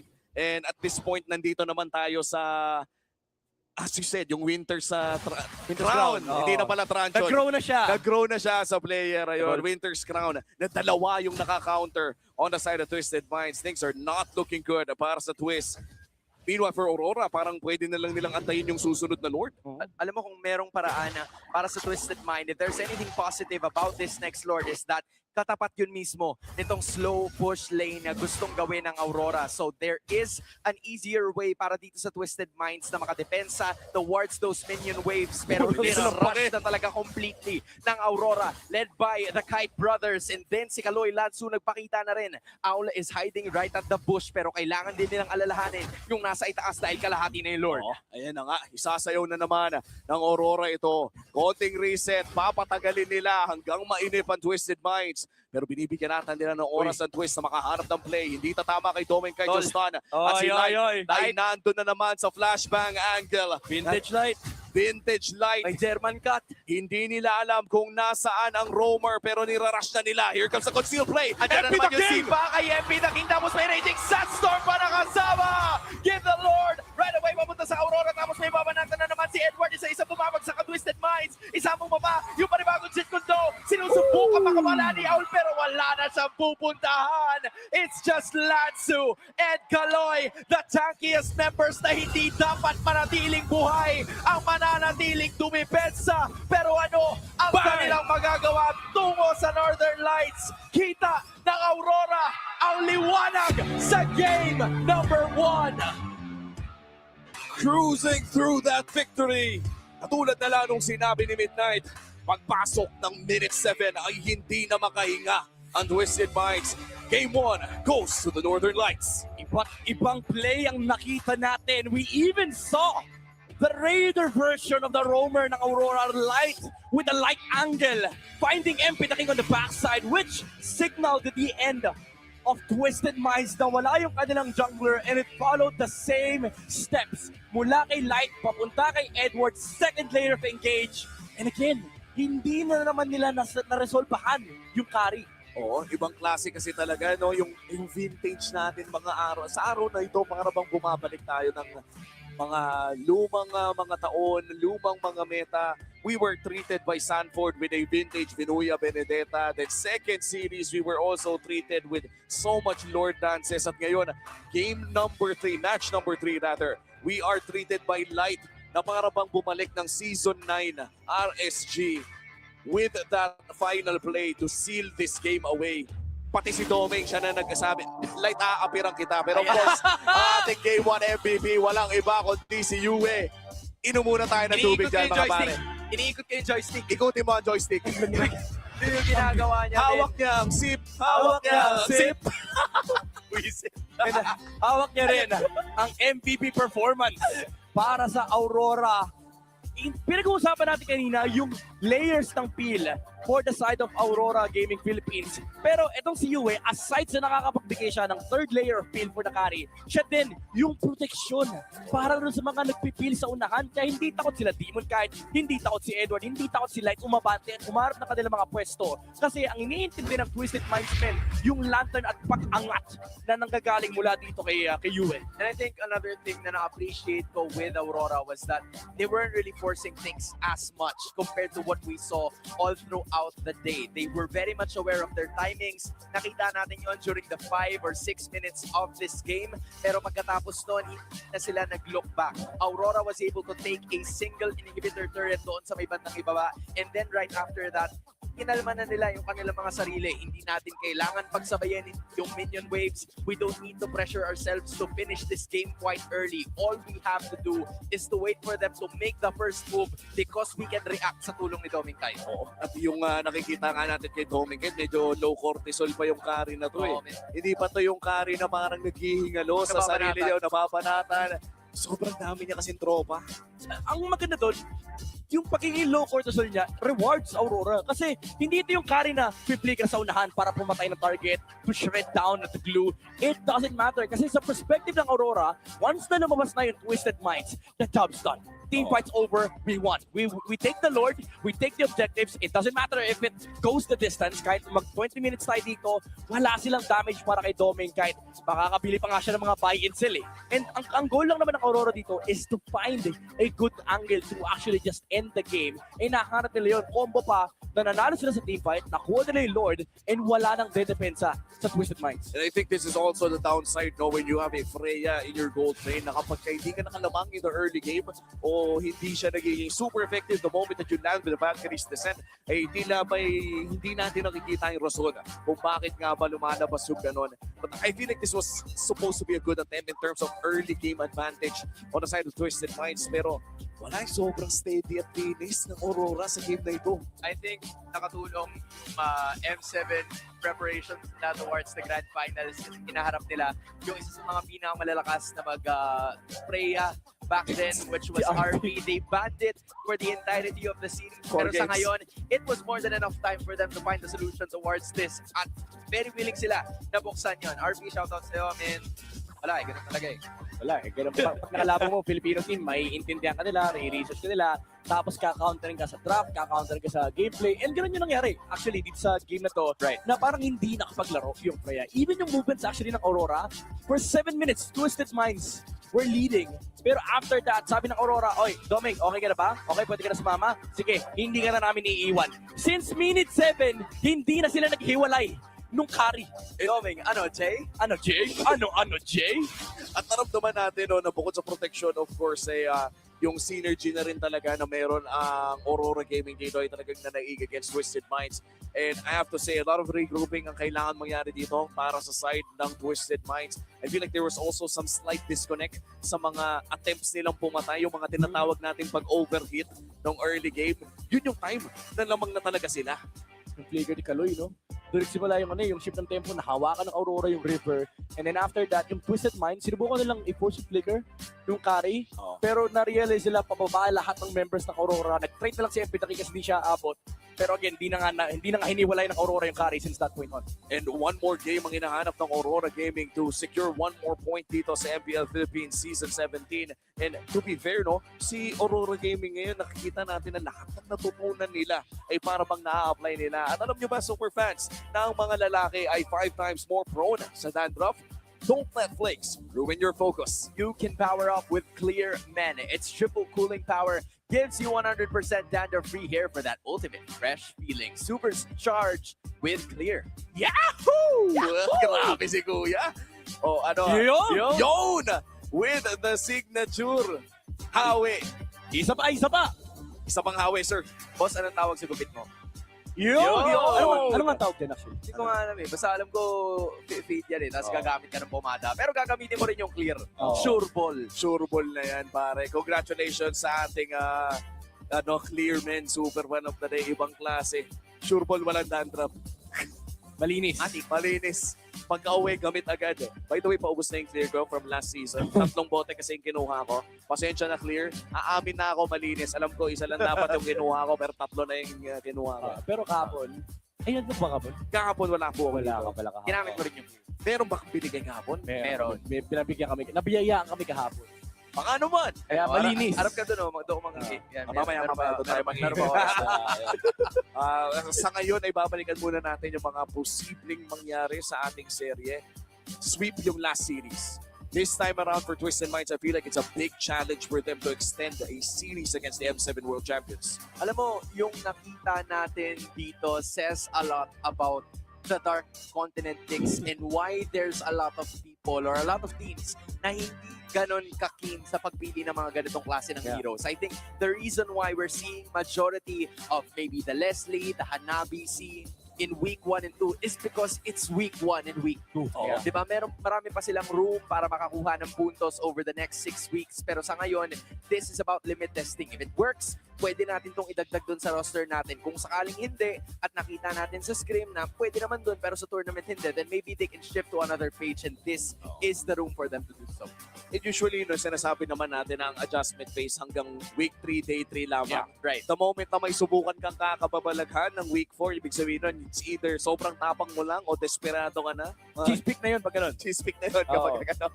Kasi yun na yun yung parang proven and tested pero tinatago mo na. Pocket picks, cheese picks, yun yung mga ganong klase na strategy. Pero ngayon kasi yung experimentation stage, yung Dark Continent kasi yung parang mga heroes na hindi mo naman i-expect, napapalik tapos bigla napapagana. I feel like tama si Yance. There's room for it, but it's just that sometimes macro decisions take over the end results of the game. Oo. At doon natin mapapansin talaga yung experience ng ating mga tropa, ating mga players. Sa ngayon ay babalikan muna natin ang ating mga super fans naman sa MPL Arena. Pupunta na tayo sa ating host. It's the Auroras shining bright para sa ating Game 1 ng ating Match 3. Pero syempre dahil Super Fan Saturday, we're putting a spotlight sa ating MPL Battle Trips. Hello guys! Kumusta? Ayun, napakasaya po manood dito sa MPL. First time? Yes, first time. Wow! How about you, John? First time din po, so napakasaya po. And you know, sila ang mga super fans na kasama natin for the battle trips. Kamusta naman ang experience? Dahil nga po first ang ganda po ng experience and dahil nga po first time nga to, sabi nga po nila, napaka-lasting po ng effect ng first impression na to para sa akin po. And napaka-live po ng crowd ngayon, lalo na po sa Rora side. So, yun lang po. Super fan ng Rora. And I wanna ask, Jan, ano yung mga highlight ng experience mo sa battle trips? Pwede ko po ngayon is yung kanina pong mga community managers po. Medyo malaking insight po yung mga nasabi nila sa akin dahil nga po as a student leader nga po nung campus namin sa Batangas State. So malaking tulong po yun na paano nagbibigay po sila ng idea kung paano po mag-build ng community. Not only as a group po para magsabi na parang ML players po kami, but it builds parang closeness po sa amin and camaraderie po. So Very insightful ng kanyang experience dito. No? So sa mga hindi nakakaalam, ang MPL Battle Trips, meron silang nagaganap na workshop before our broadcast starts. Pero sa iyo naman, Tigs, sino ba ang team na sinusuportahan mo ngayon? Ako, sinusuportahan ko talaga Aurora. Aurora! Magingay naman ang Auroras dyan! Tigs, bakit Tigs ang pangalan mo? So, yes, CH Tigs po, pero Joshua Tig na po mo. Oh, okay. So, paano ba sumali sa MPL Battle Trips? So, para makasali sa MPL Battle Trips, syempre dapat abangan natin yung mga live pages po natin, like yung MPL page, yung Community Heroes, MSL. At meron po tayong mga events doon kung saan pwede kayong magsagot ng mga katanungan at pwede kayong mapili na sumama sa Battle Trips. At libre po siya from transportation hanggang dito at marami po talaga kayong matututunan. Nako, kung ako yan, magsasign up na ako. Pero bago natin i-throw sa mga casters, sabayan nyo naman kami. Sasabihin nyo lang palag na to. Everybody, okay? Everybody ready? Okay. Okay. This is MPL Philippines Season 17. Palag na to!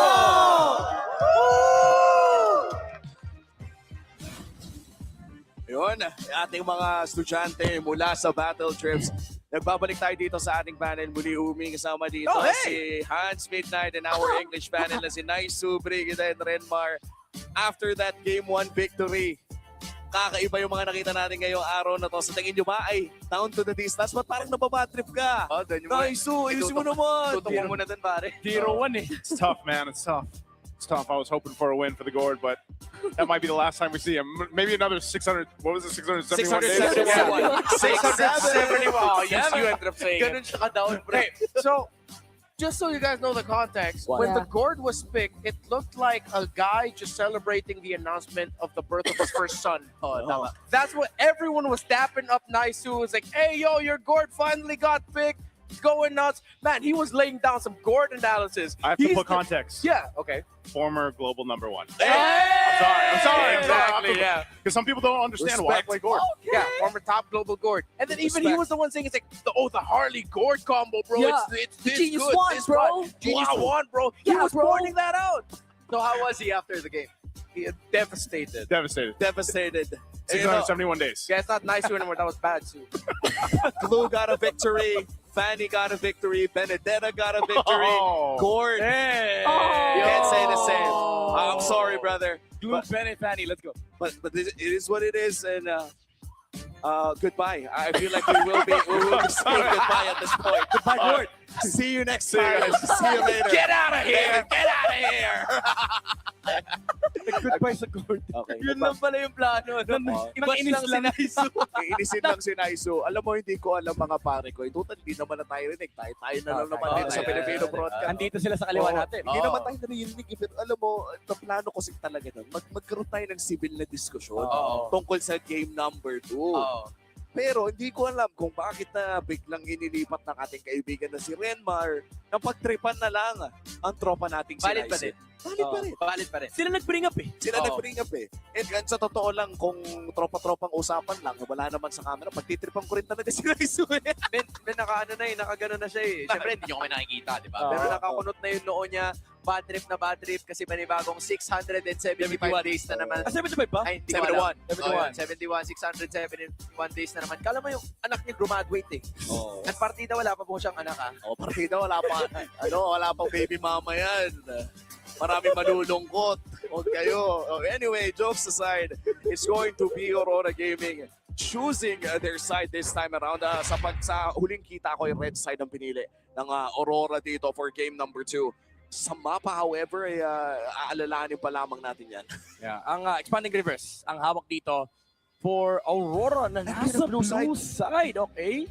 So, ang tanong dito for Aurora, anong balak nila sa Valentina, Sora, and maybe Fred and Perspec? Yung blue one, bahay niya yan eh. Parang wala ata eh kasi ang mga bands natin so far ay medyo malayo pa at taliwas sa mga kadalasan natin nakikita. Backsha pa lamang yung sure ball. Okay, tinanggal na yung Khalid. So, ang ginagawa ng Aurora, tinatanggal nila yung mga top meta heroes. And eto, wala yung Zushin, pero open yung Valentina. If they take it, the Twisted Minds cannot go Sora. Let's see if yun nga ba ang kukunin ng Aurora Gaming o may iba pa ba silang ipapalabas. Na-miss ko na rin eh, yung Yue, vintage rookie Yue. Yung marami pang nagtatanong, marami pang nagsasabi. Pero ito na! Let's go! Yes! At yan na talaga yung hinihintay ng mga tao. The Yue Valentina Midnight. Ano ba yung alamat ng Yue Valentina? Pili ko alam lang ng fans to eh. Isa lang isisigaw mo dyan eh. Yue! 2023. At kasama niya pa ang The Queen. Oo, at ang naaalala ko nga doon ay parang nagkaroon pa ng analysis na takot daw masaktan si Yue ever since araw-araw na siyang sinasaktan. Pare, may time na 11-0. May time na 11-0 yung Valentina ni Yue, mind you. So this is a historical hero pick para sa Aurora. Uy, granted naman, nando naman yung respect. No? Kinuha din naman kagad yung Harley, yung Kalea. I think the plan here is to just kill the mid laner of Aurora Gaming Philippines. Pero it won't hurt Aurora to just go back to the front, you know? Pero teka lang itong Kalea na ito ay legendary din sa kamay ni Kaloy. Kung naalala nyo, nung rookie season ni Kaloy, ito yung bukod tanging pick na talagang hindi mo ipapahawak sa taong to. Olap eh. Olap pa rin as per usual. Pero si Demon kahit ganun pa rin. Kung Harley ang pipiliin ni MP the King, might as well go for the same route kung ikaw si Demon kahit in try to hold the objectives as much as you can. Nakita yung mag-roommate, pare. Pero ito na, lumabas na rin yung isang comfort pick naman ng Aurora Gaming. Domeng kahit on is Harit. Ito yung umabot na tayo sa punto na hindi na nagmamatter ang logic. Oo. Ang mapapansin nyo rito mamaya sa game, yung laging binabanggit ni Wolf na double Domeng. Ito yung kahit ano mangyari ito, double lane si Domeng, hindi siya makikipag 1v1 sa kanyang gold lane na nakalaban kasi ang balak lang niya, pumaldo. In short, paldomeng. Nakakamiss no yung NXP era. Pero mukhang ang unang kukunin ay Yisun Shin and this most likely will be a gold lane pickup para sa side ng Twisted Minds. Alam mo anong namimiss ko? Ano yun? Ano? Sean, Kimi, Skypiercer first item, walang boost. Oo, tama. It's been a while. It's been a while. Saan to kasi? 15-2. 15-11. Yan Most yung kills KDA in a niya game. nun. Sakto, tinutok sa kanya. Baka naman. Sean. Andito na rin. Hindi pa nababan ng Aurora. Already placing out yung kanilang Valentina. We might see that later on. Pero para sa Twisted Minds, they've already revealed 2 of their main damage dealers. It gives them a significant amount of KJ information. naman! Pero ito, markado ng Aurora ang Kimi ni Sean. Hindi natin makikita yan sa game number 2. Shoutout kay MTV. Tsaka kay Dexar. Alam mo, Ayaw magpalaro. Alam mo ha? Binigay na Ikaw, nga yung Valentina na signature ni ayaw ipaglaban yung Sean. Parang ba't ganun? Oo, sabi si Coach Ponce mamaya mag-chat kay Dex. Dex, ba't ganun naman? Binigay ko yung UE.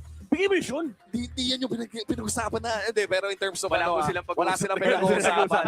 Di po sila nag-uusap. Kinaklaro lang po namin. Kinaklaro lang namin. Ayan. Ginawa ko lang. May farsa pa naman, di ba? May farsa pa naman.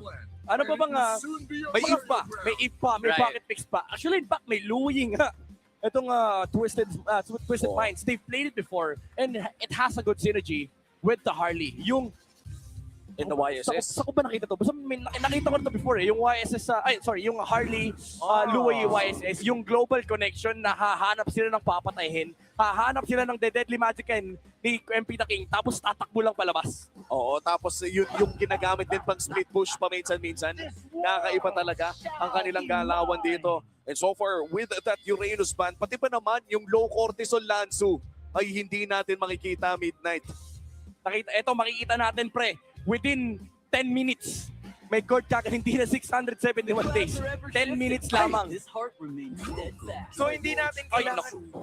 Ang ganda. Walang makakaagaw doon sa Grak. At wala ring makakaagaw sa Sora. It's insane. Last pick here para sa side ng Twisted Minds. Nag-aano pa rin sila ng kanilang potential XP laner. Marami pa naman choices na natitira. Alice, maybe? Para kay Lanzu? Oh. So do behave. It's tough, honestly. Like, even though it looks like a good Alice game, you're in front of a Valentina and a Harith. These two heroes don't really care that much with the Alice kasi yung Valentina, pwede niya kopyahin yung Throne of Ruin mula rito kay Alice and magagamit niya yan para hanapin din yung Yisun Shin. A lot of trouble for the side of Twisted Minds and the Valentina na mapupunta sa kamay ni Yue ay isa rin sa mga inaabangan talaga ng madla ngayon sa pagpasok natin ng game number 2. And throughout the history of this player, Yue, sa kanyang early years in MPL Philippines, itong Valentina talaga ang inaabangan ng mga nanood sa kanya mula amateur scene pa patungo sa kanyang mga unang teams dito sa ating liga. And in addition, napakatapang ng nagiging ruta ngayon para dito sa gourd na gagamitin ng Twisted Minds kasi they decided to run it back once again. It doesn't happen very often na nakikita natin ang isang Dark Continent pick to be picked up pagkatapos hindi gumana na to sa sunod na laro right after this. So ballsy move galing sa kupunan ng Twisted Minds. We're about to find out if this is gonna work. Oo. Alam mo, iniisip ko nga kanina na hindi na ulit mapipick itong gourd na ito at nalulungkot na rin si Naisu. Pero mukhang hindi pa naman magre-reset ang kanyang K-counter dahil within the next game, nako kaloy. Ayun na. Alam mo, ilang beses ko nakita to nung M7. Favorite na favorite gawin nila yan. Kapag na-freeze nila yung mga waves palabas because of the Guardian's Barrier, yung mga kalea usually nabebait na i-clear kagad, i-fast clear yung mga wave with the concussive blast and pinapadiran ni Light sa likod and natutulak sa harap ng Torre. So Aurora, they really understand the capacities and capabilities of their lineup and they're pushing it to any advantage they can. Oo, at yung mga advantages na ginagawa ng Aurora ay kadalasang malinis din. Yung tipong hindi nakakahanap ng agad na trade ang side ng Twisted Minds. Kaya naman masasabi natin no, na kung gagawa man ng play dito ang Twisted Minds, they have to make sure na wala ito masyadong kailangang kabayaran. Last game, Kaloy sacrificed a lot in the early parts of the game. Kaya din nagkaroon ng momentum shifts. And in addition, yung early game na naman ang malaking magiging depende dito para sa kupunan ng Twisted Minds. We've seen a similar lineup from before, from what we actually saw in game number 1. It's just that maganda yung naging resulta para sa Aurora up until the 5th or 6th minute of the game. So for Twisted Minds, kung sakali na makuha nila ang early game, they're gonna have to double down and try to take things going as their snowball continues, if they're even gonna snowball. Yeah, speaking of double down, mukhang magdo-double down ang side ng Twisted Minds into objective controls into this early game. Mauuna silang pumesto around this turtle pit. And Twisted Minds, they do have the ultimates already. Throne of Ruin and Deadly Magic is available. Pero nandiyan na, umaaligid na si Demon Guy! And then there is going to be the rest of the members. Throne of Ruin ay babato na rin itong sila. Tapos may Mystic Gush. Flicker papasok. Papunta dito kay Sean. Pero ito na naman si Edward. Pinapanat-panata si Sean. That's gonna be a kill going to the side of Aurora. And then Edward again. Siya pa out of everyone will make the counter-attack possible para sa Northern Lights. Pasabog muli para sa Aurora. Wala man nakakuha ng pagong. Pero naka-farm naman sila ng napakadaming kills. Alam mo, sinabi ni Hans kanina, double down ang sagot ng Twisted Minds. Kaso, with that play, it was double the risk. Sinubukan nilang i-all in yung Fredrin. Kinailangan nilang patayin si Demon Kite. Actually, dapat pwede na nilang paano yun paalisin yung Fredrin. Pero nag-flicker pa si Sean, nag-hat-trick pa si MP the King. And the punish was there mula kay Yue. After those initial kills, nag-level 4 si Light. Oo nga pala, hindi pa nakukuha yung pagong. Ngayon pa lang nila kukunin and Edward does enough para hindi na nga mag-dish out ng retribution skill itong si Demon Kite. Safe to say, Aurora has a 2K gold lead. And just like that, a 2,000 gold lead para sa kamay ng Aurora. At tignan natin ang stats ni Yue on this Valentina. 64 games played on this Valentina. Kahit sabihin natin na medyo aluwas ang ating mga win-loss, I would say na isa pa rin sa katakot-takot na hero ito sa kamay ni Yue. I mean, lagi naman yung application, yung tanong dito. And kita natin nandoon yung mastery ng player na to, yung mga kinokopy niyang spells and also yung aggression niya kanina na pinakita to punish MP the King. Ay doon nagsimula yung lead for Aurora. And I would even dare say, with the shutdown sa early game momentum ng Twisted Minds, Aurora will have a massive advantage in the mid-game. Tapos hinihintay pa nga natin yung first big play dito ni Kaloy. They did go in for a great kill against Demon Kite during that time. Pero nung nagkaroon ng extended team fights, dito ko nagtataka Midnight in paper, lamang dapat sa extended team fight. Itong Twisted Minds, you have an Alice, you have Kaloy on this Kalea, pero para bang na-out-sustain sila sa sariling laban.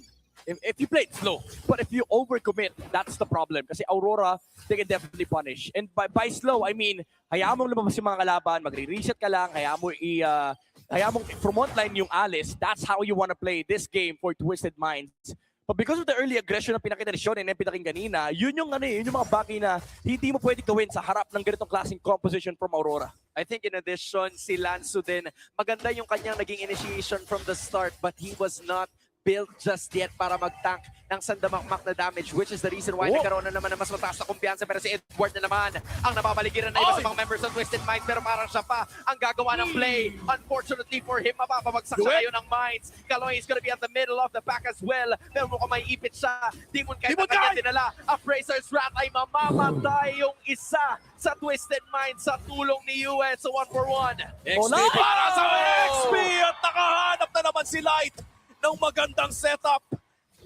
Grabe yung ma-ulti ni Light ngayon Ang linis, men. Ito yung Light angle. Basta killable. Alam mo, parang may radar. Si Dylan katipon. Sa utak niya, may checklist. Patay ba to o hindi? Pagpatay, auto-pindot ng kanyang ultimate wind flicker. Hindi nag-hesitate. And this is why Aurora is so commanding pagdating sa mga mid-games. Positions like this, kapag nagkamali ka ng pwesto, ang bilis ng punishment mula sa Aurora. At medyo nakakadamage din kasi ng mental maglaro yung ganitong Grak eh. Yung tipong matatakot ka na. Legit na matatakot ka na the moment na may flicker pero may counterplay. Wow, this is a brave take mula dito kay Kaloy. Pupuruhan nila ito si Light pero buhay pa rin. Wow. Pinuhos nila and that was enough para ma-dish down itong si Light. Alam mo, tama ka eh. Kahit nakakatakot yung mga ganong klaseng play, Twisted Minds, kilala sila even nung last season na hindi sila na-aurahan. So even though nakakuha ng magandang engage dito yung Aurora sa may itaas, they still understand na kailangan nilang patayin itong Grak na to to get an access to even get a chance to fight into Aurora. Pero ito, yung isang pagkakamali ni Edward that Twisted is gonna take advantage of. Hindi tumama ang Heaven's Wrath and he's gonna feel the wrath of the Minds. Oh yeah, back-to-back kills for the side of Twisted Minds. Medyo makakat ang deficit na hinabol nila on the side of Aurora Gaming. Pero nakakapag-farm pa rin si Domenkite. Yan ang pinaka-problema ng Twisted Minds. Yeah. Alam mo, may konting defensive tools naman dito yung Twisted Minds. At least may damage mitigation mula dito kay Kaloy with the Dominance Ice. There is that magic defense. There is that physical defense. Pero ang problema kasi, ang kulang sila dito is yung lockdown. Laban dun sa Haret. They have to really identify who their target is. And same question nung game number 1. Kung gusto mong pasukin si Domenkite, paano pa yung mga Fredrin? Paano pa yung mga Grok? Kasi hari na naman eh. Presidente si Domenkite dito, for sure, may 3 na naman sa unahan. And if you think about it, very similar din ang nakikita natin yung nature ng crowd control na meron sila. 4 na taong may crowd control para sa kanilang gold laner. And even if we say na si Light ay kailangan talaga ng major setup, nakakailang kasi yung mga well-placed wall niya. Nakakainis yung mga barrier. I believe he's already used the flicker at ito ang laban. Nasusundin ng Twisted pero si Light has taken control sa ilalim ng tore ng Twisted and Edward is gonna follow through. Hahabulin niya pa si Owl.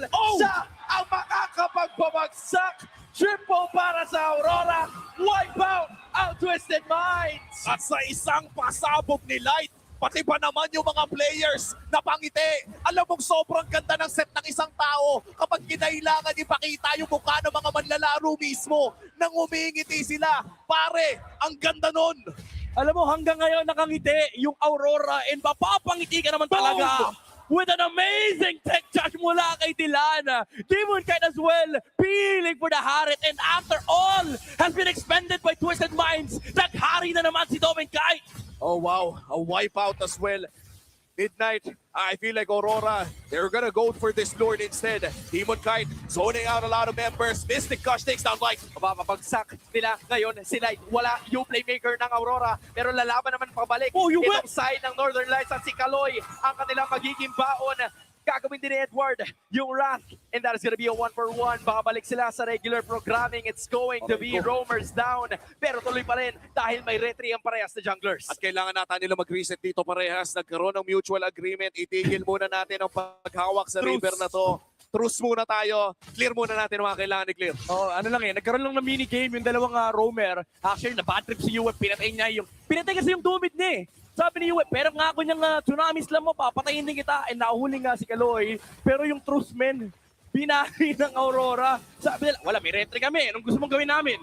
And mukhang hindi pa makakatore ang side ng Twisted Minds. Another free trade on the side of Aurora Gaming. Raw for Aurora, I feel like medyo untouchable na si Doming dito ha. Yeah. Pero ang kailangan natin tignan dito sa Infinix in-game equipment, nakakahabol pagdating sa farm yung Yisun Shin. So definitely the damage is not lacking in that department on the side of Twisted Minds. It's just a matter of how do we solve this crack problem? And maybe at this point, kailangan na talaga nilang tunawin. Kaloy has been very proactive sa paghuli dito kay Light. And to be honest, sapat yung damage ni Sean. Sean has sufficient damage na tunawin ang isang Grak na to basta mabigyan ng oras ni Kaloy. But that's the thing though, pag in-expend mo lahat ng skills mo towards one hero, what else do you have left? Nasa kanila pa si Doming na hanggang ngayon ay hindi pa nagagalusan. You're also gonna have to be aware of the flicker na meron itong si Light. Nag-U-turn yung Lord, nagre-route, sumegway, nakita pa rin yung energy shields, but at the end of the day, mapapabagsak pa rin yan ng Twisted. Buo pa ang kanilang inhibitors at chinek natin yung ibang parte ng ng mapa. At this point, parang kung ikaw ang Twisted Minds, ayaw mo nang dumikit sa tore mo! Kasi naman!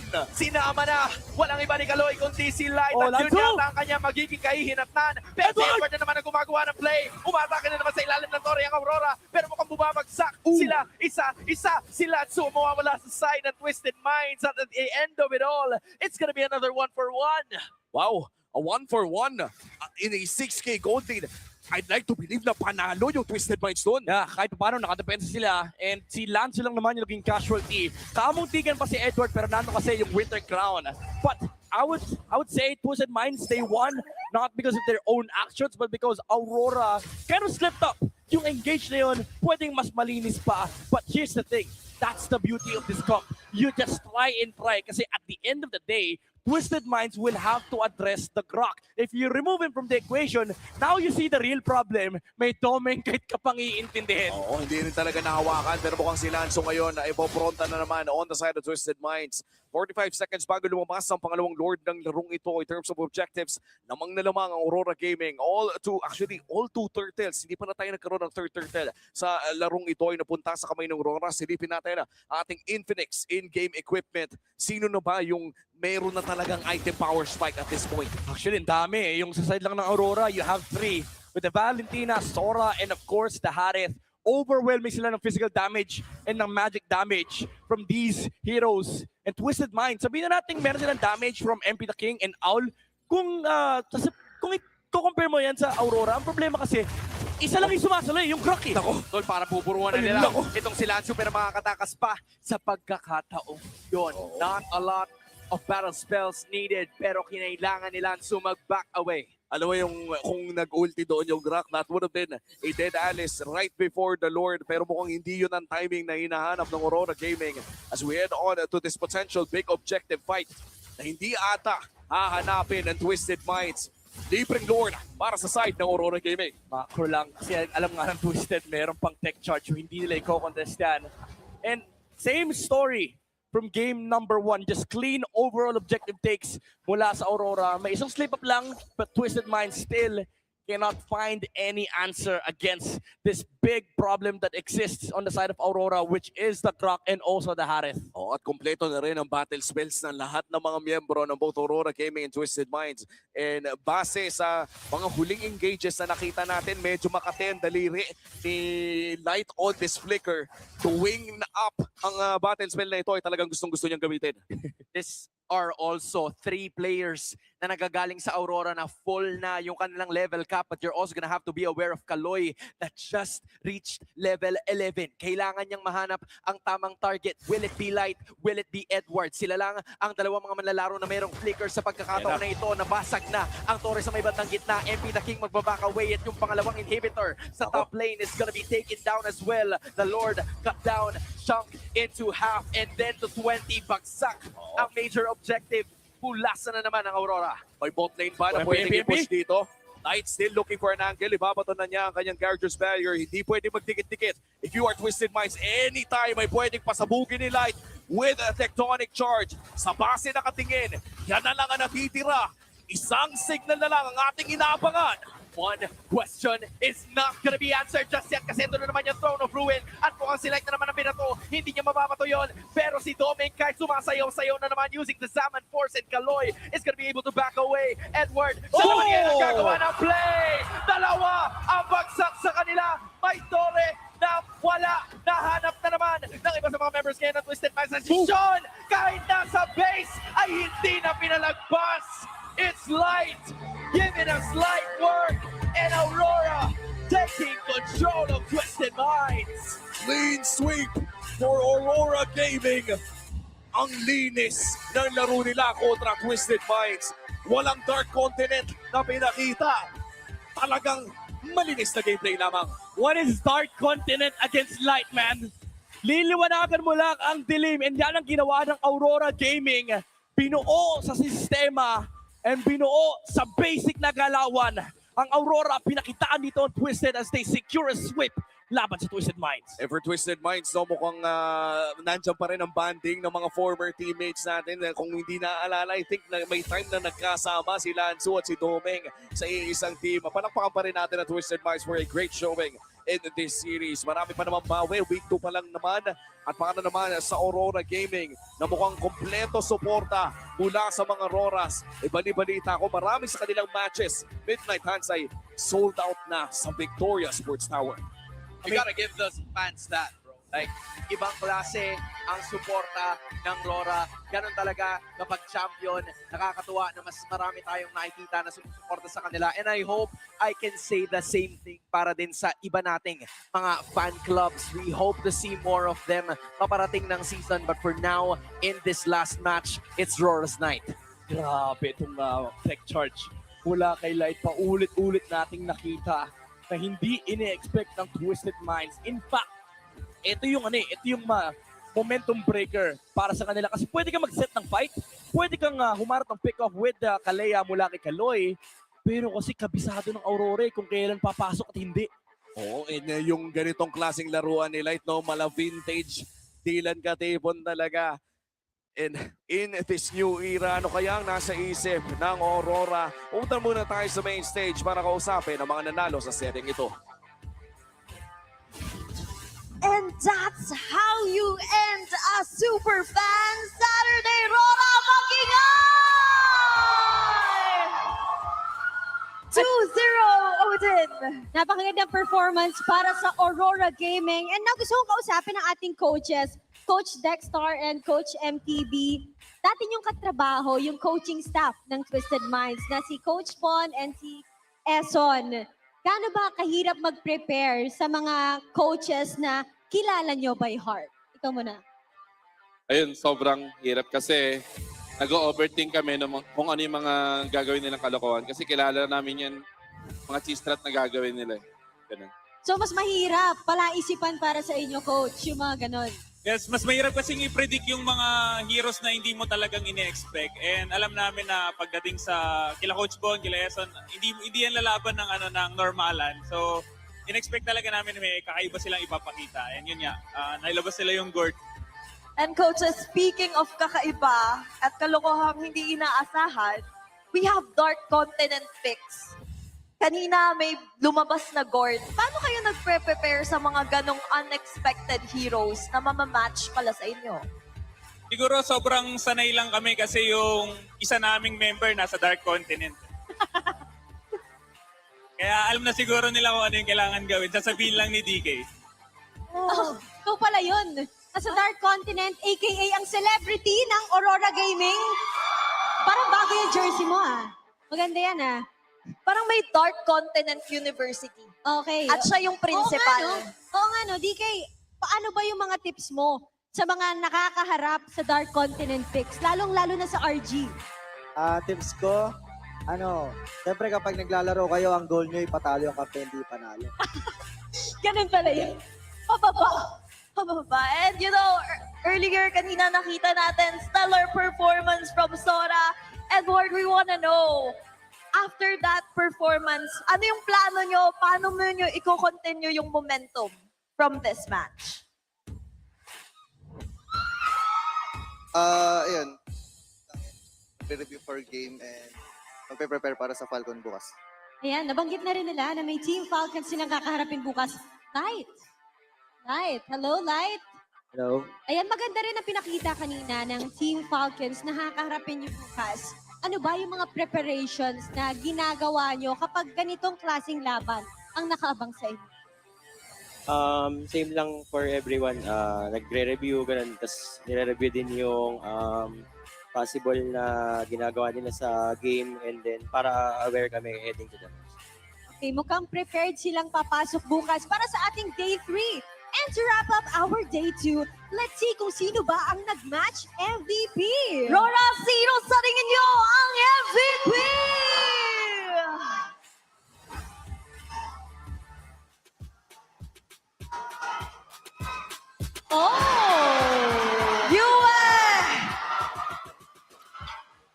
Congratulations! And we wanna ask, anong message mo ngayon sa napakaraming Rora fans? Thank you so much sa pag-effort nyo na pumunta sa mismong venue. Tsaka thank you sa mga taong patuloy na sumusuporta sa amin. And that's a wrap for our Super Fan Saturday. Rora, you may now take a bow and your